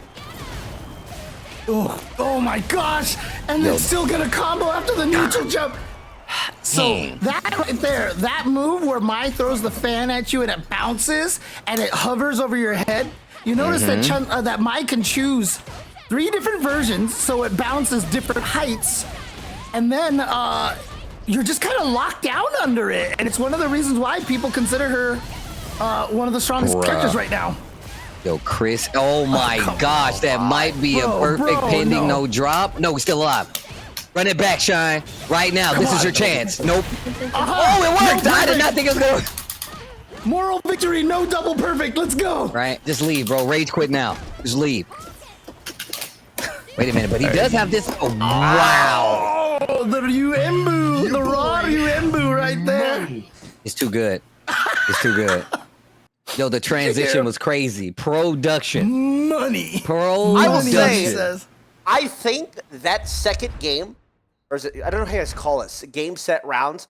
The second match, whatever, was actually so close. Both matches in that. Chris won them both, but I wonder if one thing didn't go different.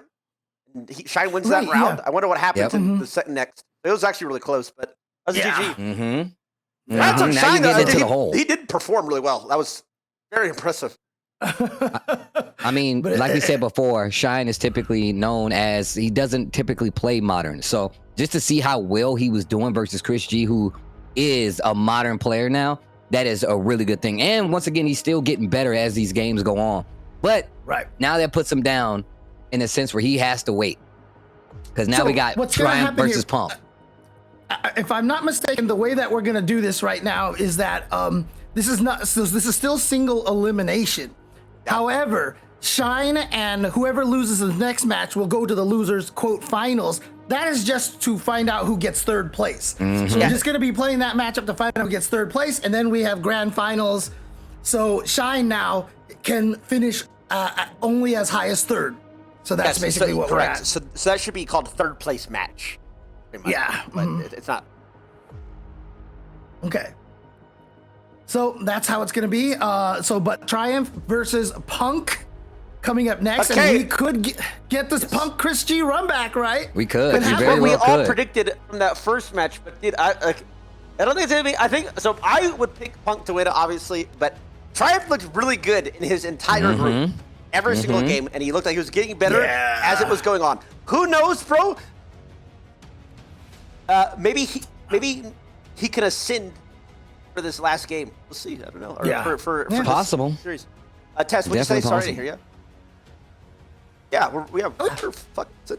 Yeah, bro, we chilling. We waiting on you. Let's go. As soon as the match come on, we gonna start talking. I promise. We definitely had some cool Street Fighter V version of Balrog music, and actually we're going to be going back to some Street Fighter 6 music in this next match over here. So good stuff here, and can't wait to see how this match is going to go out. And Triumph, here we go. He's going with the Mai. He's going with the Mai. And we saw what happened last time. Yeah, can he upset Punk in this match here?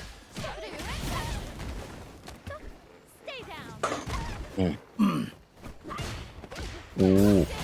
Okay, yep, got the counter hit confirm. Into the DP in the corner. Triumph looking really strong here, but like Tyler said, Punk always seems to be able to find a way to make the comeback. Bro, look at the button placement from Punk alone. I know. And the crazy thing about it is, like, usually Punk will go standing heavy punch into the stance and hit, but I don't think it combos if it's not a counter hit. And he's only done it on counter hit. I don't know if that's just, dude, that's ridiculous. Ooh, okay. Triumph, hold up. Yo, Punk with this little smirk on his face is killing me. A lot of players have seen that smirk before, and it's usually not a good sign. The Triumph here looking very solid. Oh, yeah, there we go. Counter hit confirm again. Gets to the corner, the recognition on the DP just to make sure. Well, the button placement is crazy. Perfect parry. I'll say. Look at this Triumph now with a huge life lead. Okay, here's Punk being able to get some damage here. Gets out of the corner as well. Chooses not to drive rush in after the throw. Stays back. Oh, the whip punish. Okay. Not going to spend any resources just yet on the supers. Wants to make sure it kills, and if he can win without spending any of it and take all three of those bars. Oh no! Wow. The single hit confirmed from Triumph. Yo. You knew it was gonna hit. You knew it was gonna hit game one. Triumph. You knew. That's crazy. Yo. And again, you know that was Modern, gonna hit. with modern controls, it's a little bit easier to confirm those because you don't have to worry about the controller motion. All right. Gets the opportunity to go right into super. Modern solutions. Ooh. Dude, I love that dash forward. Oh, here we go. Okay, push forward. Got plus. Nice neutral jump from Triumph. Basically takes his offense back, basically. Oh, okay. Oh, ow. Oh, but drop the combo. Yeah, Still got the hit combo though. right there. But yeah, there's nothing that Triumph can do. So when you're burned out like that, there are sequences where they can hit you with a drive impact into the corner and stun you. There's nothing you can do if you do not have a level 1 super available to yourself. And so Triumph did not. That was basically a checkmate situation. Oh. I like the button placement. Yeah, and even some characters can't even stop it with level 1s. You have to have an invincible level 1, and not everybody has one. Oh, nice! Oh. Catches him walking backwards. Punk still trying to encroach on the space with the great buttons, though. Great, his button placement has been so good. It's the reason that works so well. Yeah, I mean, we talked about it, right? You know, once Punk turns it on, he is definitely... And sometimes it takes a player like Punk, you know, a game to learn the opponent's rhythm. You know, and so that first game... Yeah, second phase Punk. And there you go, attack! Jesus. Yo. Second phase Punk, I told you, bro. You thought you beat him? What? The music changed? Another life bar? Dun, dun, dun, and it just gets back up? And then the music is like way faster, you know? You heard the choir and you're like, oh no. Yeah. Oh no. Dr. Wily showed up with the UFO. Okay, here we go. But again, I mean, this is what happens, right? Punk took the whole first game potentially to learn what Triumph's pace and where he likes to press buttons, etc., and then just comes back. He's like, okay, I've gotten my information. And now look at this. He is just... Oh my God, he was a pixel away from actually getting stunned. Oh my God. Wow, that means him walking forward was so smart because that means his awareness was like, I will hit that wall. But again, it's crazy how you can just go from one game where it looks like, you know, Punk is human, and then all of a sudden 3 rounds in a row, Punk looks absolutely unstoppable again. But not gonna count Triumph out just yet here because he's made it this far and he's been looking so strong this entire tournament. There we go. Again, yeah. It's best of 5, first of 3. So you got he burns games. himself. Yeah, but he burns himself out. So Triumph actually used the drive rush cancel, burn himself out. Nice. Again, single hit confirmed. Wow. Wow. Oof. Ooh. Wow, drive rush up DI. You can't drop this, he bro. might be dead. Oh! Wait, what happened? What? I literally said he can't drop this, and then he dropped it. Commentator I was like, curse. you can't. Yeah, damn, James. Oh, you're right. I gotta shut up. Oh man. And you saw Punk too. He had his hand on his head. Like, what happened? I don't even know. He heard me through the internet. He's like, somebody just cursed me. Yeah. It's like the essence. He just heard it, you know. Right. It just sounds like somebody's in your house. Oh, the air legs once again. Nice, yeah. He's been using that a lot to get over the fans. Yeah, and the throws as well to punish the throws. Nice check. Wow. But he tried to interrupt counter hit. The reactions, and it's gonna be a burnout. And the level 1, can this kill? No, it's not gonna kill. It's not gonna kill. Back throw off a wake up. Oh, he has no drive gauge. You can actually, he has no super. You can actually DI him into the wall. Oh, he just went Nah, bait it. That's Punk, baby. Because if he makes me walk the button, I lose there, right? He's gonna ship me. I'm trying to like walk up overhead or throw. Maybe a shimmy. Ooh, he was just trying to sneak that level 3 in. It was basically a Hail Mary. Like, if Punk pressed the button, I win. And that's basically what he went for right there. I guess Triumph really is streaming, but his thought process is very sound. I mean, he's looking great right now. Yeah. He's definitely pushing Punk to the limit right now. Okay, throw. Oof. Ouch. Triumph, a lot more reserved. I was about to say, a lot more reserved on this defense. Finally finds a way out. Big damage on the side of Punk. We'll take throw. Look, just backing up. Triumph willing to give up that screen. This way we can find an opening. Gets the back throw. Yeah, he buttons from. Oh, but he didn't cancel that. He didn't cancel the crouching strong. He could have drive rush canceled it, and he would have been able to get the round. But he's let Punk with a little bit of life, and we know what happens a lot of the times in this situation. Oh, he got the hit. Dude. He has a level 2. Can he kill? No, he can't kill in this situation. But the burnout is there. Second phase Punk. Second phase Punk. One more interaction. Chip. Yeah, he was trying to bait the wake up. Look at Punk's drive. He can chip him because the drive gauge is still gone, but Punk is not pushing it. He's being patient. I like that. Good patience. And now we got drive back. Look at what it did for him. He's still really close to that corner, though. What the fuck? I know, Tyler. I know. Punk threw out a crouching light kick. He was just trying to intercept Triumph out of the drive rush just to get the kill. It wouldn't have mattered if the fan dropped on his head, but Punk actually pressed it a little too early. Oh no! Oh my God! The internet can't handle this. The internet I know, right? Can't handle the internet crashed out because it's like, what the hell is going on? This TYLER1 guy's using up all the bandwidth. What is he doing? He's like, oh, it's crazy Street Fighter matches. Oh man! Oh my God! Let's get back in there. Through the power of Street Fighter 6. Dude, this is crazy. By the way, this Punk guy is actually a gnat. Told you. And Triumph is playing. He is playing very well. Oh, dude, he is playing remarkable right now. I am so impressed with his play so far. I was looking at their face cameras. It didn't look like either of them reacted. It might have just been our side on the spectators that lost connection to the match. So we'll see what happens. We'll see what happens here. Again. Oh, go ahead. Okay, I think we already got it back. Production. Yeah. Yeah. Mm-hmm. Yeah. Again, these games are peer to peer. So if we're just connecting them, we're just connecting to one of their computers to basically watch the match over there. And if we get disconnected, then they get to keep playing. All right, Joe, I invited you to the game.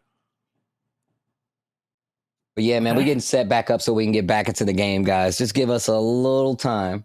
We're going to get back to it. That's the good thing about having a lot of games to play. We still have matches to watch, even if something like this happens. So it's all right. Yep. Mm-hmm. Mm-hmm.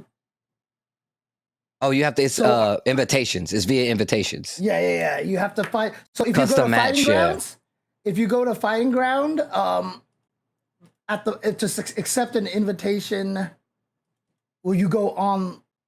Where is it? Oh, he's here. Wait, where's the game? Okay. Yeah, if you.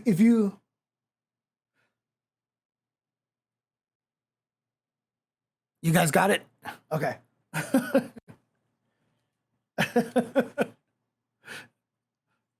Okay. So I think we're gonna try to get everybody back onto the match over here. So, no worries. Okay. So they're back in over here. So it looks like Punk has a 3-game win streak. So he might have actually just won that last game. I guess we'll talk to Punk. Yeah. They might have just played it through, to be honest with you. And that might actually mean that I believe Punk he took didn't that last win. game. Okay. We can also check their streams as well. Yeah. We can just directly go to their streams that I'm sure they're running at.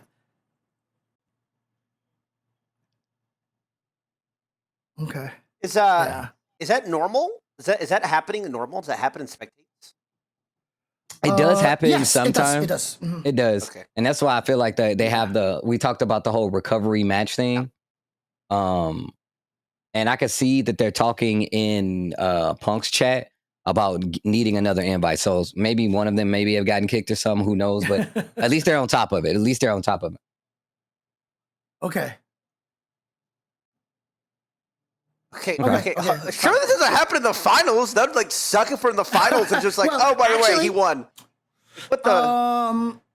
I mean, I don't know if you want, because I can talk to the production. There is something that a lot of the guys who stream these online tournaments do, is that they will in their home set up 2 games. So maybe one, maybe even on the PlayStation, one on the PC or something like that, and they will both spectate the match.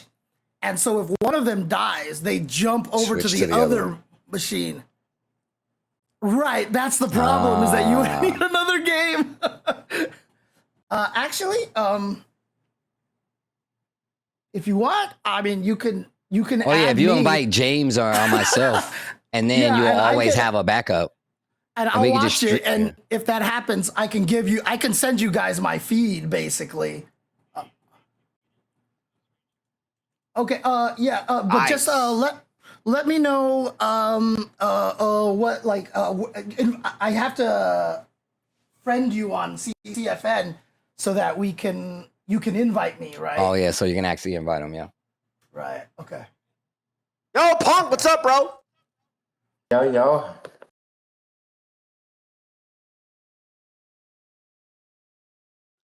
You don't die, bro. So. God damn. It's not. You're not supposed to die, though. That's the point. Yeah. I mean, shit. I'm clutch out here, Punk. I guess he's right. Nah, but bro, how are you thinking about Modern so far? You play it normally? I mean, it's pretty fun. I think I've never really played it outside of practicing a little bit for this tournament, but I feel like it's fun. Like, people gotta really respect your reaction, so I kind of like that a lot. But my reaction is already pretty good, so I don't know if it helps, but it's still very fun.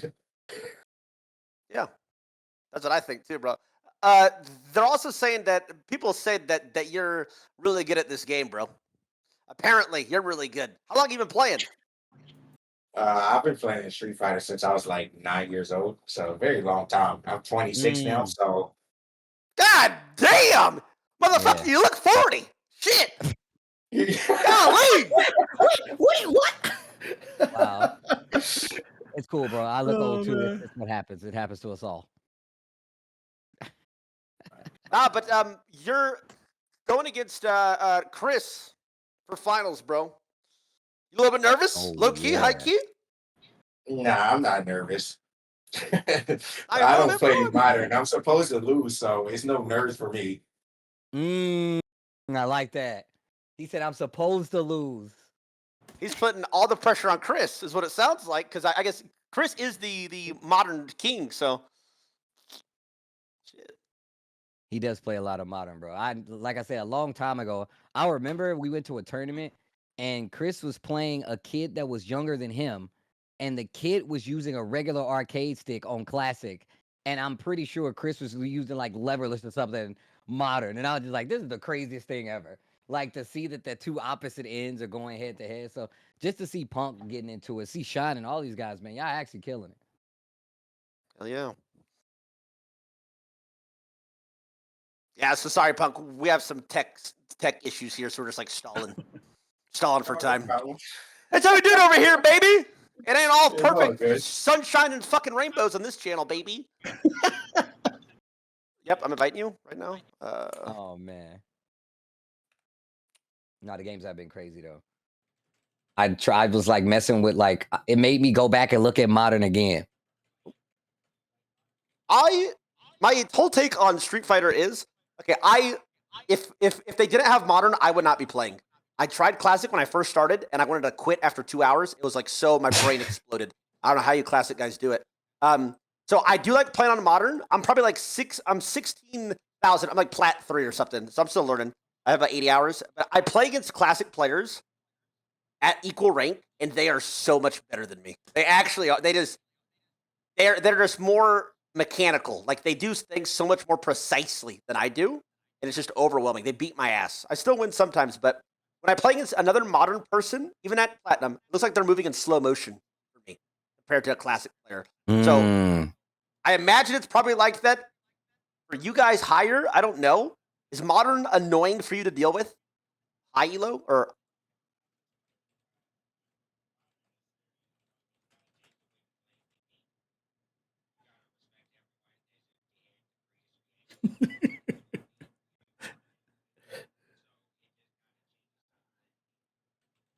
More slow. Like usually people do a lot of tricks in this game. They use drive rush and low forward drive rush. A lot of things to just get in and just set yourself up to get offensive situations. But it's really hard to get those going on modern. So that's like the trick with modern, I guess. Like you have to really respect them and play their kind of game.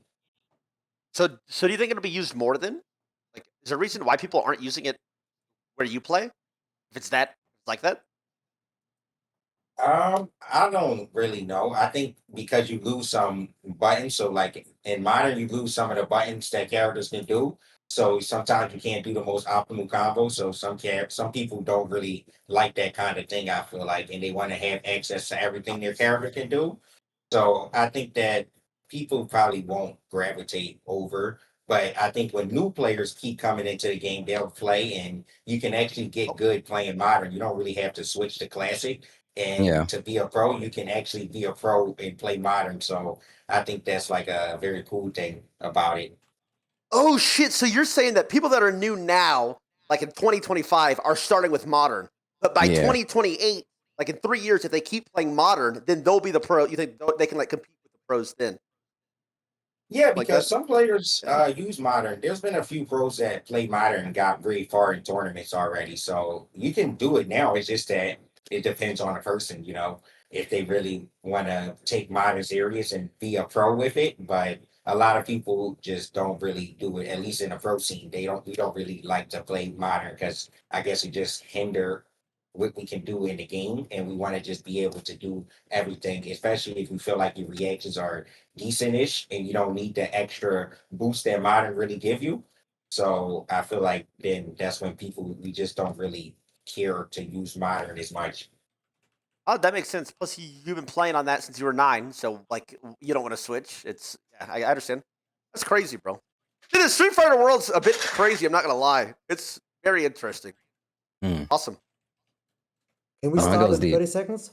Yep. All right, Punk. Nice talking to you, bro. Good luck in finals. We have third place Thank match you, bro. starting. Nice talking. We should get Chris in here after this game as well. I think that's fair. Sure. Sorry, I'm trying. Sorry, I didn't have any questions and stuff. You guys just saw me. I'm just trying to see if I can get. So I'm spectating now, and if anything happens, I can just at the flip of a switch just be like, oh, okay, let's jump over here. You can take the helm. You can take the helm. So look how smooth that was. That's nice. Weird. It's mirror imaged though. So it comes through 5 for you. Of course, makes sense. Okay, yeah. There you go. So I can just switch it over if we need to. There we go. Got it. Awesome. All right. Boom. Let's go. Boom. Let's go. All right, so this is third place match, I believe. Yes. Yeah. Yes. Third place first. Yep. And we're going Wesker theme right here from Kota Suzuki. And this is a guy who's just been doing this song is so good. Resident Evil music forever. A bunch of Devil May Cry songs as well. So yeah, this guy's been the composer for a bunch of Resident Evil games here. All right, bro, this song is just a classic one, bro. I remember Wesker being added to Marvel 3, dude. Oh man. And I love the fact that his level 3 super, he catches the missile out of the air and throws it. He catches the missile mid-air. It's so subtle, but yeah, once you notice it, you're like, damn. Yeah. So cool, bro. It's so cool. Okay. Dang, this is really making me want to play some Street Fighter today. You guys have done it. Yeah, queue up, I'm baby. playing some Street I Fighter was thinking today. about it after, but I was like, damn, bro, I'm gonna be fucking tired. Like shit. That's what happens. No, you watch It's these literally things and what you're happens. like, damn, I just want to play. Yeah. I just need these games. I need don't think more Shine's games. Is Triumph in the lobby? I don't think he's in the lobby. That's him. That's him. That's Shine. That's Shine. Okay, so it's Shine, then that's not the lobby. Oh, no, there we go. Shine is $3. Shine is $3. Yeah. So they're there. Okay, they're ready to go. Okay, I just want to confirm. My audio okay right now? Is my audio okay? Just checking. Yep. Just checking. Okay, cool, perfect. All right, let's go.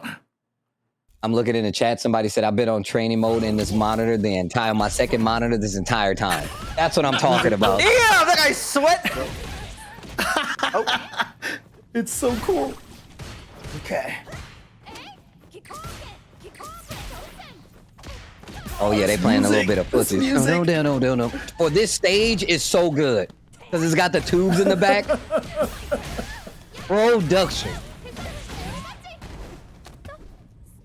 Another throw. Wait a minute. All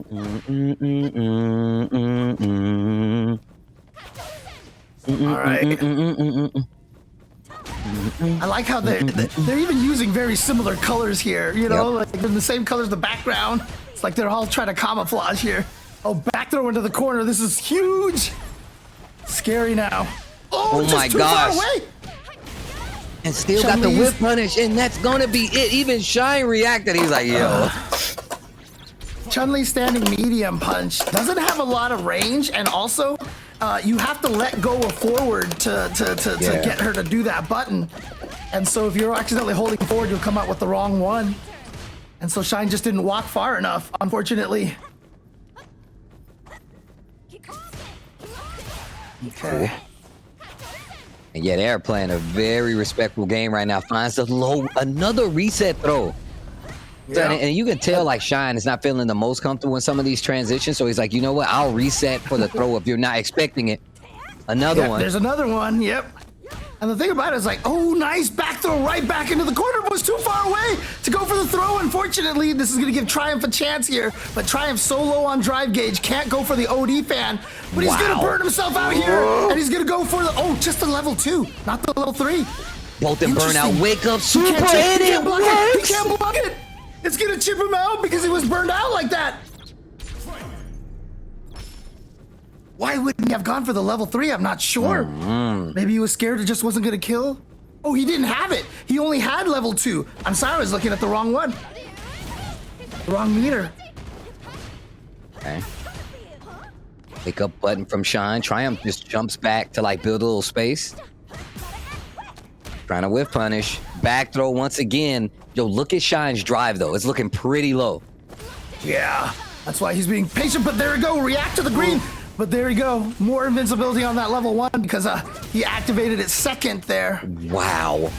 Wow. That's the advantage of having those powered up fans. And now you gotta block this. Oh, that's minus, yeah. Back throw. That was a punish counter, so it burned out Triumph. So this is a great situation, but oh my goodness, the range that was able to confirm on counter hit. Combo, whatever. And did you see that stagger from Triumph? He didn't do a crouching medium kick as soon as he could. He waited for half a second to give Shine enough comfort to try to walk away. And that's why he got caught by that crouching medium kick. Part of the guess, like trying to walk away, staying ducked right there, extends the throw range. Like, you have to guess in those situations. Oof. Oof. Counter hit. Yep. Nice confirm. Small combo right there. Okay. Shine. Shine. Is he going to level 1? No, he's going to save it. What? You went for the slide? That is hella negative on block. There's no way that was intentional, right? All right, and the fireball. Shine. All right. Shine trying to get one on the board here. Triumph taking game number 1, of course. Wow. Did you see Triumph dash? Brave. Oh boy. Here we go. Oh. Okay. Nice. Shine getting better and better. Getting better and better with the placement on interrupting some of this pressure from Triumph in the mine. Nice walk under. And yeah, if you swing in the air when you land, you can be punished on the landing. So Shine got that. Oh no, he dropped that combo. He tried to back. Not close. Nice. Yeah, Triumph didn't punish with the combo because he wanted to back throw to switch sides, but he was too far away, so he let Shine off the hook really badly there, and Shine with back-to-back throws. Okay. I don't know who's humming this theme, but they know what's up. I can hear somebody. It sounds like I think it's Shine actually.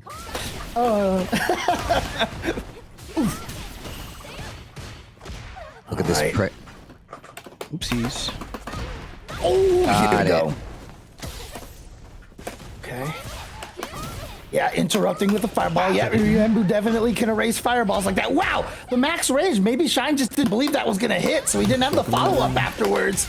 There's that walk under you said like before. Hold on. Yeah. Oh, the overhead behind. Oh, so again, Triumph could have easily reacted with his own drive impact, but because Shine did the high-low mix-up right there, got the overhead, Triumph was like, oh shoot, I messed up on the high-low, and then he went into the drive impact, and he wasn't even thinking about that, so just good subterfuge. Bro, the whiff punish on Triumph, he's playing so well. It's crazy. Again, remember, Shine and Punk were teammates on the last year's Street Fighter League. And Punk and Shine have trained a lot together. He's learned a lot of that whiff punishing from Punk.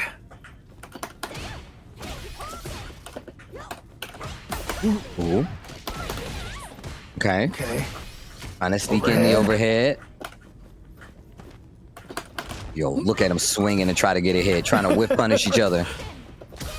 Yeah, they're both standing right outside of each other's range. They're just trying to get the other person to whiff. And if the other person is just trying to whiff, punish your whiff moves, that's when you walk forward. You push them back. Here we go, another level 2.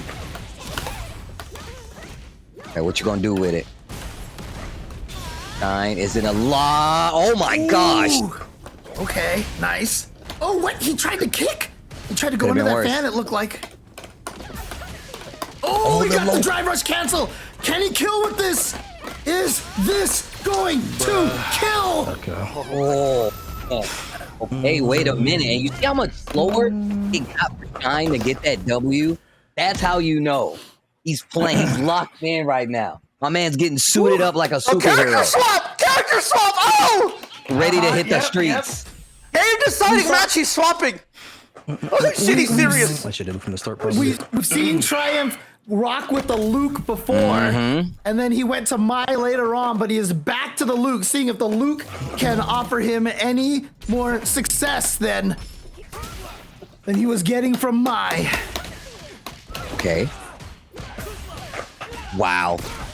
That assisted crouching medium punch. Yeah, you got to look at this, but can't even just regularly do it. That's crazy. Right? That's so weird to me. I was like playing this character. I was like, oh, so they're like hitting 2 buttons to make that happen. That's kind of crazy. Yeah. And again, like if you are used to classic, going to modern is very difficult, honestly. It's a little jarring. I will say that. Diaphone was not lying.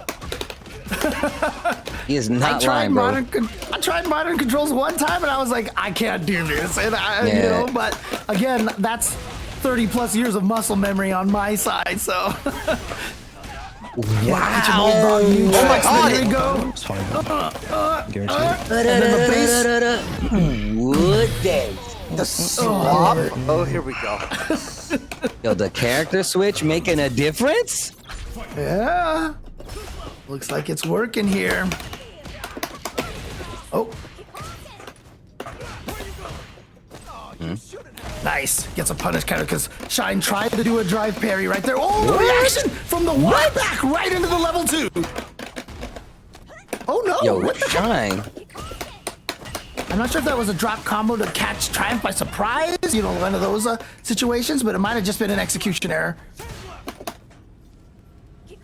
Backing up a little bit, walks up to get the super.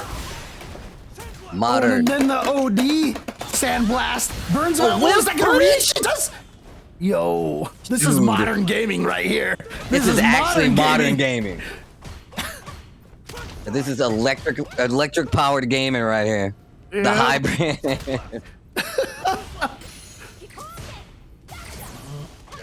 Oh no! He got to the other side? No way! No way! How did he get? That was mixed. Dude, I don't know how he got to the other side. I think even Sean is like, yo, what? Bro. Oh, dude, he's interrupting every time. Yeah, that move's not meant to hit. It's just, it's designed to whiff and keep you close and be at an advantage. Okay. Okay. Oh, no. Accidentally held it too long. Didn't want the full charge right there.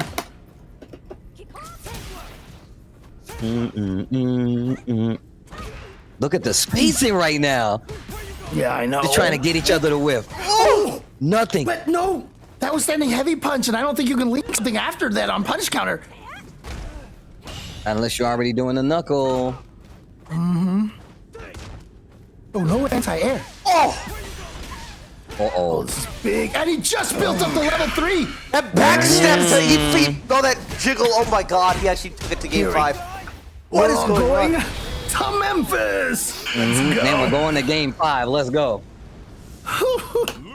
The characters swap into game 5 force.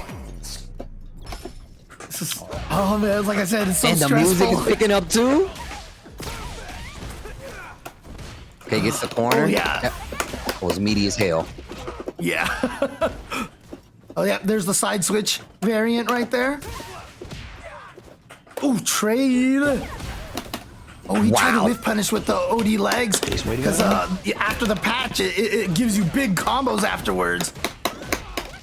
Oh, yeah, I hate that mix. I hate that. Got the stomp. So you think they're going to land after the jump attack, but she has a little heel stomp. No, that was too close. The fireball was too close. The trades. Shine and burnout. Do not have projectile invulnerability. Just strike invulnerability. Oh, no! The next interaction. The next interaction could be the end of one of the competitors. Oh, no. Oh, my God. Oh, no! Oh. Or it could be the last chance of life. Oh, my God! Yo! No, the series, what? Match point triumph. And shine. Oh, excuse me, not for shine, but triumph. Not about to get the yet. opportunity. Oh, well, this is not a good start for Shine right here. Oh. Man, not fast enough for the whip punish.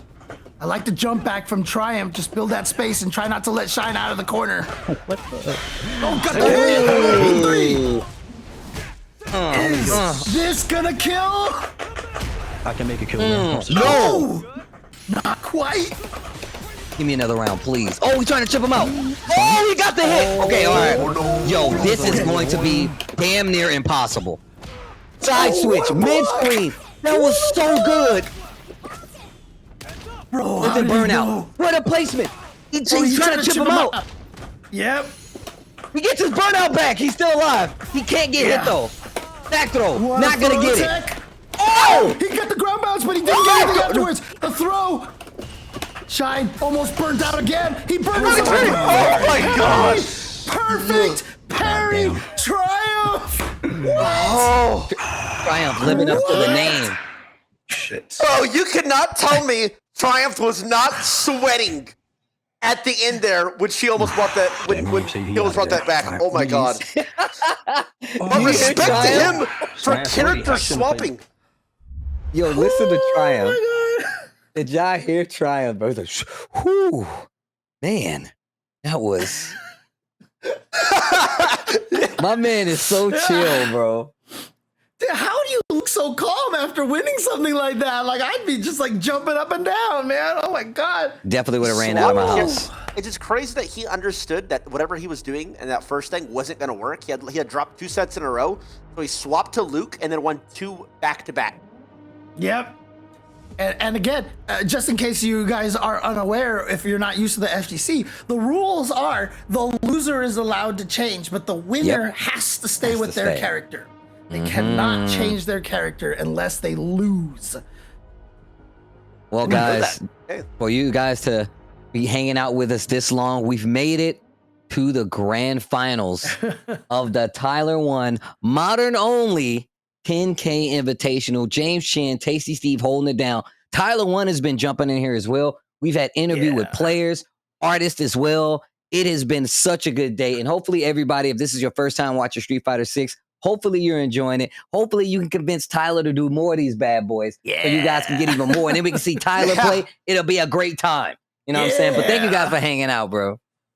And I just want to ask, what are the prize distributions for 4th and 3rd place? So how much did Shine and Triumph walk away from this tournament with? 4th place. 4th place. Sorry, we don't do that medal here. is gold, silver, bronze. Okay. So 4th place gets nothing. Yeah, they get an attaboy. They get a good job. First of all, James, the whole tournament was gonna. So the way I usually do these money matches or things like this is, winner gets everything. So 2nd place gets nothing, 3rd place gets nothing. But I didn't know how fighting games were because I don't know if there's like an undisputed great like that would just win. That's like pretty boring.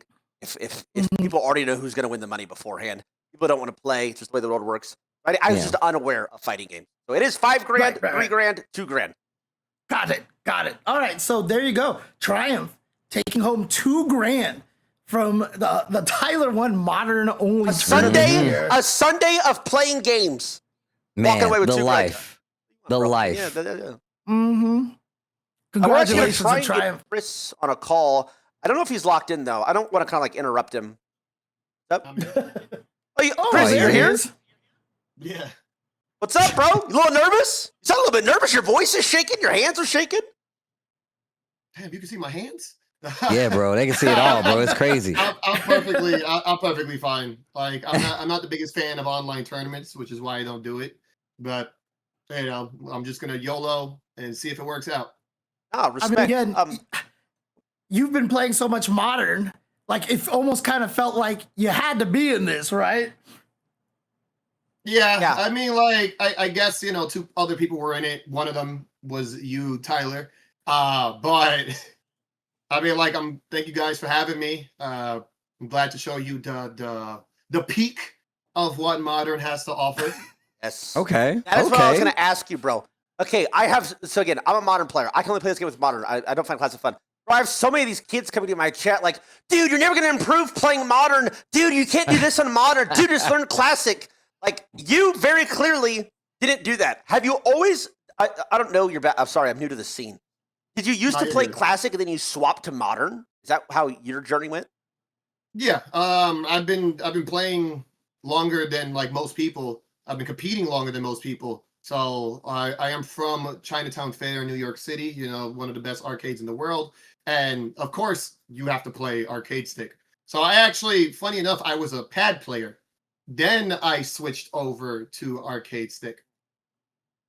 So like it's not something that you can't learn. Like, I mean, think about it. Punk's already like almost that good, and he's only been playing for what, like a week. So it didn't take me that long to learn this either. Like, I saw someone else use it, and then I was like, is this like viable? And then after that, I was like, you know what? Let me check it out, and it worked out. Yeah, for sure. My whole thing is I think it makes the game so much more accessible, like so many more people. Because I was so turned off by the inputting all these crazy combos I read about on these YouTube guides I read.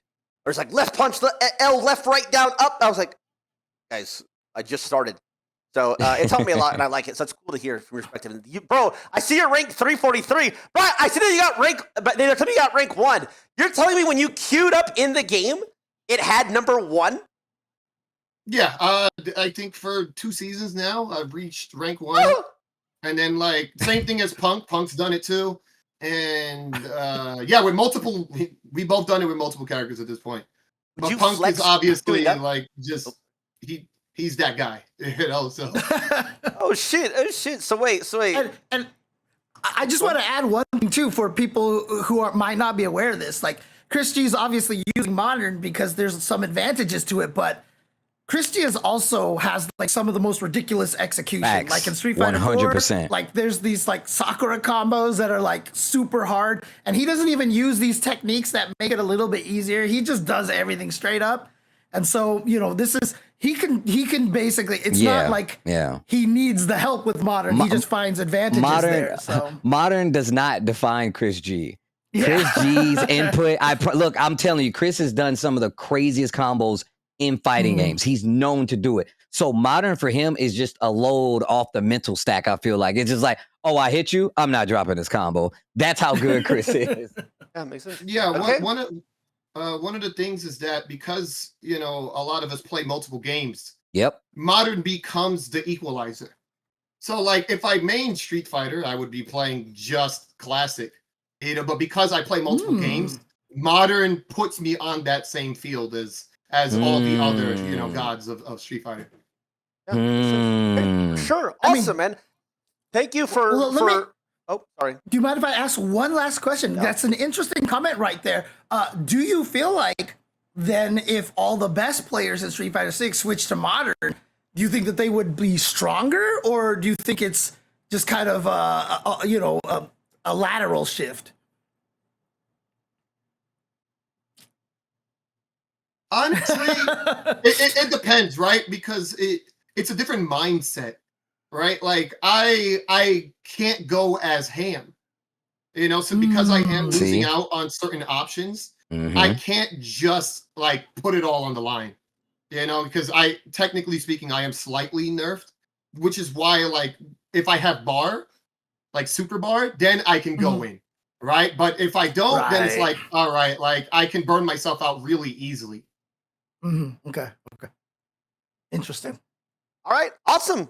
Thanks for talking, bro. I'm just always entertaining talking to you guys, like you top of the level other game players I'm not familiar with. So awesome, bro. And we are wishing you luck against Punk. Good luck. For sure. Also, wait, bro.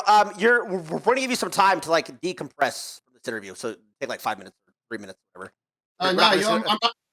I'm ready to play League after this. I'm ready to catch. Hell no, you're not, bro. How can you play this and go play League? Okay, bro, he's good. Okay, I can't sit here and babble with you about League. He's actually good. I'm dead serious, Tyler. He regularly plays it. He regularly plays League, dude. You good at League, Chris? Yeah, I hit like Diamond 2, like like last season before. That's not bad. That's actually really good. That is good. You're good. He's like, that's pretty good. That's cute. That's adorable. You said plat too. It's good. It's way better than I am in Street Fighter. So it's good. All right. Yeah, I think the Snicker said more than no. It's kidding. it was for content. It was a little content snark. Yeah. Fair. All right. So, Tess, what did you say? Okay. All right. Good luck, Chris. Good luck, Brody. Thank you. All right. So we've talked to them both, bro. It's actually these guys seem very open, like sharing their mind about the game. Both of you. Those are two top level players. So that's really awesome, actually. Yeah, a lot of people say that like they talk about getting into the scene and getting into like playing games at a level. Thing is, people will definitely talk to you about like how they learn and stuff like that, and what to do with it. It's pretty open, you know what I'm saying? So it's like it's very inviting in that sense because now, especially in recent fighting games, everybody typically has the same thing at their disposal. So it's more about sharing the information than anything. Yeah, and the way that a lot of these players think, I mean, if you make your opponent stronger and you can still win, that's just going to make you even stronger and stronger. So a lot of the times, people are totally willing to help each other. And, when you play against somebody and you have like a first to 50 or a first to 100 with someone that's your own strength, it's just like one of the most enjoyable things, win or lose. It's just like, it's just so much fun. Yeah. Is that what is like normal? You just like play the best to 100? I mean, It's you go to happened a lot, a lot of times. So people go to tournaments, right? Like they go to tournaments or Evo or anything like that. Let's just say you go and you're like, hey, I see Punk sitting down. Sometimes people will go up and be like, yo, can you play me in a first to 5 or a first to 3 or a first to 10? They do money matches. They do all of that stuff. It's just, dude, they do that. That does not happen in League of Legends. You do not see these top level league people, and you will never see that. You'll never. Maybe they'll have a meet and greet, right, or something like that. Yeah, you are never having. That is crazy. That is wow. Yeah. I mean, that's one of the cool things about fighting game community is like some of these legends like Daigo, they're just walking around. You'll see if you don't see Daigo looking lost at an event, like I don't feel like that's a real event, the way he's always just wandering around, kind of thing. The way that I like to tell people about the community, I was like, I put it into, I kind of compare it to like the NBA, right? Just imagine if you went to you can go play at an NBA game and you literally are just instantly in a bracket with LeBron James. Like, that's the kind of stuff that happens. It's like, hey, you want to play Daigo? You could potentially, if you're good enough, you can play Daigo in tournament. And if you beat him, it's even better. But the thing is, you just got to show up. And that's the beauty of it, man. We're right there walking around, talking to you. People freak out. They're like, man, I can't believe I'm talking to you. I'm like, bro, if you come to an event, you're going to see every one of these players that you look up to in almost any capacity. So that's fucking awesome. I think one of the best parallels is like poker, right? Like you go World Series of Poker, you're at the same table as Daniel Negreanu or something like that, right? Like it just happens. And like, that's what it's like in the FGC. So you can run into any of these guys anywhere. Okay, sweet. Yeah, dude, this is fucking awesome. Okay, we have an intermission screen. So okay. Am I saying a piece right now first, guys? Yay or nay? What's going on? Production? Oh, wait, we're to a break. Oh, a hype montage. A hype screen. Okay, production hype screen real quick. I don't know what's going on. Let's see. I don't care how good you are, I don't care how talented you are, I don't care how much you work on yourself. There are some times when things aren't going to go right. There are times when anything that can happen will happen. 3, 2, 1. Oh, this is Jimmy. Even if I'm kidding me, this is a lot closer than I thought it would be. Look at the muscles on these competitors. There are a lot of bodies here right now telling them what the ball is like. Some keep it going. Look at the raw strength. The rhythm over here. See the movement. There's a little bit of movement coming out on the right side. Thinking dirty. Halfway on this right side. Nick getting there again from the front. Tom coming in from the front. Hyper is determined that like really don't go anywhere. They are holding it here and it'll lead us to it. What's that going on to lead here? He's never won attrition. So testing the grip. Look at TYLER1, speed in the front, sliding. He's back to the front. Here's one of the team sitting if you can't sit down. Look at the face off.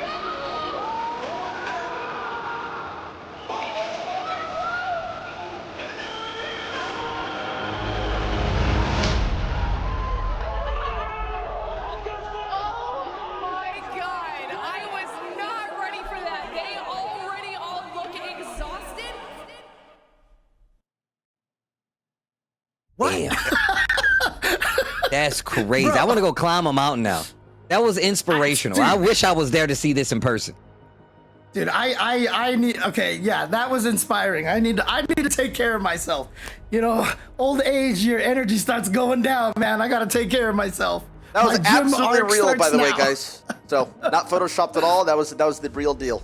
Damn, I'm trying to be for like adding you. that randomly production. I did like that. Hype up the players to maybe they too could do well. Okay, anyway, that was jet lag in real life. Well, I will say one apparently- thing too. Oh, sorry. I was just gonna say, I will say that there are a lot of top fighting game players who have adapted that. You know, there's this fit FGC kind of term that gets thrown around a lot. A lot of these players, it's true. Like they work out, they get healthier, and it makes their mind sharper, and they play better. Honestly, it's a healthy mind. Yeah, absolutely. It doesn't take long. A lot of people's problem with fitness in general, like dieting, yeah, but even going into the gym is just okay. We're going. Fuck it. Okay. I'm gonna say is the hardest part about getting people to the gym is them going through the door. It's like them consistently going through the gym door. That is the hardest part. So you are winning at yourself. If you just go to the gym, walk through the door, and turn around, that's a win. Anyway, here we go. The final games are starting now. And again, this is gonna be 4 out of 7, and we're doing this with the Dante theme from Marvel versus Capcom. Bro, it started, I'm like, we're going. It just started screaming. I'm like, okay, let's go. Let's go. And again, this is first to 4 this time. 4 out of 7 here for grand finals. It went to final game, final round last time. Let's see if we can repeat that here. The perfect parry. Bro, this music is just like, oh my gosh, just jump up and do it, Chris G. I mean, you've seen a lot of the Chun-Li players do that. They jump into the air lightning legs to beat the throws. Mai can do the same thing with her jumping dive as well. Look at this ground game they're playing. The re-inboot is kind of, you know, negate the fireballs if it's one there, and it stops the approach. Nice charge this time. Punk wasn't ready. Chris almost got a combo. Great conversion off the low forward. Yeah, so Punk actually got that hit right there. Nicely done. Okay, wake up buttons to check the approach. Yo, Punk is not letting Chris get away with nothing in this first game. Look at this. Okay. Round of 2. Come back here. Bro, I might have to take my hair down so I can headbang to this Dante soundtrack. Hold up. Might have to go full let the locks down mode. Okay. And now you see they're actually doing these pokes and then they're waiting for a reaction out of each other. And this is back to that slow pace crawl that I was talking about because they're waiting on each other. Yeah, you can see them just kind of oh, nice. Driver standing light punch. Yeah, got the hit. And then look at that. Punk walking forward and extending that pressure. But now Chris fights his way out. Back to the center of the screen. There's the reaction with the level 1. Oh, it's too early. It's too early. The combo still into the level 2 game 1. Chris. Oh my God, I had a feeling. That would work.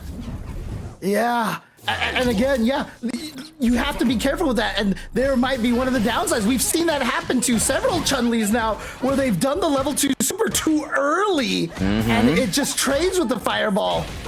And it's crazy because we've been seeing a lot of these players, even Shine, like get used to it and start doing it at the right time. So you're looking at these guys like learn on the fly. Yep. I love the air leg approach. Just in case they overextend. And now you see him double dashing to close the space and possibly catch the air legs. Another trade combo. Chris G at the deficit, but now he's getting an opportunity to come back. But he is in burnout. That's the hard part, the burnout. Ooh. Yeah, Punk. Oh, nice air to air. Met him in the air like that. And now you see just Chris G just backdashing away, trying to build up that drive gauge again. And he should be able to be, the jump in. Right at the tail end, Punk. Just scouting, waiting for his target to move into an open spot. Scouts him with the jump, gets the combo. First round, game 2. Goes to Punk. Yeah, that is such a classic situation in Street Fighter, jumping over a fireball and punishing them.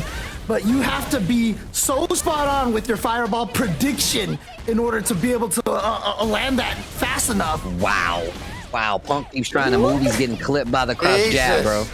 Yeah, he keeps trying to move. Punk not trying to stay in the corner. Chris G's calling him out with these buttons, and he's converting. Now we're at game 2, but final round of game 2, and Chris just keeps taking it back. And now he's got the powered up fans. Yep, nice block on the overhead. Very hard to chase that down. Oh, good little micro block, crouching block from Punk right there, so that he didn't get hit by that crouching medium kick. Very small, subtle things that these players are constantly doing. Look at the spacing from Punk. Okay, gets the pickup, forward throw, momentum in his favor. Another walk up and throw. Oh no. Oh, crossed him up. Wow. Jumping over, forced him to block the fan the other way. And it caught him crouching too, so it maybe messed up the combo for Chris G. Yeah. Oh, what? Okay, but Chris has got to be careful. He's almost burned out here. That's why Punk is being aggressive. He's going to use some of his drive gauge. He's going to use a little bit more because it's not going to burn himself out yet. He's going to go into the level 3. And he needed to do this because Punk didn't have, he was about to get burned out too. But Chris G is not dead, and we've seen him run it back. Wake up, fans! Chris G is in burnout though. He can get chipped out. Level 2 does not get through. Did not get through. Could not get through. Wow. I think if Chris actually jumped in the air and did the air version of that super right away, he would have gone through. I swear he was close enough on the ground though, but it wasn't enough. All right, 1 game apiece. Game 3 though. Chris G back in the driver's seat. Punk fighting out of the corner. Once again, this is a modern mode only tournament. That's right. They double But dash again, up. These players are so good at Modern, you wouldn't be able to tell here. Okay, yeah. Oh, okay, that's a great trade. Yeah, Punk is willing to take that trade because Mai doesn't get any pressure off of that. You both lose health, but Mai push back. Oh, wow! Okay. Dude, he blocked all that and just walked up and through. Here's a punish counter from Punk. He's gonna spend some bar so he can land the level 2. He's gonna get the full juggle here. He's not gonna be able to burn Chris out just yet. The trade combo. I thought he was gonna combo to level 3. The DI is gonna get the kill. Punk officially in the lead in this set. Yeah, I know, Chris. I know, Chris. Just like that. What? Dude, what a decision to use the drive impact there. That's crazy. This music is going so well. Jeez, it's so good. Damn, I'm getting hype right now. This is actually making me way too hype. Dude, this is so good. They're even on a stage that looks like a Devil May Cry game. This is so sick. Right? Oh, nice. Gets the throw. This round is all Chris G so far. That will make it through. That's gonna make it through. Just to get through. But again, if I'm Chris, I think he did that on purpose. He was like, if you go through that, that's fine because I have such a life lead. If I hit you now, you have no meter for the next round. Yo, but look at Punk. Well, look at Punk's life bar and the crouch jab. Bro. Yo, second form Punk, bro. We almost there. He almost did the, what was it, Tyler called him a gnat? Did you call him a gnat? Yeah, the gnat. Little gnats, yeah. Yeah. Damn, the mosquito in your room when you fall asleep. Dude, you see Chris G drive rush after that fan to chase down Punk's backdash. He knew he was gonna backdash. Oh, he finds a counter hit. Punk in trouble. Life deficit is definitely on his side. Okay. Level 3 is on the side of Chris. We know he's got the reactions. We know he's got the modern solution. Uh-oh, the footsies. You can hear a pin drop. You can hear the devil's cry. Oh, I like it. Oh, no with punish. Air What an throw. air throw! Wow, keeps him in the corner that way. But they both swung at the same time, and Chris is gonna come out on top of that one, and so he is gonna go up 2-1 over Punk the God. Oh man, the cinematic. I have to contest. Okay, game 4. Remember, his first to 4 wins here. Chris G got 2 games already. That's right. And again, first to 4. So Chris G has to get to 4 games here. And he's halfway there now. Punk not out of this yet, though. Drive rush to get past it. Oh, nice confirm. And again, you know, most Chun-Li players you'll see would whiff punish with crouching medium kick and such, but Punk's using that standing heavy punch, so he gets a maximum combo off of that. Look at the life bar. Look at the drive bar, excuse me. That air dive from Mike can be very punishable if you aim it wrong. Oh, here we go, drive cancel. He's gonna build up to the level 2. Is he gonna go for it? Just a level 1? Yeah. That's all he needs. The calculations from And he Punk. saved the bar. And he saved the bar. That was a buff they gave to Chun-Li recently. The air OD legs, letting her extend some combos. Oof. Uh-oh. You reach, I teach. Hold these level 2 fans. Wow, tries to fight back. Good trick. No, recovery. Oh, yeah. Wow. 2 hits. He just... Oh my God, look at what happened to his drive gauge. It's all gone. That's serious. He was blocking all those powered up fans, bro, but he's got level 2. Chris knows this. He's backing up. Not gonna work in the button. And Punk wasn't gonna wake up with a super that time. He was just gonna either just try to press a button, take the chip and die, or, you know, spending that super would have been useless there because probably would have died anyway. And now at least he has the 2 bars here, so he could make a comeback. They playing spacing a little bit. The footsies, get clipped on the tail end. Back to the corner you go. Chris G, full momentum. One more interaction, he could definitely close out. Punk's trying to find a hit though. Yeah. And he knew Punk wanted to back throw him into the corner, so Chris just jumped away. He can't throw a fan. Point fire. He knows he can't throw a fan at that range. Wow. Chris can react with his level 1, and he still has 2 more of those where that came from. So anything where Punk leaves a gap now can be Chris coming out with the level 1 super, but he doesn't need it. A standing heavy punch from Chris G is going to give him the 3-1 lead. Classic solutions require modern action. Ooh, and a good start for Chris G here. I like how production lowers the volume a little and then brings it right back. And it just comes back to the devil screaming. Yeah, like every time. Yo, Chris running away with it. Yeah, you see Chris just walking backwards. Punk knows it, so he walks forward to chase after him. Oh, got the counter hit. It's the confirm. Oh. That should do it. Oh, wait, he doesn't have the meter. Not quite enough to kill just yet. And the perfect to close out. This is getting harder and harder for Punk to fight back. Set point coming up. Give me more games, Punk. Come on, Punk. I just want to see more Street Fighter. I don't care who wins. I just want more games. And now here we go. The power up. She's got the power up fans. And yeah, again, Punk's always going to trade there because it is a guaranteed hit. And it's better off than just having to defend against those fans. What a throw tech. Here we go. Punk got the counter hit. He got another one. But of course, they're all light buttons, so he can't go into anything particularly damaging. Oh, the back throw. The dive once again. Tried to slide under. Go the whip punish. He's got 3 bars. Oh, He's wow. Gotta do it. Oh, no, he doesn't do it. He's saving it. What are you? The cross up. Level 3! Assaulted Reiko! He's hella dead! Hella dead! It's still alive! Hella dead! It's still alive! Yo! What is going on? And again, this is like week 1 modern for Punk right here. Yeah, bro.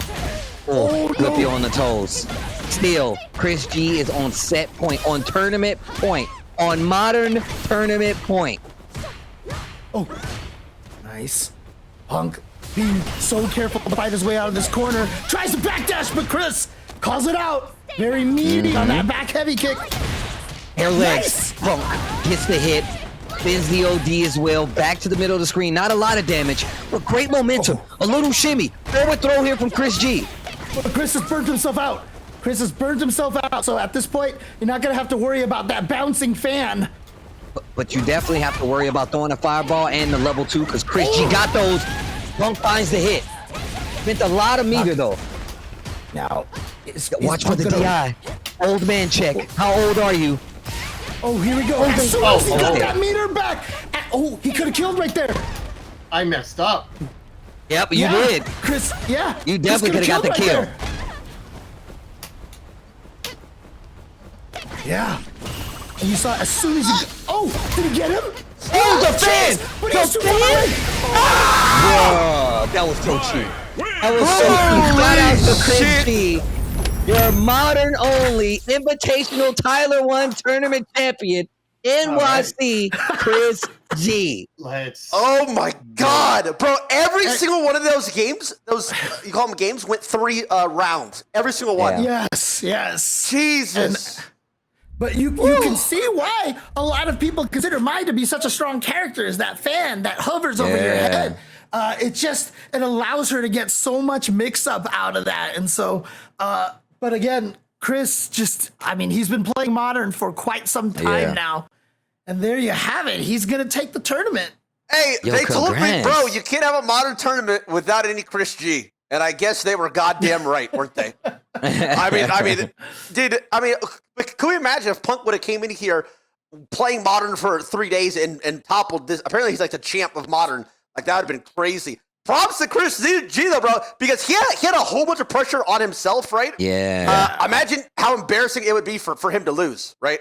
He's the king of Modern. He is actually every single match probably thinking about this. I can't lose. I'm the king of modern. I'm the king of modern. I can't lose. If I lose, it's bad. Blah blah blah blah blah. And he didn't. They just don't lose, and he did it. I mean, to be honest with you, I mean, like that was Punk the God in grand finals, and you heard Chris saying it was like Punk is just him, and look how close and how much he made Chris sweat, man. That's just a testament to how strong Punk the God is. Yeah, absolutely, bro. These brother, I know I've been saying it.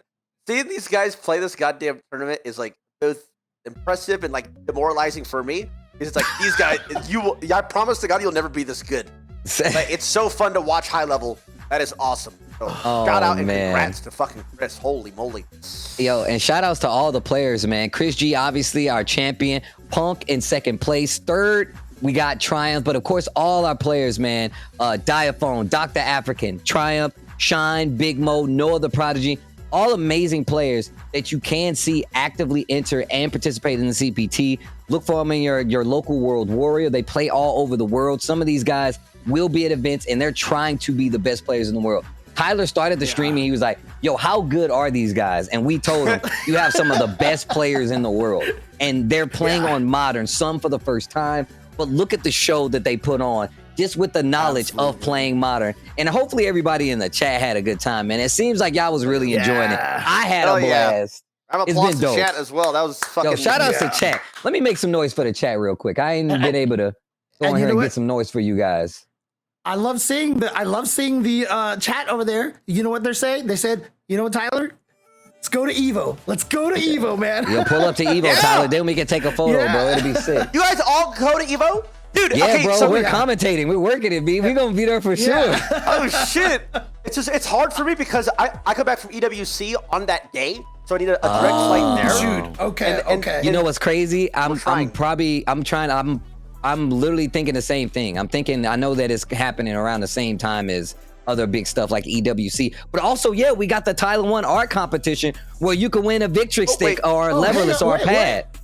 Chris, you here? What's up, Chris? Congrats, baby! Yo, congrats, Brody. What's up? What's up? How you feeling, man? I'm feeling pretty good, you know? Dude, those 5K, games... 5K? Bro, yeah, true. Those games were exhilarating, bro. Was your heart pumping, though, a little bit in those? A little bit? Adrenaline? Yeah, a little bit. Actually, a little bit. A little adrenaline, baby! On a beautiful Sunday, I know you felt it! Bro, when you hit the I messed up. It's definitely like, because again, it's still Punk, so like you have to always be on your A game, right? And then because like one mess up and that's it, right? Like there was a few instances, you know, where I had to like kind of 5-head what I was doing in order to, you know, even get him. But yeah, no, it feels good, you know. I'm glad that you guys brought me on. You know, I just, like I said before, I just wanted to saw your tweet, people. bro. Your tweet actually he literally got said you on your here. tweet, I'm not bro. gonna lie. I was like, oh yeah, shit. no, you know what the thing is, because you know, like I'm gonna just say it bluntly. You know, it really do be friends of friends that just be getting into all these invitationals, you know? Not me, brother. You got me fucked up. You got me fucked up. Bro, we had like some like 20 follower on Twitter people that joined but then dropped out. So we were like, okay, who else can we invite? Who else can we invite? Who else can we invite? We're actually just looking on the list. And a lot of people were actually busy because it is July 4th weekend. Yeah. So a whole bunch of people didn't show up. So we were like going through the list. So I was like, fuck it, I'm just going to sub. And then I just happened to see your tweets. Like, fuck it. Nah, we don't play that. But I understand what you're saying, though. It's like, oh, you want to share money with your friends. But nah, we don't do that bullshit. Oh, yeah, no, I'm definitely. I'm glad, you know, you saw some stuff. I'm glad that, you know, you listened to a few people that was like, hey, like, yeah, like get this guy on. He does do this. Yeah, see, and it's pressure for you, though, because I was telling these guys, bro, imagine the king of modern comes in a modern tournament and loses. Like, that's bad for the brand. Oh, no, 100%. I get booed 24/7 playing modern. I'm always booed. Oh man! And actually, you know what's actually a really funny story? One other time that Chris G did get booed was at Evo when he beat this like he beat this little kid who was destroying everybody in Marvel. The kid was like 8 years old or something. It was Noah the Prodigy, like almost 20 years ago, you know? Damn, you've been getting booed for 20 years, bro? Are you the villain in the scene? It's pretty bad. Like, since the Morgan days of Marvel till today, you know, like, you just get the classic stuff where it's like, oh, Chris G couldn't win without blank. And it's just like, dog, I've been winning for 15 years now. What else do you want me to do? Like, yeah, respect. Hell yeah. Love it. How many records can my records break? No, exactly. Yeah, I love More that. I records. quote that all the time. More Yeah, records. right? Are you a different beast in the same animal? Huh? Keep winning, Chris. You know that's my thing. Man. You just win, bro. I don't care what nobody say. If I get the dub, I don't care how you feel. I won. Get in the back of the line. Hell yeah. Oh, that's awesome, bro.